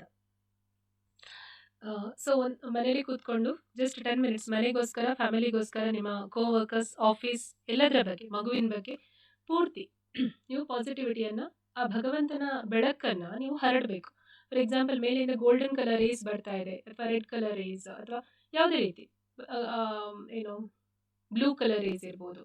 ಸೊ ಗೋಲ್ಡನ್ ಕಲರ್ ರೇಸ್ ಅಂದರೆ ಬೆಸ್ಟ್ ಅದು. ಸೊ ಅದು ಫುಲ್ ನಿಮ್ಮ ಮನೇನ ಕವರ್ ಮಾಡ್ತಾ ಇದೆ, ಆಫೀಸ್ ಸ್ಪೇಸನ್ನು ಕವರ್ ಮಾಡ್ತಾ ಇದೆ, ನಿಮ್ಮ ವೆಹಿಕಲ್ಸನ್ನು ಕವರ್ ಮಾಡ್ತಾ ಇದೆ, ನಿಮ್ಮ ಮನೆಯ ಪ್ರತಿ ಒಬ್ಬರ ಭ್ರುಕುಟಿ ಮಧ್ಯದಲ್ಲಿ ಆತ್ಮ ರೂಪದಲ್ಲಿ ಅವರಿಗೆ ಬೆಳಕು ಕೊಡ್ತಾ ಇದೆ, ಅವರನ್ನು ಪ್ರೊಟೆಕ್ಟ್ ಮಾಡ್ತಾ ಇದೆ. ಸೊ ಮತ್ತೆ ನಿಮ್ಗೆ ಯಾರೆಲ್ಲ ಕಿರಿಕಿರಿ ಕೊಡ್ತಾ ಇದ್ದಾರೆ ಅವರಿಗೂ ಕೂಡ ರೇಸ್ ಬೀಳ್ತಾ ಇದೆ, ಅವ್ರು ತುಂಬ ಪರಿವರ್ತನೆ ಆಗ್ತಾ ಇದ್ದಾರೆ, ಅವರ ಮನಸ್ಸಲ್ಲಿರುವಂಥ ಎಲ್ಲ ನೆಗೆಟಿವ್ ಇಮೋಷನ್ಸ್ ಹೋಗ್ತಾ ಇದೆ, ಹೊರಗಡೆ ಹೋಗ್ತಾ ಇದೆ. ಬ್ಲ್ಯಾಕ್ ಕ್ಲೌಡ್ ರೂಪದಲ್ಲಿ ಇರ್ಬೋದು, ಹೊಗೆ ರೂಪದಲ್ಲಿ ಇರ್ಬೋದು, ಹೊರಗಡೆ ಹೋಗ್ತಾ ಇದೆ. ಅವ್ರು ತುಂಬ ಚೆನ್ನಾಗಿ ಆಗ್ತಾ ಇದ್ದಾರೆ. ಅವ್ರ ಅವರಲ್ಲೆಲ್ಲ ಪೂರ್ತಿ ಶಾಂತಿ, ಪ್ರೀತಿ ತುಂಬಿಕೊಳ್ತಾ ಇದೆ. ನಿಮ್ಮಿಬ್ಬರ ರಿಲೇಶನ್ಶಿಪ್ ತುಂಬ ಚೆನ್ನಾಗಿ ಆಗ್ತಾ ಇದೆ. ಈ ಥರ ಫೀಲ್ ಮಾಡ್ಕೋಬೇಕು. ಓಕೆ, ಸೊ ಪಾಸಿಟಿವ್ ಎನರ್ಜಿ ಕಳಿಸೋದು ತುಂಬ ಮುಖ್ಯ ಆಗುತ್ತೆ. Next is shift your perspective. Perspective ಅಂದರೆ ನಾವು ನೋಡೋ ದೃಷ್ಟಿಕೋನನ ಚೇಂಜ್ ಮಾಡಬೇಕು. ನಾನು ಆಗಲೇ ಹೇಳಿದ ಹಾಗೆ see the soul, not the behavior. So recognize that people are souls with complex pasts and unseen struggles. ಅಂದರೆ ಅವ್ರದ್ದೊಂದು ರೆಕಾರ್ಡಿಂಗ್ ಅಂತ ಇದೆ. ಓಕೆ, ಅವ್ರದ್ದು ಡೇಟಾ ಇದೆ ಅಲ್ಲಿ. ಸೊ ಮುಂಚೆಯ ಡೇಟಾ ಅದೇ ರಿಪೀಟ್ ಆಗ್ತಾ ಇದೆ. ಹೆಚ್ಚಿನವರಿಗೆ ನಾಲೆಜ್ ಇಲ್ಲ. ನಾಲೆಜ್ ಇದ್ದಾಗ ಅವರು ಸರಿ ಮಾಡ್ಕೋಬೋದು. ನಮಗೇನೋ ವಿ ಆರ್ ಲಕ್ಕಿ, ನಮಗೆ ಈ ನಾಲೆಜ್ ಸಿಕ್ಕಿದೆ. ಸೊ ಪಾಪ ಅಂತ ಅಂದ್ಕೋಬೇಕು ಅವರನ್ನು. ಸಾಧ್ಯ ಆದರೆ ಅವರಿಗೆ ಎನರ್ಜಿ ಕೊಟ್ಟು ಅವ್ರು ಒಳ್ಳೆ ದಾರಿಗೆ ಹೋಗಲಿ ಅಂತ ಹೇಳುವಂಥದ್ದು. ನಾವು ಅದರಿಂದ ಎಫೆಕ್ಟ್ ಆಗಬಾರ್ದು. ಸೊ ಯಾರೊಬ್ಬರು ನಮಗೆ ಕೆಟ್ಟದಾಗಿ ಮಾತಾಡಿದ್ರು ಅಂತ ಹೇಳಿದರೆ ಬಿಕಾಸ್ ಆಫ್ ದೇರ್ ಬಿಹೇವಿಯರ್, ಯಾವುದು ಪಾಸ್ಟ್ ಬಿಹೇವಿಯರ್, ಪಾಸ್ಟ್ ರೆಕಾರ್ಡಿಂಗ್ ಅವರು ಈ ಥರ ಮಾಡ್ತಿದ್ದಾರೆ. ಅದರಿಂದ ಅವರಿಗೆ ಮತ್ತೆ ಪ್ರಾಬ್ಲಮ್ ಆಗ್ತದೆ, ಮತ್ತೆ ಡ್ಯಾಮೇಜ್ ಆಗ್ತದೆ. ಅವರ ಲೈಫ್ ಅವರಿಗೆ ಡ್ಯಾಮೇಜ್ ಮಾಡ್ತಾ ಹೋಗ್ತದೆ. ಸೊ ನಾವು ಎಫೆಕ್ಟ್ ಆಗೋದು ಬೇಡ. ಅವ್ರಿಗೆ ಒಳ್ಳೇದಾಗಲಿ ಅಂತ ಹಾರೈಸು ಬರುವ ಅಷ್ಟೇ. Stop labelling and gossiping. ಇದು ತುಂಬ ಮುಖ್ಯ. Don't multiply negativity by labelling someone he is always angry. ಅಥವಾ ಅವ್ರು ಯಾವತ್ತೂ ಕೂಡ ಕಿರಿಕಿರಿ, ಅವರು ಯಾವತ್ತೂ ಕೂಡ ಅಂದರೆ ನೀಟಾಗಿರಲ್ಲ, ಅವ್ರು ಯಾವತ್ತೂ ಹಾಗೆ ಹೀಗೆ ಇಲ್ಲ. ಅದು ಮಾಡಿದಾಗ ಏನಾಗುತ್ತೆ ಗೊತ್ತಾ, ನಮ್ಮ ಆರಾದಲ್ಲಿ ಇದೆಲ್ಲ ಅಂಟ್ಕೊಳ್ತದೆ ನಾವು ಮಾಡೋ ಗಾಸಿಪ್. ಸೊ ಆರಾ ಕ್ಲೀನ್ ಇಲ್ಲ ಅಂದರೆ ನಮಗೆ ಕಿರಿಕಿರಿ ಶುರು ಆಗ್ತದೆ. ಸೊ ಅದಕ್ಕೋಸ್ಕರ ಅವ್ರು ಹೇಗೆ ಇರಲಿ, ಭಗವಂತ ಇವರನ್ನು ಚೆನ್ನಾಗಿಡು, ಭಗವಂತ ಇವರು ನಿಮ್ಮ ಮಗು ಚೆನ್ನಾಗಿರಲಿ. ಅವ್ರು ಯಾವುದೇ ವರ್ಸ್ಟ್ ಪರ್ಸನ್ ಆದರೂ ಪರವಾಗಿಲ್ಲ, ನಿಮ್ಮ ಜೊತೆ ಇದ್ದಾರೆ ಅಂದರೆ you have the soul contract. ಈಗ ಕ್ಲಿಯರ್ ಮಾಡಿಲ್ಲ ಅಂದರೆ ನೀವು ಏನಾಗುತ್ತೆ, ನೆಕ್ಸ್ಟ್ ಮತ್ತೆ ಅವ್ರು ಬರ್ತಾರೆ ಅಷ್ಟೇ. ಅವ್ರು ಮತ್ತೂ ಬೇಕು ಅಂತ ಹೇಳಿದರೆ ಹೀಗೆ ಕಂಟಿನ್ಯೂ ಮಾಡ್ತಾ ದ್ವೇಷ ಮಾಡ್ತಾ ಹೋಗ್ಬೋದು. ಸೊ ನಮಗೆ ಏನು ಅವರ ಜೊತೆ ಯಾವ ರಿಲೇಷನ್ಶಿಪ್ ಕೂಡ ಬೇಡ. ವಿ ಆರ್ ಜಸ್ಟ್ ಲೈಕ್ ನಾವು ಏನು ಮನೆಯಲ್ಲಿ ಟ್ರಸ್ಟೀಸ್, ನಮ್ಮ ಮನೆಯಲ್ಲಿ ನಾವು ಟ್ರಸ್ಟೀಸ್ ಥರ ಇದ್ದೇವೆ. ಏನು ಮನೇಲಿ ಇರುವವರೆಲ್ಲ ತುಂಬ ಚೆನ್ನಾಗಿ ನೋಡ್ಕೊಳ್ಳೋಣ, ನಮ್ಮ ಕೆಲಸವನ್ನು ಹೊರಡ್ಬೇಕಷ್ಟೇ. ಓಕೆ, ತೀರಾ ಅಂಟ್ಕೊಳ್ಳೋದು ಬೇಡ. ಅವ್ರು ಯಾಕೆ ಹೀಗೆ ಬೇಡ, ನಮಗೆ ಆ ಪರ್ಸ್ನಲ್ ಬೇಡವೇ ಬೇಡ ನಮಗೆ ವಿಷಯ. ಅದು ಚೆನ್ನಾಗಾಗಲಿ ಅಷ್ಟೇ. Then use compassion. ಅದೇ ಆಗ ಹೇಳಿದೆಲ್ಲ, ತುಂಬ ಕಂಪ್ಯಾಷನೇಟ್ ಆಗಿ, ಸರಿ ಪಾಪ ಒಳ್ಳೇದಾಗಲಿ ಇವರಿಗೆ. Understand their actions come from their own deep seated patterns. ಅವರಲ್ಲಿ ಹುದುಗಿರುವಂತಹ ಅಂಥ ನೆಗೆಟಿವಿಟಿಯಿಂದ ಈ ಥರ ಮಾಡ್ತಾ ಇದ್ದಾರೆ. Don't take it personally. ಯಾರು ಕೂಡ ನಿಮಗೆ ಹೇಳಿದ್ರು ಕೂಡ ನಿಮಗೆ ಏನೂ ಬೇಜಾರಾಗಲ್ಲ ನೀವು ಈ ಸ್ಥಿತಿಗೆ ಬಂದಾಗ. ಅವರ ಕರ್ಮ ಅದು, ಅವರದ್ದು ಪ್ಲೇ, ಅವ್ರು ಮಾಡ್ತಿದ್ದಾರೆ, ಸರಿ. ನಾನು ಇದರಿಂದ ಎಫೆಕ್ಟ್ ಆಗೋದೇ ಬೇಡ, ನನಗೇನು ಸಾಧ್ಯ ಆಗುತ್ತೆ ಒಳ್ಳೇದು ಮಾಡೋಣ. Okay, last one, set boundaries and act ಪವರ್ಫುಲಿ. ಇದು ತುಂಬ ಮುಖ್ಯ, ಬೌಂಡ್ರಿ ಸೆಟ್ ಮಾಡುವಂಥದ್ದು. So limit exposure, reduce time with consistently negative people and disengage from triggering topics. ಅಂಥ ವ್ಯಕ್ತಿಗಳು ತೀರಾ ನೆಗೆಟಿವ್ ಇದ್ದಾರೆ, ನನಗೆ ಇದು ಮಾಡ್ಲಿಕ್ಕೆ ಆಗೋದಿಲ್ಲ ಅಂದರೆ ಇಷ್ಟು ಕಡಿಮೆ ಆಗುತ್ತೆ, ಅಷ್ಟು ಕಡಿಮೆ ಟೈಮ್ ಅವ್ರ ಜೊತೆ ಇದ್ರೆ ಆಯಿತು. ಮತ್ತು ನಿಮ್ಗೆ ಯಾವ್ದು ಇಷ್ಟ ಆಗಲ್ಲ ಆ ಟಾಪಿಕ್ಗೆ ನೀವು ಎಂಗೇಜ್ ಆಗಲಿಕ್ಕೆ ಹೋಗಬೇಡಿ. ಅಲ್ಲಿಂದ ಎದ್ದು ಬಂದುಬಿಡ್ಬೋದು, ಅಥವಾ ಬೇರೆ ಕೆಲಸ ಮಾಡ್ಬೋದು, ಅಥವಾ ಬ್ಲೂಟೂತ್ ಹಾಕ್ಕೊಂಡು ನೀವು ನಿಮ್ಮದೇ ಮ್ಯೂಸಿಕ್ ಕೇಳ್ತಾ ಇರ್ಬೋದು, ಅವ್ರು ಬೊಬ್ಬೆ ಆಗ್ತಾ ಇರ್ತಾರೆ, ನಿಮ್ಗೆ ಏನು ಅದು ಎಫೆಕ್ಟ್ ಆಗೋದಿಲ್ಲ. ಸೊ ನಿಮ್ಮ ಸುತ್ತ ನೀವೊಂದು ಆ ಸರ್ಕಲನ್ನು ಮಾಡ್ಕೊಳ್ಳಿ, ಡಿವೈನ್ ಸರ್ಕಲ್. ಇನ್ನೊಬ್ಬರ ನೆಗೆಟಿವ್ ಥಾಟ್ಸ್ ಕೂಡ ಆ ಸರ್ಕಲನ್ನು ಎಂಟರ್ ಆಗೋದಿಲ್ಲ ಅಂತ ಹೇಳೋದನ್ನು ಫೀಲ್ ಮಾಡ್ಕೊಳ್ಳಿ. ಪ್ರತಿದಿನ ಬೆಳಗ್ಗೆ ಎದ್ದಾದ ತಕ್ಷಣ ನಿಮ್ಮ ಮಗುಗೆ ಕೂಡ ಈ ಆರಾ ಕೊಡಬೇಕು ನೀವು, aura protection. Okay, then respond, don't react. So choose to accept and mould, working with them without adapting their negativity and send good wishes. ಅವ್ರು ಎಷ್ಟು ಹತ್ತು ಹೇಳಿದ್ರು ಕೂಡ ನೀವು ಅದೇ ಪ್ರತಿದಿನ ಇದ್ದಾಗಲೇ ಇದು ಹಾಕ್ತಿರಲ್ಲ, ಪ್ರೊಟೆಕ್ಷನ್ ಶೀಲ್ಡ್ ಹಾಕ್ತಿರಲ್ಲ. ಸೊ ನಿಮಗೆ ಅವಶ್ಯಕತೆ ಇಲ್ಲ, ಅವ್ರು ಏನು ಹೇಳಿದ್ರು ಕೂಡ ಅದನ್ನೇ ಥಿಂಕ್ ಮಾಡೋ ಅವಶ್ಯಕತೆನೇ ಇಲ್ಲ. ನೀವೇನು ಮಾಡಬೇಕು, ನಿಮ್ಮ ಗ್ರೋತ್. ನಾನು ಇವತ್ತೇನು ತಿಳ್ಕೊಳ್ತಾ ಇದ್ದೇನೆ, ಹೆಚ್ಚಾಗಿ ಪುಸ್ತಕಗಳನ್ನು ಓದೋದು ಎಲ್ರಿಗೂ ಹವ್ಯಾಸ ಇದೆ. ನಿಮಗೆ ಒಳ್ಳೆದನ್ನು ಓದ್ಕೊಳ್ಳಿ, ಒಳ್ಳೆದನ್ನು ನೋಡಿ, ಮಗು ಬಗ್ಗೆ ಗಮನ ಕೊಡಿ. ಒಂದು ನಾನು ನಿಮಗೆ ಹೇಳಬಲ್ಲೆ, ನೀವು ಮಗುವಿನ ಜೊತೆ ಎಷ್ಟು ಎಂಗೇಜ್ ಆಗ್ತೀರಾ ನೋಡಿ, ಇದೆಲ್ಲ ನಿಮಗೆ ಬಿಟ್ಟು ಹೋಗ್ತದೆ. ನಿಮಗೆ ಟೈಮೇ ಸಿಗೋದಿಲ್ಲ ಆ್ಯಕ್ಚುಲಿ. ಮಗುಗೆ ನಾನು ಇನ್ನೂ ಬೆಸ್ಟ್ ಕೊಡಬೇಕು ಅಂತ ನೋಡ್ಬೋದು. ನಾನು ಮೊನ್ನೆ ಒಂದು ಕ್ಲಾಸಲ್ಲಿ ಮಾಡಿದ್ದೆ ಅಲ್ವಾ, ಮಾಂಟೆಸರಿ ಎಜುಕೇಷನ್. ಇದು I was so busy with that. Okay, ಗರ್ಭ ಸಂಸ್ಕಾರ ಅಂದರೆ ನೆಕ್ಸ್ಟ್ ಮಾಂಟೆಸರಿ ಎಜುಕೇಷನ್. ಸೊ ಏನೆಲ್ಲ ಮಾಡಬೇಕು ಅವಳಿಗೆ, ಅದರ ಬಗ್ಗೆ ಯೋಚನೆ ಮಾಡ್ತಾ ಇದ್ದೆ. ನಮಗೆ ಟೈಮೇ ಸಿಗೋದಿಲ್ಲ ಯೋಚನೆ ಮಾಡಲಿಕ್ಕೆ ನೆಕ್ಸ್ಟ್. ಓಕೆ, ಮತ್ತು ಅವ್ರಿಗೆ ಒಳ್ಳೆ ವಿಶ್ ಮಾಡಿದರೆ ಆಯಿತು. Overcome ego. Don't let ego stop you from doing the right thing, like sending a good morning. So ಇದಂದರೆ ಈಗೋ ಬೇಡ ನಮಗೆ. ನಿಮಗೆ ಒಂದು ನೆನಪಿರಲಿ, ಸ್ಪಿರಿಚುವಲ್ ಗ್ರೋತಲ್ಲಿ ದೊಡ್ಡ ಒಂದು ಅಡೆತಡೆ ಯಾವುದು ಗೊತ್ತಾ? ಈಗೋ, ಅಹಂಕಾರ. ನಾನು ಅಂತ ಹೇಳುವ ಅಹಂಕಾರ ಎಷ್ಟಿರ್ತದೆ ಅಷ್ಟು ನಮ್ಮ ಗ್ರೋತ್ ಕೆಳಗೆ ಹೋಗ್ತದೆ, ಗ್ರೋ ಆಗೋದಿಲ್ಲ. ನಾವು ಏನು ಮಾಡಿದರೂ ಕೂಡ, ಈಗ ಕೃಷ್ಣ ಅರ್ಪಣೆ ಮಸ್ತು ಅಂತ ಹೇಳ್ತಾರೆ, ಏನಾದರೂ ಅರ್ಥ? ಕೃಷ್ಣ ನಿಮಗೆ ಅರ್ಪಣೆ. ನಾನು ಏನು ಮಾಡಿದರೂ ಕೂಡ ಇಲ್ಲಿ ತನಕ ಏನಾಗಿದೆ ನನ್ನ ಲೈಫಲ್ಲಿ ಎಲ್ಲವೂ ಕೂಡ ಭಗವಂತ ನೀನು ನನ್ನ ಜೊತೆ ಇದು ಮಾಡಿಸಿದೆ, ಎಲ್ಲ ನಿನಗೆ ಅರ್ಪಣೆ. ಆ ಪ್ಲಸ್ ಇರಲಿ ಮೈನಸ್ ಇರಲಿ ನಿನಗೆ ಕೊಟ್ಬಿಡ್ತೇನೆ, ನನಗೆ ಯಾವುದು ಬೇಡ ಬರ್ಡನ್. ನಾನು ನಿನ್ನ ಜೊತೆ ಇರಬೇಕು as a tender soul, as a baby. ನಾನು ನಿನ್ನ ಮಗು, ನನ್ನ ಏಜ್ ಮ್ಯಾಟರ್ ಆಗೋದಿಲ್ಲ. ನಾನು ನಿನ್ನ ಮಗು, ನಾನು ಭಗವಂತನ ಮಗು ಅಷ್ಟೇ. ಸೊ ಹೀಗಿದ್ದಾಗ ಈಗೋ ಬರೋದಿಲ್ಲ. ಮತ್ತು ಕಂಟ್ರೋಲ್ ಮಾಡಲಿಕ್ಕೆ ಹೋಗಬಾರ್ದು. ಇದು ಹೀಗೆ ಆಗಬೇಕು, ಹೀಗೆ ಆಗಬೇಕು, ಹಾಗೆ ಆಗೋದೇ ಇಲ್ಲ. ನೆಕ್ಸ್ಟ್ ಮಗು ಆದಮೇಲೆ ಕೂಡ ನಿಮ್ಮದು ಎಷ್ಟೋ ಪ್ಲ್ಯಾನ್ಸ್ ಇರ್ತದೆ. 10 ಪ್ಲ್ಯಾನಲ್ಲಿ 6-7 ಎಕ್ಸಿಕ್ಯೂಟ್ ಆದರೂ ಖುಷಿ ಪಡಿ. 10ಕ್ಕೆ 10 ಆಗಬೇಕಂತ ಇದು ಮಾಡಬೇಡಿ. ಬಟ್ ಬೆಸ್ಟ್ ಏನು ಕೊಡಬೇಕು ಅದು ಕೊಡಬೇಕು ನಾವು. ಅದು ತೀರಾ ಟೆನ್ಷನ್ ತಗೊಳ್ಳೋಂಥದ್ದು ಮಾಡಬಾರ್ದು. ನಮ್ಗೆ ಯಾವತ್ತೂ ಹೇಳ್ತಾರೆ ಮೆಡಿಟೇಷನ್ ಸೆಂಟರಲ್ಲಿ ಸ್ಥಿತಿ ಕಾಪಾಡ್ಕೊಳ್ಳಿ ಅಂತ. ಸ್ಥಿತಿ ಅಂದರೆ ಏನು? The current state of being. ನಮಗೀಗ ಹೇಗೆ ಫೀಲ್ ಆಗ್ತದೆ? Am I okay? Am I getting irritated? Irritate ಅಂದರೆ ನಾನು ಸರಿ ಮಾಡ್ಕೋಬೇಕು. ನಾನು ಕಾಮ್ ಆಗಿರಬೇಕು. ಯಾಕೆ? ಆತ್ಮದ ಮೂಲ ಗುಣ ಯಾವುದು? ಶಾಂತತೆ, ಪ್ರೀತಿ, ಸ್ನೇಹ, ಶಕ್ತಿ, ಇದೆಲ್ಲವೂ ಕೂಡ. ಲಾಸ್ಟ್ ಪ್ರಾಕ್ಟಿಕಲ್ ಸ್ಟೆಪ್ಸ್ ಏನು ಮಾಡಬಹುದು ನೀವು? When negativity arises, take a deep breath, visualize your inner light and affirm, I am a being of light and positivity. ನಾನು ಆ ಭಗವಂತನ ಬೆಳಕು. ನಾನು ಯಾವತ್ತೂ ಕೂಡ ಇತ್ಯಾತ್ಮಕವಾಗಿ ಧನಾತ್ಮಕವಾಗಿ ಇರ್ತೇನೆ. ನನಗೆ ಯಾವುದೂ ಕೂಡ ನೆಗೆಟಿವ್ ಇಮೋಷನ್ಸ್ ನನ್ನನ್ನು ತಲುಪೋದಿಲ್ಲ. ಇನ್ ಇಂಟ್ರಾಕ್ಷನ್ಸ್, ಬೇರೆಯವ್ರ ಜೊತೆ ಇರುವಾಗ ಸಿ ದಮ್ ಆಸ್ ಅ ಸೋಲ್.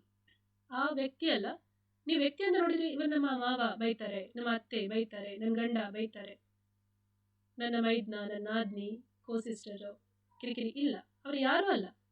ಅವರು ಆ್ಯಕ್ಚುಲಿ ಬೇರೆ ಬೇರೆ ನಮ್ಮದು ಎಂತ ರಂಗಮಂಟಪದಲ್ಲಿ ಬೇರೆ ಬೇರೆ ಪಾತ್ರಗಳನ್ನು ಅಭಿನಯಿಸುವ ವ್ಯಕ್ತಿಗಳು ಅವರಷ್ಟೇ. ನಮಗೇನು ಅವ್ರ ಸೋಲ್. ಓಕೆ, ಈ ಸೋಲ್ ಹೀಗೆ ಮಾಡ್ತಾ ಇದೆ, ಈ ಸೋಲ್ ಇಂತೆಲ್ಲ ಪ್ರಾಬ್ಲಮ್ಸ್ ಇದೆ, ಈ ಸೋಲ್ ಒಳ್ಳೇದಾಗಲಪ್ಪ. Send them silent good wishes and positive energy. ನೀವು ಎಷ್ಟು ಅವರಿಗೆ ಒಳ್ಳೇದು ಕಳಿಸ್ತೀರಾ ನೋಡಿ, ನಿಮಗೆ ಅಷ್ಟೇ ಯೂನಿವರ್ಸ್ ಕೊಡುತ್ತೆ, ಪ್ರಪಂಚ ಕೊಡ್ತದೆ ನಿಮಗೆ. And avoiding getting drawn into their negative cycle. ಅವ್ರು ಗಾಸಿಪ್ ಮಾಡಿ, ನೀವು ಮಾಡೋ ಅವಶ್ಯಕತೆ ಇಲ್ಲ.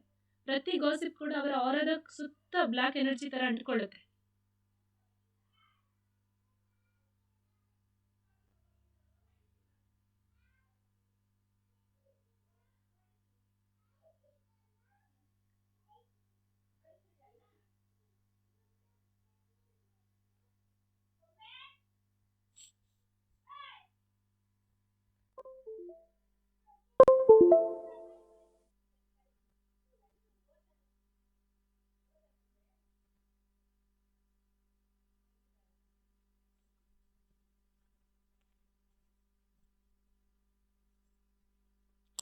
ಓಕೆ,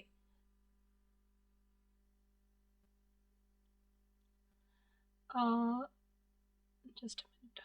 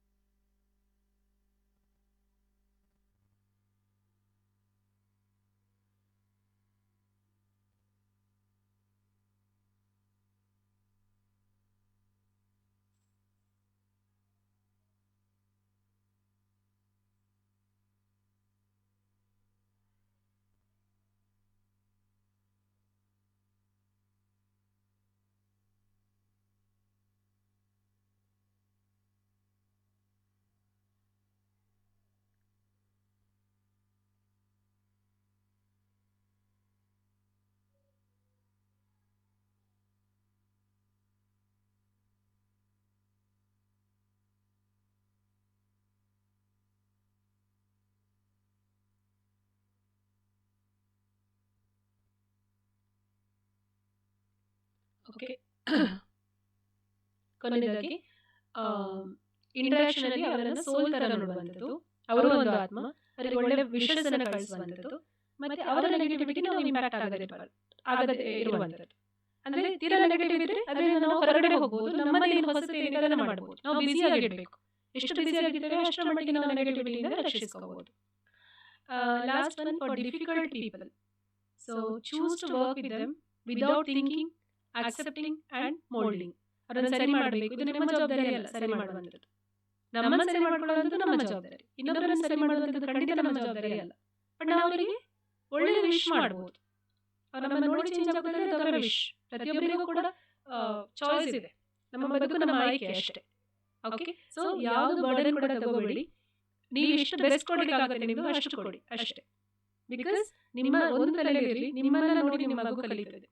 ನೀವು ಇಮೋಷನ್ಸ್ ಅನ್ನು ಎಷ್ಟು ಚೆನ್ನಾಗಿ ನಿಭಾಯಿಸ್ತೀರಾ ಅದನ್ನು ನೋಡಿ ಮಗು ಕಲಿತದೆ. Okay, that's the end of it.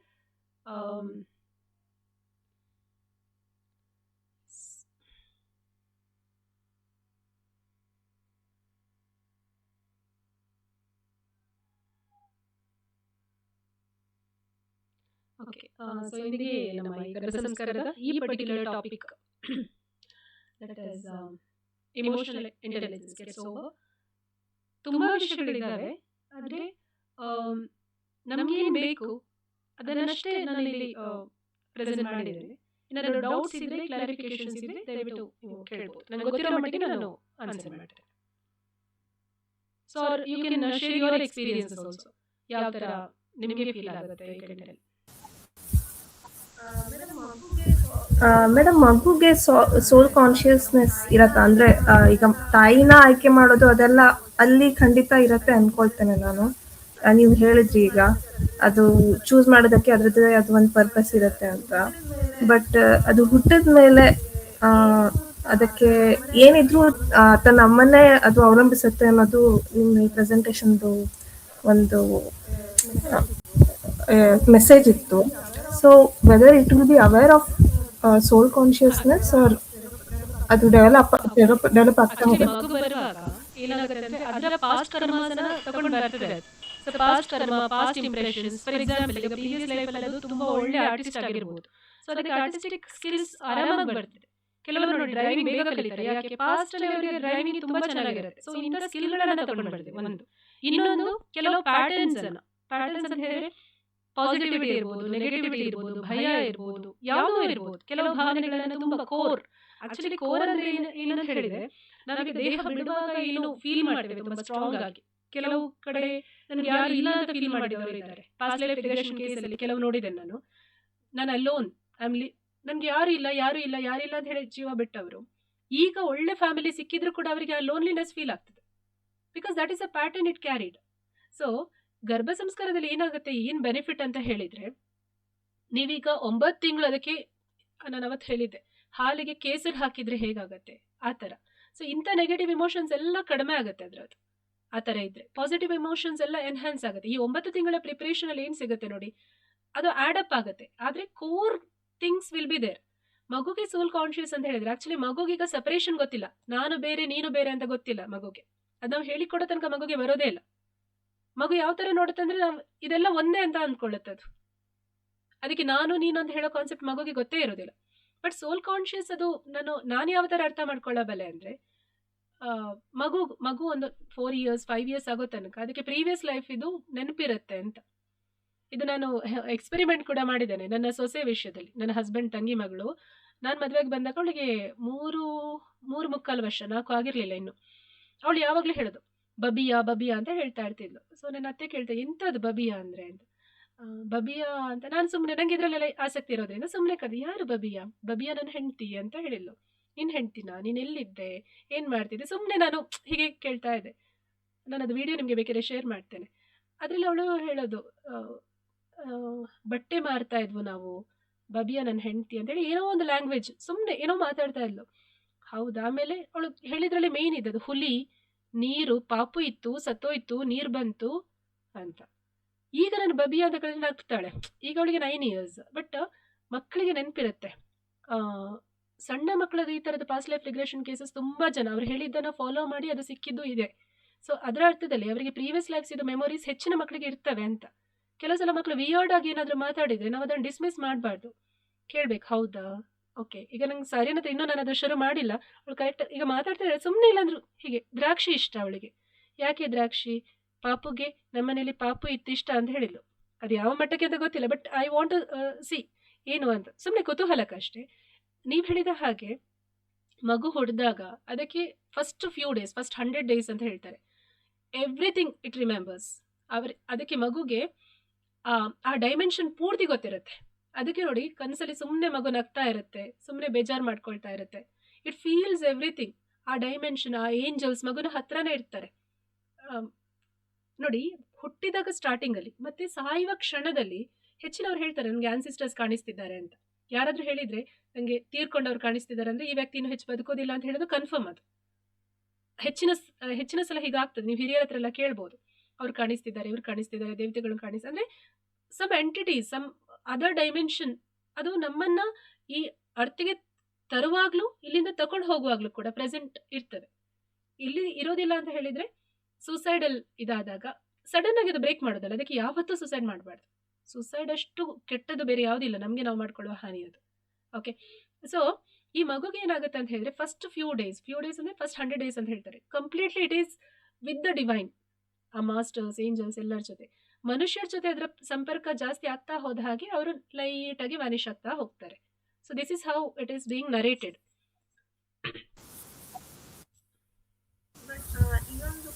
But ಇನ್ನೊಂದು ಕ್ವಶನ್ ಅಂದ್ರೆ, ನಾವೀಗ ಪಾಸಿಟಿವ್ ನೆಗೆಟಿವ್ ಅಂತ ಹೇಳ್ತಾ ಇರೋದು, ಅದನ್ನ ನಾವು ಸಪರೇಟ್ ಆಗಿ ಮಗುಗೆ ಅರ್ಥ ಮಾಡಿಸ್ಬೇಕಾ, or it can catch by itself? ಹೌದು, ಗೊತ್ತಾಯ್ತು. ಈಗ ನೋಡಿ, ಮಗುವಲ್ಲಿ ಆ ಸಂಸ್ಕಾರ ಆ ತರ ಇದ್ರೆ ನೋಡಿ, ಮಗುವಲ್ಲಿ ಸಂಸ್ಕಾರದ ಫಲವಾಗಿ ಅದು ತಾಯಿಯನ್ನ ಪಡೆಯುವಂಥದ್ದು. ಈಗ ತಾಯಿ ಒಳ್ಳೆ ಸಂಸ್ಕಾರದಲ್ಲಿ ಇದ್ದಾಳೆ ಅಂತ ಹೇಳಿದ್ರೇನು, it is similar kind of soul. Okay, similar kind of soul. So ಹಾಗಿರುವಾಗ ನೀವು ಒಂದ್ ಸ್ವಲ್ಪ ಹೇಳಿದ್ರೆ ಮಗುಗೆ ಬೇಗ ಅರ್ಥ ಆಗುತ್ತೆ, ಅಥವಾ ಮಗು ತನ್ನಷ್ಟಕ್ಕೆ ತಾನು ಪ್ರಾಕ್ಟೀಸ್ ಮಾಡ್ಬೋದು. ಆದ್ರೆ ನಾವೇನು ಆಸ್ ಎಕ್ಸಾಂಪಲ್ ನಾವು ಕೊಡ್ತಾ ಹೋಗ್ಬೇಕು, ಮಗುಗೆ ಎಕ್ಸಾಂಪಲ್ ನಾವು ಕೊಡ್ತಾ ಹೋಗ್ಬೇಕು. ನಾವು ಹೇಳಬಾರ್ದು, ಪ್ರೀಚ್ ಮಾಡಿದ್ರೆ ಆಗೋದಿಲ್ಲ, ನಾವು ಪ್ರಾಕ್ಟೀಸ್ ಮಾಡಬೇಕು. ನಾವು ಪಾಸಿಟಿವ್ ಆಗಿ ಎಷ್ಟು ನಾವು ಪ್ರಾಕ್ಟೀಸ್ ಮಾಡ್ತೇವೆ, ಮಗು ನೋಡಿ ಅಬ್ಸರ್ವ್ ಮಾಡ್ತದೆ. ಇದು ನೆಕ್ಸ್ಟ್ ಪಾರ್ಟ್. ಈಗ ಮಕ್ಕಳು ಕಲಿಯೋದು ಹೇಗೆ, ಹೌ ಚಿಲ್ಡ್ರನ್ ಸ್ಟಾರ್ಟ್ ಲರ್ನಿಂಗ್. ಒಂದು ನಾವೀಗ ಮಾತಾಡಿದ ಸೋಲ್ ಕಾನ್ಶಿಯಸ್ ಅಲ್ಲಿ, ಅಂದ್ರೆ ಮಗುವಿನ ಬೇಸಿಕ್ ಏನಿದೆ, ಕೋರ್ ಏನಿದೆ, ಅದು ಇದ್ದೇ ಇರ್ತದೆ. ಆದ್ರೆ ಅದರ ಜೊತೆಗೆ ನಾವು ಬಾಲ್ಯದಲ್ಲಿ ಕಲಿಸುವಂತದ್ದು ಕೊನೆ ತನಕನೂ ಇರುತ್ತೆ. ಸೊ ಮಗುಗೆ ನೀವು ಹೇಳಿದ ಹಾಗೆ ಮಗುಗೆ ಬೇಗ ಕ್ಯಾಚ್ ಮಾಡ್ಕೊಳ್ಳುತ್ತೆ, ತುಂಬಾ ಪಾಸಿಟಿವ್ ಇದ್ರೆ. ಇಲ್ಲದಿದ್ರೆ ಕಲ್ತ್ಕೊಳ್ತಾ ಹೋಗ್ತದೆ. ಅದು ಎರಡೂ ಕೂಡ ಮಗು ಕಲೀಲಿಕ್ಕೆ ಅಂತ ತಾನೇ ಇಲ್ಲಿ ಬಂದಿರೋದು. ಖಂಡಿತವಾಗ್ಲೂ ಮಗು ಕಲೀಲಿಕ್ಕೆ.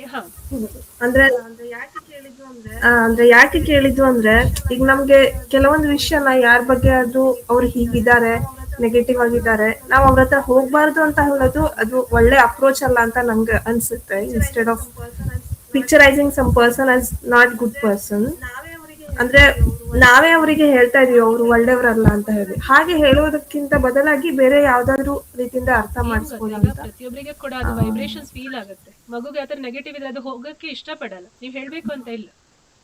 ಖಂಡಿತ ನೋಡಿ, ಕೆಲವರ ಹತ್ರ ಹೋಗಲ್ಲ. ಓಕೆ, ಅದೇ ನಾನು ಕೇಳಿದ್ದು. ಅಂದ್ರೆ ನಾವು ಸೋಲ್ ಕಾನ್ಶಿಯಸ್ ಅನ್ನೋದಂದ್ರೆ ಇಟ್ ಈಸ್ ಬಿಯಾಂಡ್ ನನ್ ಮಗು ಆಗಿರ್ಲಿ ಅಥವಾ ಏನೇ ಆಗಿರ್ಲಿ, ನಾನು ಕೆಲವು ಸಂದರ್ಭ ಅಷ್ಟೇ ನಾನು ಮೋಸ್ಟ್ಲಿ ಪ್ರೊಟೆಕ್ಟ್ ಮಾಡ್ಬೋದು, ಇಲ್ಲ ಎಲ್ಲ ಟೈಮಲ್ಲೂ ಮೋಸ್ಟ್ಲಿ ನನಗೆ ಮಾಡಕ್ಕೆ ಆಗೋದಿಲ್ಲ, ಖಂಡಿತ ಆಗೋದಿಲ್ಲ. ಸೊ ಅದಕ್ಕೆ ನಾನು ಕೇಳಿದೆ, ಅಂದ್ರೆ ಮಗುಗೆ ಅದು ಅವೇರ್ನೆಸ್ ಇರತ್ತಾ, ಇಲ್ಲ ಅದು ಕೆಟ್ಟದ್ದು, ನಾನು ಆತರ ಮಾಡ್ಬಾರ್ದು. ನಮ್ಗಿಂತ ಜಾಸ್ತಿ ನಮ್ಗೆ ಅರ್ಥ ಮಾಡ್ಕೊಳ್ಳೋದು ಕಷ್ಟ, ಮಗ ವೈಬ್ಸ್ಗೆ ಹೋಗೋದಿಲ್ಲ ಹಾಗಿದ್ರೆ. ಮತ್ತೆ ಇನ್ನೊಂದು ಏನಂತ ಹೇಳಿದ್ರೆ, ಅದೇ ನಾವು ಆದಷ್ಟು ಅಂತ ವ್ಯಕ್ತಿಗಳಿಗೆ ವೈಬ್ಸ್ ಕೊಡ್ಲಿಕ್ಕೆ ಟ್ರೈ ಮಾಡ್ಬೋದು. ಮತ್ತೆ ಮಗುಗೆ ರಾತ್ರಿ ಯಾವತ್ತೂ ಕೂಡ, ಈಗ ಮಗು ಹುಟ್ಟಿದ ಮೇಲೆ ಮಗುಗೆ ರಾತ್ರಿ ಮಲಗುವಾಗ ನಿದ್ದೆ ಬರ್ತಾ ಇರ್ಬೇಕಾದ್ರೆ ಮಗು ಕಿವಿಯಲ್ಲಿ ನೀವು ಹೇಳ್ಬೇಕಿದೆಲ್ಲ, ನೀನು ತುಂಬಾ ಪ್ರೊಟೆಕ್ಟೆಡ್ ಇದೆಯಾ, ನೀನು ತುಂಬಾ ಪಾಸಿಟಿವ್ ಇದೆಯಾ, ನೀನು ಅಂದ್ರೆ ಹೊರಗಿನವರ ನೆಗೆಟಿವ್ ಎನರ್ಜಿ ನಿಂಗೆ ಯಾವ ಕಾರಣಕ್ಕೂ ಎಫೆಕ್ಟ್ ಮಾಡಲ್ಲ. ಸೊ ಯು ಶುಡ್ ಸೋಲ್ ಇಲ್ಲಿ ನೋಡಿ ಮಗುದು ನೀವು ದೃಷ್ಟಿ ಕೊಡ್ಬೇಕು, ಮಗುಗೆ ಹೇಳ್ಬೇಕು ನಿನ್ನ ಸೋಲ್ ತುಂಬಾ ಪ್ಯೂರ್ ಇದೆ ಅಂಡ್ ಯು ಆರ್ ಪ್ರೊಟೆಕ್ಟೆಡ್. ಈ ತರ ಎಲ್ಲ ನೀವು ಯಾವಾಗ ಈ ತರ ಎಲ್ಲ ಹೇಳ್ತಾ ಹೋಗ್ತೀರಾ, ಮಗು ತಗೊಳ್ತದೆ, ಸಬ್ ಕಾನ್ಶಿಯಸ್ ಎಲ್ಲ ರೆಕಾರ್ಡ್ ಮಾಡ್ತಾ ಇರ್ತದೆ. ನಿಮ್ಮ ಭಾವಗಳು ಉಂಟಲ್ಲ, ನೀವು ಹೇಳಿದ್ದು ಕರೆಕ್ಟ್ ಮಲ್ಲಿಕಾ ಅವರೇ, ನಾವು ಯಾವತ್ತೂ ಇನ್ನೊಬ್ಬರ ಬಗ್ಗೆ ನೆಗೆಟಿವ್ ಹೇಳ್ಬಾರ್ದು. ಫಾರ್ ಎಕ್ಸಾಂಪಲ್, ನಿನ್ನ ಅಜ್ಜಿ ಸರಿ ಇಲ್ಲ, ನಿನ್ನ ಮಾವ ಸರಿ ಇಲ್ಲ, ಅವರಿಲ್ಲ, ತುಂಬಾ ತಪ್ಪು ಅದು. ಆಕ್ಚುಲಿ ನಾವು ಯಾರ ಬಗ್ಗೆ ಹೇಳ್ಕೊಡ್ಲಿಕ್ಕಿಲ್ಲ. ಓಕೆ, ಬಟ್ ಅದೇ ಆ ಪ್ರೊಟೆಕ್ಷನ್ ಲೇಯರ್ ಒಂದು ಹಾಕಿ ಮತ್ತೆ ಮಗುಗೆ ಹೇಳಿ ನೀನು ತುಂಬಾ ಪಾಸಿಟಿವ್ ವೈಬ್ಸ್ ಅಲ್ಲೇ ಇರ್ತೀಯಾ ಅಂತ. ಅದು ಅದಕ್ಕೆ ಬೇಕಾದ ಚೂಸ್ ಮಾಡ್ತಾ ಹೋಗ್ತದೆ. ನಾವು ಅದ್ರ ಬಗ್ಗೆ ಯೋಚನೆ ಮಾಡಬಾರ್ದು. ನಾನು ಅದೇ ಹೇಳಿದಲ್ಲ, ನಾವು ಕಂಟ್ರೋಲ್ ಮಾಡ್ಲಿಕ್ಕೆ ಹೋಗೋದೇ ಬೇಡ, ನಮ್ಗೇನಾಗ್ತದೆ ಬೆಸ್ಟ್ ಕೊಟ್ಬಿಡ್ಬೇಕು ಅಷ್ಟೇ. ದೆನ್ ಡಿವೈನಿಗೆ ಹೇಳಿಬಿಡಿ, ಇದು ನನ್ನ ಮಗು ಅಲ್ಲ, ನಿಂದು ಮಗು, ನೀನೇ ಕಾಪಾಡಬೇಕು ಅಷ್ಟೇ. ಅದಕ್ಕಿಂತ ದೊಡ್ಡ ಇದು ಯಾವುದೂ ಇಲ್ಲ ಅಂತ ಅನಿಸ್ತದೆ ನನಗೆ. Anybody else? Okay, thank you. ಅಥವಾ ನೀವು ಶೇರ್ ಕೂಡ ಮಾಡ್ಬೋದು. ಮಧುಷ್ ಅವರೇ ಕೇಳ್ತಿಲ್ಲ, ಸ್ವಲ್ಪ ವಾಲ್ಯೂಮ್.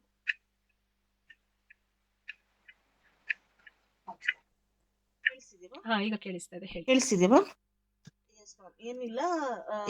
ಏನಿಲ್ಲ, ತಾಳ್ಮೆ ಅಂತ ಒಂದು ವಿಚಾರ ಬಂದಂತ ಸಂದರ್ಭದಲ್ಲಿ ಈಗ ತುಂಬಾ ತಾಳ್ಮೆ ಆಗಿದ್ದೀವಿ. ಬಟ್ ನನ್ನ ಫ್ರೆಂಡ್ಸ್ಗಳು ಈಗ ಇತ್ತೀಚೆಗೆ ಮಗು ಆಗಿರೋರೆಲ್ಲ ಹೇಳ್ತಾರಲ್ಲ ಕೆಲವೊಂದು, ಅದು ಆಕ್ಚುಲಿ ಇರೋಷ್ಟು ನಿಮ್ಮಷ್ಟು ತಾಳ್ಮೆ ನಮ್ಮಲ್ಲಿ ಬರಲ್ಲ. ಯಾಕಂದ್ರೆ ಅದು as your character my character. But ಆದ್ರೂ ನಾನು ಆಸ್ ಎ ಪ್ರೆಗ್ನೆಂಟ್ ಆಗಿದ್ದಾಗಿಂದ ಟ್ರೈ ಮಾಡ್ತಾ ಇದ್ದೀನಿ. ಬಟ್ ಆದ್ರೂ ಇನ್ನೂ ತಾಳ್ಮೆ ತಂದ್ಕೋಬೇಕಂದ್ರೆ ಏನ್ ಮಾಡ್ಬೇಕು ಅಂತ ಗೊತ್ತಾಗ್ತಿಲ್ಲ. ಒಂದು ಧ್ಯಾನ ಮಾಡ್ತಿದ್ದೀನಿ, ಆದಷ್ಟು ಪಾಸ್ ಆಗ್ತಿದ್ದೀನಿ. But I need some reference books ಏನಾದ್ರು ಸ್ವಲ್ಪ ಓದ್ತಾ ಆಕ್ಚುಲಿ ಸೈಲೆಂಟ್ ಆಗ್ತೀವಿ ಅನ್ನೋದು ನನ್ಗೆ ಗೊತ್ತಾಗ್ತಿದೆ. ಹಾಗಾಗಿ ಸ್ವಲ್ಪ ನನ್ಗೆ ಇನ್ನೂ ಏನಾದ್ರು ಹೇಳ್ಬೋದಾ ನಂತ ಅದಕ್ಕೆ? ಇದಿದ್ರೆ ನಾನು ಶೇರ್ ಮಾಡ್ಕೊಳ್ತೇನೆ. ನೀವು ಮತ್ತೆ ಹಾಸ್ಪಿಟಲ್ ಕಿಟ್ ಬಗ್ಗೆ ಸಹ ಹೇಳಿದ್ರಿ. ನಾನು ಒಮ್ಮೆ ಡಾಕ್ಟರ್ ಹತ್ರ ಸಹ ಕನ್ಸಲ್ಟ್ ಮಾಡ್ಕೊಂಡು ನಾನು ಇದು ಮಾಡ್ತೇನೆ. Yes, ಈಗ ma'am. ಎಷ್ಟು 7th ಮಂತ್ ಮಧುಶ್ರೀ ಅವರೇ? ಮ್ಯಾಮ್ 7th ಕಂಪ್ಲೀಟ್ ಆಗಿ 8 ಸ್ಟಾರ್ಟ್ ಮ್ಯಾಮ್ ಆಗಿದೆ. ಹಲೋ ಹೇಳಿ ಪ್ರವಿತಾ. ಮ್ಯಾಮ್ ಹಲೋ ಮ್ಯಾಮ್ ನೀವು ನಮಗೊಂದು ಬುಕ್ ಸಜೆಸ್ಟ್ ಮಾಡಿದ್ರಿ, ಸೊ ನಾನು ಅದನ್ನ ಶೇರ್ ಮಾಡ್ತೀನಿ, ಹೌ ಟು ಕಂಟ್ರೋಲ್ ಆಂಗರ್ ಅಂತ. ರಿಚ್ ನಾಟ್ ಹಾದ ಯಾರ್ದು ಬುಕ್ ಅದು? ಹಾ ಮ್ಯಾಮ್. ಓಕೆ ಓಕೆ ಓಕೆ ಹಾ ಮ್ಯಾಮ್. ಸರಿ. ಅದು ನನ್ನ ಹತ್ರ PDF ಇದೆ ಮ್ಯಾಮ್, ಅದನ್ನ ಸೆಂಡ್ ಮಾಡ್ತೀನಿ ಮ್ಯಾಮ್ ತುಂಬಾ ಒಳ್ಳೆ ಗ್ರೂಪ್ ಅಲ್ಲಿ. ಹೌದು, ನನಗೂ ತುಂಬಾ ಚೆನ್ನಾಗಿದೆ ಇಷ್ಟ ಮ್ಯಾಮ್ ಅದು. ಹೌದು. Thank you ma'am. ಮೇಡಮ್ ನನ್ ಒನ್ ಮೋರ್ ಕ್ವಶನ್ ಇದೆ. It is not related to today's topic. ನಾನು ಕೆಲವು ಹತ್ರದವರ ಮಗುನ್ ನೋಡಿದ್ದು. ಆಗ ಮಗುಗೆ ಒಂದು 5 ವರ್ಷದೊಳಗೆ ಇರ್ಬೋದು. ಅಂದ್ರೆ ತುಂಬಾ ಪೊಸೆಸಿವ್ನೆಸ್ ತರ ಅಮ್ಮನ ಬಗ್ಗೆ, ತಾನ್ ಹೇಳಿದ್ರೆ ಆಗ್ಬೇಕು, ಆ ತರ ಸ್ವಭಾವ ತುಂಬಾ ನೋಡಿದ್ದೆ ನಾನು. ಯೂಶಲಿ ಅದು ಯಾವ ರೀತಿಯ ನಮ್ಮ ಚಲನವಲನದಿಂದ ಈ ತರ ಆಗತ್ತೆ ಯೂಶಲಿ? ಅದ್ರ ಬಗ್ಗೆ ಏನಾದ್ರು ಹೇಳಕ್ಕಾಗತ್ತೆ, ಅಥವಾ ಮುಂದೆ ಯಾವಾಗ್ಲಾದ್ರೂ ಈ ತರ ಇದ್ರ ಟಾಪಿಕ್ ಕವರ್ ಮಾಡ್ತೀರಾ? ಯಾಕಂದ್ರೆ ಅದೆಷ್ಟು ಮಟ್ಟಿಗೆ ಅಂದ್ರೆ, ಏನಾದ್ರೂ ಬಟ್ಟೆ ಹಾಕೊಳ್ಳೋದು ಅಮ್ಮ ಕೂಡ ತಾನ್ ಹೇಳಿದ ಕಲರೇ ಹಾಕೋಬೇಕು ಅಂತ ತುಂಬಾ ಹಠ ಮಾಡ್ತಿತ್ತು ಅದು ಮಗು. ಈವನ್ ನಾವ್ ಯಾವ್ದೋ ಒಂದು ಶಾಪಿಂಗ್ ಹೋದಾಗ ತಾನ್ ಹೇಳಿದ ಕಲರ್ದೇ ತಗೋಬೇಕು ಅಂತ ಹಠ ಮಾಡೋದು, ನಾನ್ ಹೇಳಿದ್ದೆ ಆಗ್ಬೇಕು ಅಂತ ಹೇಳಿ. I don't know what she has done during Har pregnancy time, ಮಗು ಆದ್ಮೇಲೆ ಎಲ್ಲದಕ್ಕೂ ಬಹುಶಃ ಇನ್ವಾಲ್ವ್ ಮಾಡ್ತಿದ್ರು ಏನೋ ಗೊತ್ತಿಲ್ಲ. ಏನೂ ಆಗಲ್ಲ. ನಾನು ಮಗು ಜೊತೆ ಇನ್ವಾಲ್ವ್ ಆಗ್ತಾ, ಈಗ ಗರ್ಭ ಸಂವಾದದಲ್ಲಿ ಅದೇ ಅಲ್ವಾ ಬರೋದು, ಇನ್ವಾಲ್ವ್ ಆದ್ರೆ ಏನೋ ಪ್ರಾಬ್ಲಮ್ ಇರಲ್ಲ. ಪಾಸಿಟಿವ್ನೆಸ್ ಅಂದ್ರೆ ಟೂ ಮಚ್. ಈಗ ಒಂದು ಪ್ರೀತಿ ಅಂತ ಇದೇ ಇರ್ತದೆ. ಈಗ ನನ್ನ ಮಗಳು ಕೂಡ ಅಷ್ಟೇ, ಅಮ್ಮ ಫಸ್ಟ್ ಪ್ರಿಫರೆನ್ಸ್. ಅದು ಪ್ರತಿಯೊಂದು ಮಗುಗೆ ಕೂಡ, ಈಗ ಸೆಕೆಂಡ್ ಪ್ರೆಗ್ನೆನ್ಸಿ ಇರೋರಿಗೆಲ್ಲ ಗೊತ್ತಿರ್ತದೆ ಅದ್ರ ಬಗ್ಗೆ. ಆದ್ರೆ ಟೂ ಮಚ್ ನೀವು ಹೇಳಿದಾಗೆ ಈ ತರನೇ ಇರ್ಬೇಕು, ನಾನು ಹೇಳಿದಾಗೆ ಇರ್ಬೇಕು ಅಂತ ಹೇಳಿದ್ರೆ 2 ಕಾರಣ ಇರ್ಬೋದು. ಒಂದು ಅದೇ ಪ್ರೆಗ್ನೆನ್ಸಿ ಟೈಮ್ ಅಲ್ಲಿ ಅವ್ರು ಹೇಗಿದ್ರು, ತುಂಬಾ ಪಾಸಿಟಿವ್ ಇದ್ರ, ತುಂಬಾ ಇದಿದ್ರ ಗೊತ್ತಿಲ್ಲ ನನ್ಗೆ ಆ ಭಾವ. ಇಂಪಾರ್ಟೆಂಟ್ ಅಂದ್ರೆ ಅವರ ಸೋಲ್ ಕಾಂಟ್ರಾಕ್ಟ್ ಆಗಿರ್ಬೋದು ಮಲ್ಲಿಕಾ ಅವ್ರೆ. ಪ್ರೀವಿಯಸ್ ಲೈಫ್ ಅಲ್ಲಿ ತುಂಬಾ ಪಾಸಿಟಿವ್ ಆಗಿ ಅವರಿಬ್ರದ್ದು, ತಾಯಿ ಮತ್ತೆ ಮಗುವಿದ್ದು. ಸೊ ಇದ್ರದ್ದು ಒಂದು ನಾನು ಎಕ್ಸಾಂಪಲ್ ಹೇಳ್ತೇನೆ. ಏನಂತ ಹೇಳಿದ್ರೆ, ಮಗು ತುಂಬಾ ಕಿರಿಕಿರಿ ಮಾಡುದು, ಅಮ್ಮನಿಗೆ ಹಿಂಸೆ ಅಂದ್ರೆ ಎಲ್ಲಕ್ಕೂ ಅಳುದು, ಅಮ್ಮ ಎಲ್ಲೂ ಹೋಗ್ಲಿಕ್ಕಿಲ್ಲ ಬರ್ಲಿಕ್ಕಿಲ್ಲ. ಅಕ್ಷರಶಃ ಅಮ್ಮನ ಲೈಫ್ ಅನ್ನ ತುಂಬಾ ಒಂಥರ ನರಕ ತರ ಮಾಡಿರುವಂತದ್ದು ಒಂದು ಕೇಸ್ ಇತ್ತು. ಅದ್ರಲ್ಲಿ ಯಾಕೆ ಹೀಗೆ ಮಾಡ್ತಿದೆ, ಮತ್ತೆ ಅದಕ್ಕೆ ಹೊಡ್ಕೊಂಡು ಅಳೋದು. ತಾಯಿ ಏನ್ ಮಾಡ್ಲಿಕ್ಕೆ ಸಾಧ್ಯ? ಒಂದ್ ಕಡೆ ತನ್ನ ಮಗು ಬಿಡ್ಲಿಕ್ಕೆ ಆಗೋದಿಲ್ಲ, ಒಂದ್ ಕಡೆ ಹೇಗೆ ಹೊರಗೆ ಬರುದಂತ ಗೊತ್ತಾಗೋದಿಲ್ಲ, ತಾಯಿಗೆ ಹೊಡೆಯೋದು ಮಗು, ಸರಿ ಹೊಡಿತದೆ ಮಗು. ಇದೆಲ್ಲ ನೋಡುವಾಗ ನೆಕ್ಸ್ಟ್ ಅವರು ಒಂದು ಮೆಡಿಟೇಷನ್ ಸೆಂಟರ್ ಅಲ್ಲಿ ಮಾತಾಡ್ತಾ ಇದ್ರು. ಸೊ ಏನ್ ಮಾಡಿದ್ರು ಅಂತ ಹೇಳಿದ್ರೆ, 3 months ಆ ತಾಯಿಗೆ ಅವರು ಹೇಳಿದ್ರು, ನೀವು ಮೆಡಿಟೇಟ್ ಮಾಡಬೇಕು ಮಗುವಿನ ಸೋಲ್ ಬಗ್ಗೆ. ಸೊ ಪ್ರೀವಿಯಸ್ ಲೈಫಲ್ಲಿ ನಿಮ್ಮ ಇಬ್ಬರ ನಡುವೆ ಏನಿದೆ ಅಂತ ಗೊತ್ತಿಲ್ಲ. ಅದು ನೋಡ್ಬೇಕಾದ್ರೆ ಪಾಸ್ಟ್ ಲೈಫ್ ರಿಗ್ರೆಷನ್ ಅಥವಾ ಆಕಾಶಿಕ್ ರೆಕಾರ್ಡ್ಸ್ ನೋಡ್ಬೇಕು. ಅದು ಸ್ವಲ್ಪ ಅಡ್ವಾನ್ಸ್ಡ್ ಇದೆ, ಅದು ಬೇಡ, ನೋಡ್ಲೇಬೇಕು ಅಂತ ಏನಿಲ್ಲ.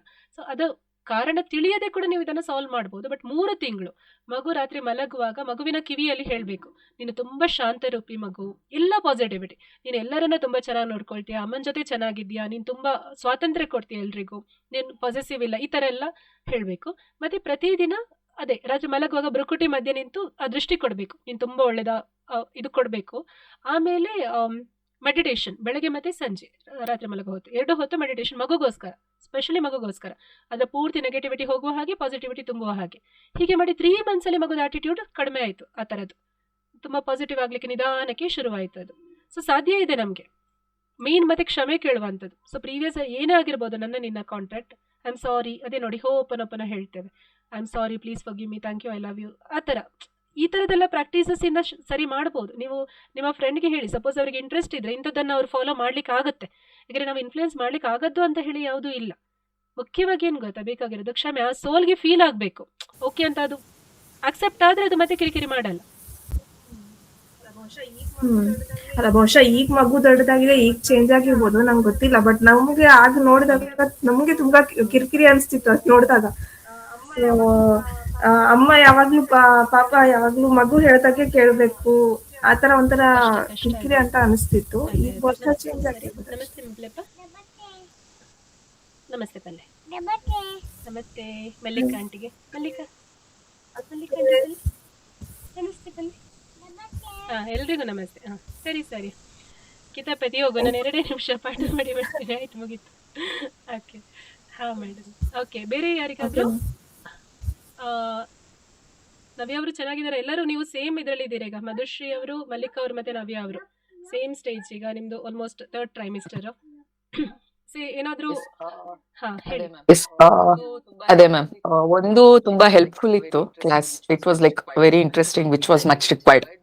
ಈ ಟೈಮಿಂಗ್ ಮಚ್ ರಿಕ್ವೈರ್ಡ್. ಬಟ್ ಅದೇ ಈ ನೀವು ಹೇಳಿರೋದೆಲ್ಲ ಫಾಲೋ ಮಾಡ್ತಾ, ಈಗ ಮ್ಯಾಮ್ ಹೇಳಿದ್ರು, ಮಲ್ಲಿಕಾ ಮ್ಯಾಮ್, ಅದೇ ಆಂಗರ್ ಕಂಟ್ರೋಲ್ ಅದೆಲ್ಲ ಒಂದು ನನ್ಗೂ ಪರ್ಟಿಕ್ಯುಲರ್. ಈಗ ನೀವು ಹೇಳ್ದಂಗೆ ಏನು ಮೆಡಿಟೇಷನ್ ಆಗ್ಬೋದು, ಹೋಪನಪನ ಎಲ್ಲ ಫಾಲೋ ಮಾಡ್ತಾ ಇದ್ರು.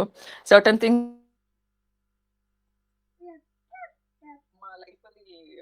ನಮ್ಮ ಲೈಫಲ್ಲಿ ಇಂಪ್ಲಿಮೆಂಟೇಷನ್ ಆಗೋದು ಕಷ್ಟ. But as a process, whole process ನೋಡಿದಾಗ ಇದೆಲ್ಲ ಫಾಲೋ ಮಾಡೋದ್ರಿಂದ ಆಸ್ ಅ ಪ್ರೋಸೆಸ್ ಅದು ಪ್ರೋಗ್ರೆಸ್ ಇದೆ. ಇಟ್ಸ್ ಲೈಕ್, ಈಗ ಯಾರಾದ್ರೂ ಮುಂಚೆ ಏನಾದ್ರು ನನ್ನನ್ನು ಹೇಗಿದ್ದೀರಾ ಅಂತ ಕೇಳಿದ್ರೆ, ಇಟ್ ಯೂಸ್ ಬಿ ಇದ್ದೀವಿ, ಅದು ಒಂದು ಸ್ಲ್ಯಾಂಟ್ ಇತ್ತು. ಬಟ್ ಇವಾಗ ಹೆಂಗಾಗ್ಬಿಟ್ಟಿದೆ ಅಂದ್ರೆ, ಐ ಆಮ್ ಹ್ಯಾಪಿ. ಬಟ್ ಅದು ಹೇಳಿ ಹೇಳಿ ಹೇಳಿ ವಿ ಆರ್ ಆಟೋಮೆಟಿಕಲಿ ನಾವು ಹೇಳೋ ವರ್ಡ್ಸ್ ಸಹ ಕೌಂಟ್ ಆಗುತ್ತೆ ಅಂತ ಅನ್ಸೋದು. ಎಷ್ಟು ನಾವು ಯಾವ್ದನ್ನ ಹೇಳ್ತೀವಿ ಅದೇ ನಮಗೆ ಅದು ತುಂಬಾ ಇಂಪ್ಯಾಕ್ಟ್ ಆಗ್ತದೆ ಅಂತ. ಅಂಡ್ ಅಗೇನ್ ನೀವ್ ಹೇಳೋದೆಲ್ಲ ಹೇಳೋತ್ತಿಗೆ ಎಸ್ ವಿ ಶುಡ್ ಫಾಲೋ ಅಂತ ಅನ್ಸ್ತದೆ. ಬಟ್ ಪ್ರಾಕ್ಟಿಕಲ್ ಆಗಿ ಅದನ್ನ ಫಾಲೋ ಮಾಡೋತ್ತಿಗೆ ಕಷ್ಟ ಇದೆ. ಏನ್ ಹೇಳೋದು, ಕಷ್ಟ ಇಟ್ ಇದೆ. Takes time. ಹೌದು ಹೌದು. ಆದ್ರೆ ಕಷ್ಟ ಒಂದು ಇದೆ. ಕ್ಷಣಕ್ಕೆ ಒಂದು ಮಾತ್ರ, ಇವತ್ತಿದು ದಿನ, ಇವತ್ತು ಮಧ್ಯಾಹ್ನ ತನಕ ಅಥವಾ ಇವತ್ತು ಬೆಳಗಿನ ದಿನ ನಾನು ಹೌದು. ಚೆನ್ನಾಗಿರ್ತೇನೆ, ನಾನಂತೂ ಯಾರು ಕೂಡ ವಾಯ್ಸ್ ರೈಸ್ ಮಾಡಲ್ಲ. ಸ್ವಲ್ಪ ಸಣ್ಣ ಸಣ್ಣ ಇದರಲ್ಲಿ ಇಂಟರ್ವಲ್ ಅಲ್ಲಿ ಮಾಡ್ಲಿಕ್ಕೆ ಸಾಧ್ಯ ಆಗುತ್ತಾ, ಈ ತರ ನೋಡ್ಬೇಕು. ಹೌದು. ಮತ್ತೆ Yes. ನವ್ಯ ಅವ್ರೆ, ನಾನು ನಿಮ್ಮಲ್ಲಿ ತುಂಬಾ ಹೌದು. ಚೇಂಜಸ್ ನೋಡಿದ್ದೇನೆ. ಆಕ್ಚುಲಿ ಎಷ್ಟು ಪಾಸಿಟಿವಿಟಿ ಮುಂಚೆಯಿಂದಾನೇ ಇತ್ತು ನಿಮ್ಮ ಹತ್ರ, ಇಲ್ಲ ಅಂತ Yes. ಅಲ್ಲ. ಇಲ್ಲ, ನನಗೆ ಅಲ್ಲ, ಸಿ ಐ ವಾಸ್ ನನ್ಗೆ ಹೆಂಗೆ ಅಂದ್ರೆ, ನಾನು ತಿಳ್ಕೊಂಡಿದ್ದೆ, ನಾನು ವೆರಿ ಕಾನ್ಫಿಡೆಂಟ್. ನಾನು ಎದುರುಗಡೆ ಇರೋರಿಗೆ ನಾನು ಕಾನ್ಫಿಡೆಂಟ್ ಆಗೇ ಇದ್ದೆ. ಬಟ್ ಈ ಪ್ರೋಸೆಸ್ ಅಲ್ಲಿ ನಂಗೆ ಗೊತ್ತಾಯ್ತು ನಾನು ಎಷ್ಟು ಒಳಗೆ ಎಷ್ಟು ಕುಗ್ಗಿ ಹೋಗಿದೆ, ಅಥವಾ ಒಳಗೆ ಎಷ್ಟು ಇದಾಗಿದೆ ಅಂತ. ಬಿಕಾಸ್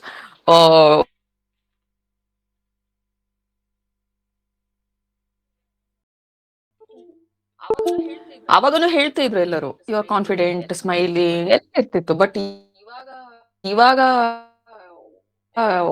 ಇದ್ದಾರೆ. And I got so many feedbacks. Meditation ಆಗ್ಬೋದು, ಅಥವಾ ಈ ಸೋಲ್ ಕಾಂಟ್ರಾಕ್ಟ್ ಬಗ್ಗೆ ಅರ್ಥ ಮಾಡ್ಕೊಂಡಿರೋದಾಗ್ಬೋದು. ಬಿಕಾಸ್ ಸಮ್ಟೈಮ್ಸ್ ನಮಗೆ ಅದನ್ನ ಬೇರೆಯವ್ರಿಗೆ ಎಕ್ಸ್ಪ್ಲೈನ್ ಮಾಡೋದು ಕಷ್ಟ. ಈಗ ನಿಮಗೆ ಇದೆ ಮ್ಯಾಮ್, ನೀವು ಅದನ್ನ ನಮಗೆ ಎಕ್ಸ್ಪ್ಲೈನ್ ಮಾಡುವಷ್ಟು ನಿಮಗಿದೆ. ಬಟ್ ನಾವೀಗ ಅನುಭವಿಸ್ತಿರೋದನ್ನ, ಇಟ್ ಮೈಟ್ ಟೇಕ್ ಟೈಮ್. ನಾವು ಅದನ್ನ ಬೇರೆಯವ್ರಿಗೆ ಹೇಳ್ಬೋದು. ಬಟ್ ಎಸ್, ತುಂಬಾ ಚೇಂಜಸ್ ಕಂಡಿದ್ದೀನಿ ನಾನು. ಅಂದ್ರೆ ತುಂಬಾ ಔಟ್ ಆಫ್ ಕಾಮಿಗಿಂತ ಇನ್ನ ಕಾಮ್ ಅದೇ ತುಂಬಾ. ಮುಖ್ಯ. Switch on switch off, switch on switch off is like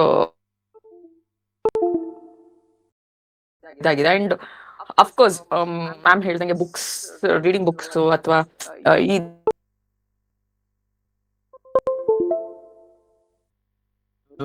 some podcast ಈಗ ಅರ್ಥ ಮಾಡ್ಕೊಳ್ಳೋ ರೀತಿ ಬೇರೆ ಆಗಿದೆ.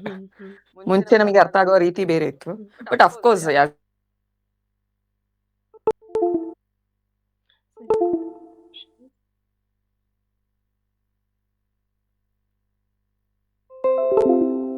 ಆ ಮೂಮೆಂಟ್ ಅಲ್ಲಿ ಹೀಟ್ ಅಪ್ ಬರೋತ್ತಿಗೆ ರಿಯಾಕ್ಷನ್ ಆಗ್ಬಿಡ್ತಿದೆ. ಬಟ್ ನೆಕ್ಸ್ಟ್ ಮೂಮೆಂಟ್ ಅಲ್ಲಿ ಮೇಕ್ ಶ್ಯೂರ್ ತಪ್ಪಿತ್ತು ಅಂದ್ರೆ ಮೈ ಮೇಕ್ ಹಿಮ್ ಅಂಡರ್ಸ್ಟ್ಯಾಂಡ್, ಇಲ್ಲ ಹಿಂಗಾಯ್ತು.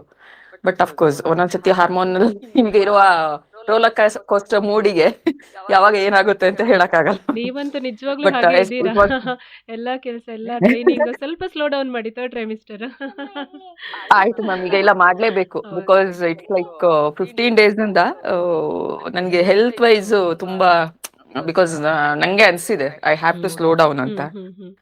ಮಲ್ಟಿಪಲ್ ಇರೋದ್ರಿಂದ ಇಲ್ಲ, ಅದ್ರಿಂದ ರಿಲೀವ್ ಆಗ್ಲೇಬೇಕು. ಬಿಕಾಸ್ ನನಗೀಗ ನಾನ್ ಇಂಪಾರ್ಟೆಂಟ್, ಪಾಪು ಇಂಪಾರ್ಟೆಂಟ್, ದೊಡ್ಡ ಮಗ important. So and again the climatic condition ಹಾಗೆ ಇದೆ, ತುಂಬಾ ಇದಿರೋದ್ರಿಂದ. ಬಟ್ ಎಸ್ ಅಫ್ಕೋರ್ಸ್ ಮ್ಯಾಮ್, ಒಂಥರ ಚಂದ ಇದೆ ಈ ಜರ್ನಿ, ಎಲ್ಲರೊಟ್ಟಿಗೆ ಶೇರ್ ಮಾಡ್ಕೊಂಡು. ಇಟ್ಸ್ ಲೈಕ್ ಸಂಡೇ ಒಂದ್ ದಿನ ನಮಗೆ ಹಾಫ್ ಡೇ ನಮಗೆ ನಾವೇ ಕೊಟ್ಕೊಳ್ತಿರೋದು. It's like nice. Okay, Savita ಅವರು ಚೆನ್ನಾಗಿದ್ದೀರಲ್ಲ? Thank you. Okay okay, Savita. Okay. ಕೈ. ಸರಿ ಹಾಗಾದರೆ. ಸೊ ಇವತ್ತಿನ ಕ್ಲಾಸನ್ನು ಮುಗಿಸೋಣ. ಆಲ್ರೆಡಿ ತುಂಬ ಟೈಮ್ ಆಗಿದೆ ನಿಮ್ಮದು. ಮುಂದಿನ ಕ್ಲಾಸ್ ಅದೇ ಯಾವುದಾದ್ರು ಟಾಪಿಕ್ ಬಗ್ಗೆ ಇದ್ದರೆ ದಯವಿಟ್ಟು ನನಗೆ ಸಜೆಸ್ಟ್ ಮಾಡಿ, ನೋಡೋಣ ಆ ಟಾಪಿಕ್ ಬಗ್ಗೆ ಮಾತಾಡಲಿಕ್ಕೆ. Okay, thank you so much ಎಲ್ರಿಗೂ ಕೂಡ. Have a great day. ಏನಾದರೂ ಇಶ್ಯೂಸ್ ಇದ್ರು, ಏನಾದರೂ ನಿಮ್ಗೆ ಅನಿಸಿದ್ರು ಕೂಡ ಖಂಡಿತವಾಗ್ಲೂ ಕೂಡ ನೀವು ನನಗೆ ಟೆಕ್ಸ್ಟ್ ಮಾಡ್ಬೋದು. ಓಕೆ, ನೆಕ್ಸ್ಟ್ ಯಾವಾಗ? ಭಾನುವಾರ. ಮತ್ತೆ ಮೊನ್ನೆ ಕ್ಲಾಸ್ ಎಲ್ಲ ರೆಕಾರ್ಡಿಂಗ್ ಮಾಡಿ ಹಾಕಬೇಕಷ್ಟೇ. ಒಂದು ಕ್ಲಾಸ್ ಮಿಸ್ ಆಗಿದೆ ನನ್ನದು. ಟ್ರಾವೆಲಿಂಗ್ ಬಗ್ಗೆ ಮಾಡಿದ್ದೆ, ನನಗೆ ನಾನು ಅಪ್ಲೋಡ್ ಮಾಡ್ತೇನೆ ನಾಳೆ, ಬಹುಶಃ ನಾಳೆ ಅಪ್ಲೋಡ್ ಮಾಡ್ತೇನೆ. Okay, thank you so much. Thank you ma'am. ಎಲ್ಲ ಡಿವೈನ್ ಬೇಬೀಸ್ಗೆ ಕೂಡ ನನ್ನ ಕಡೆಯಿಂದ ಹಾಯ್.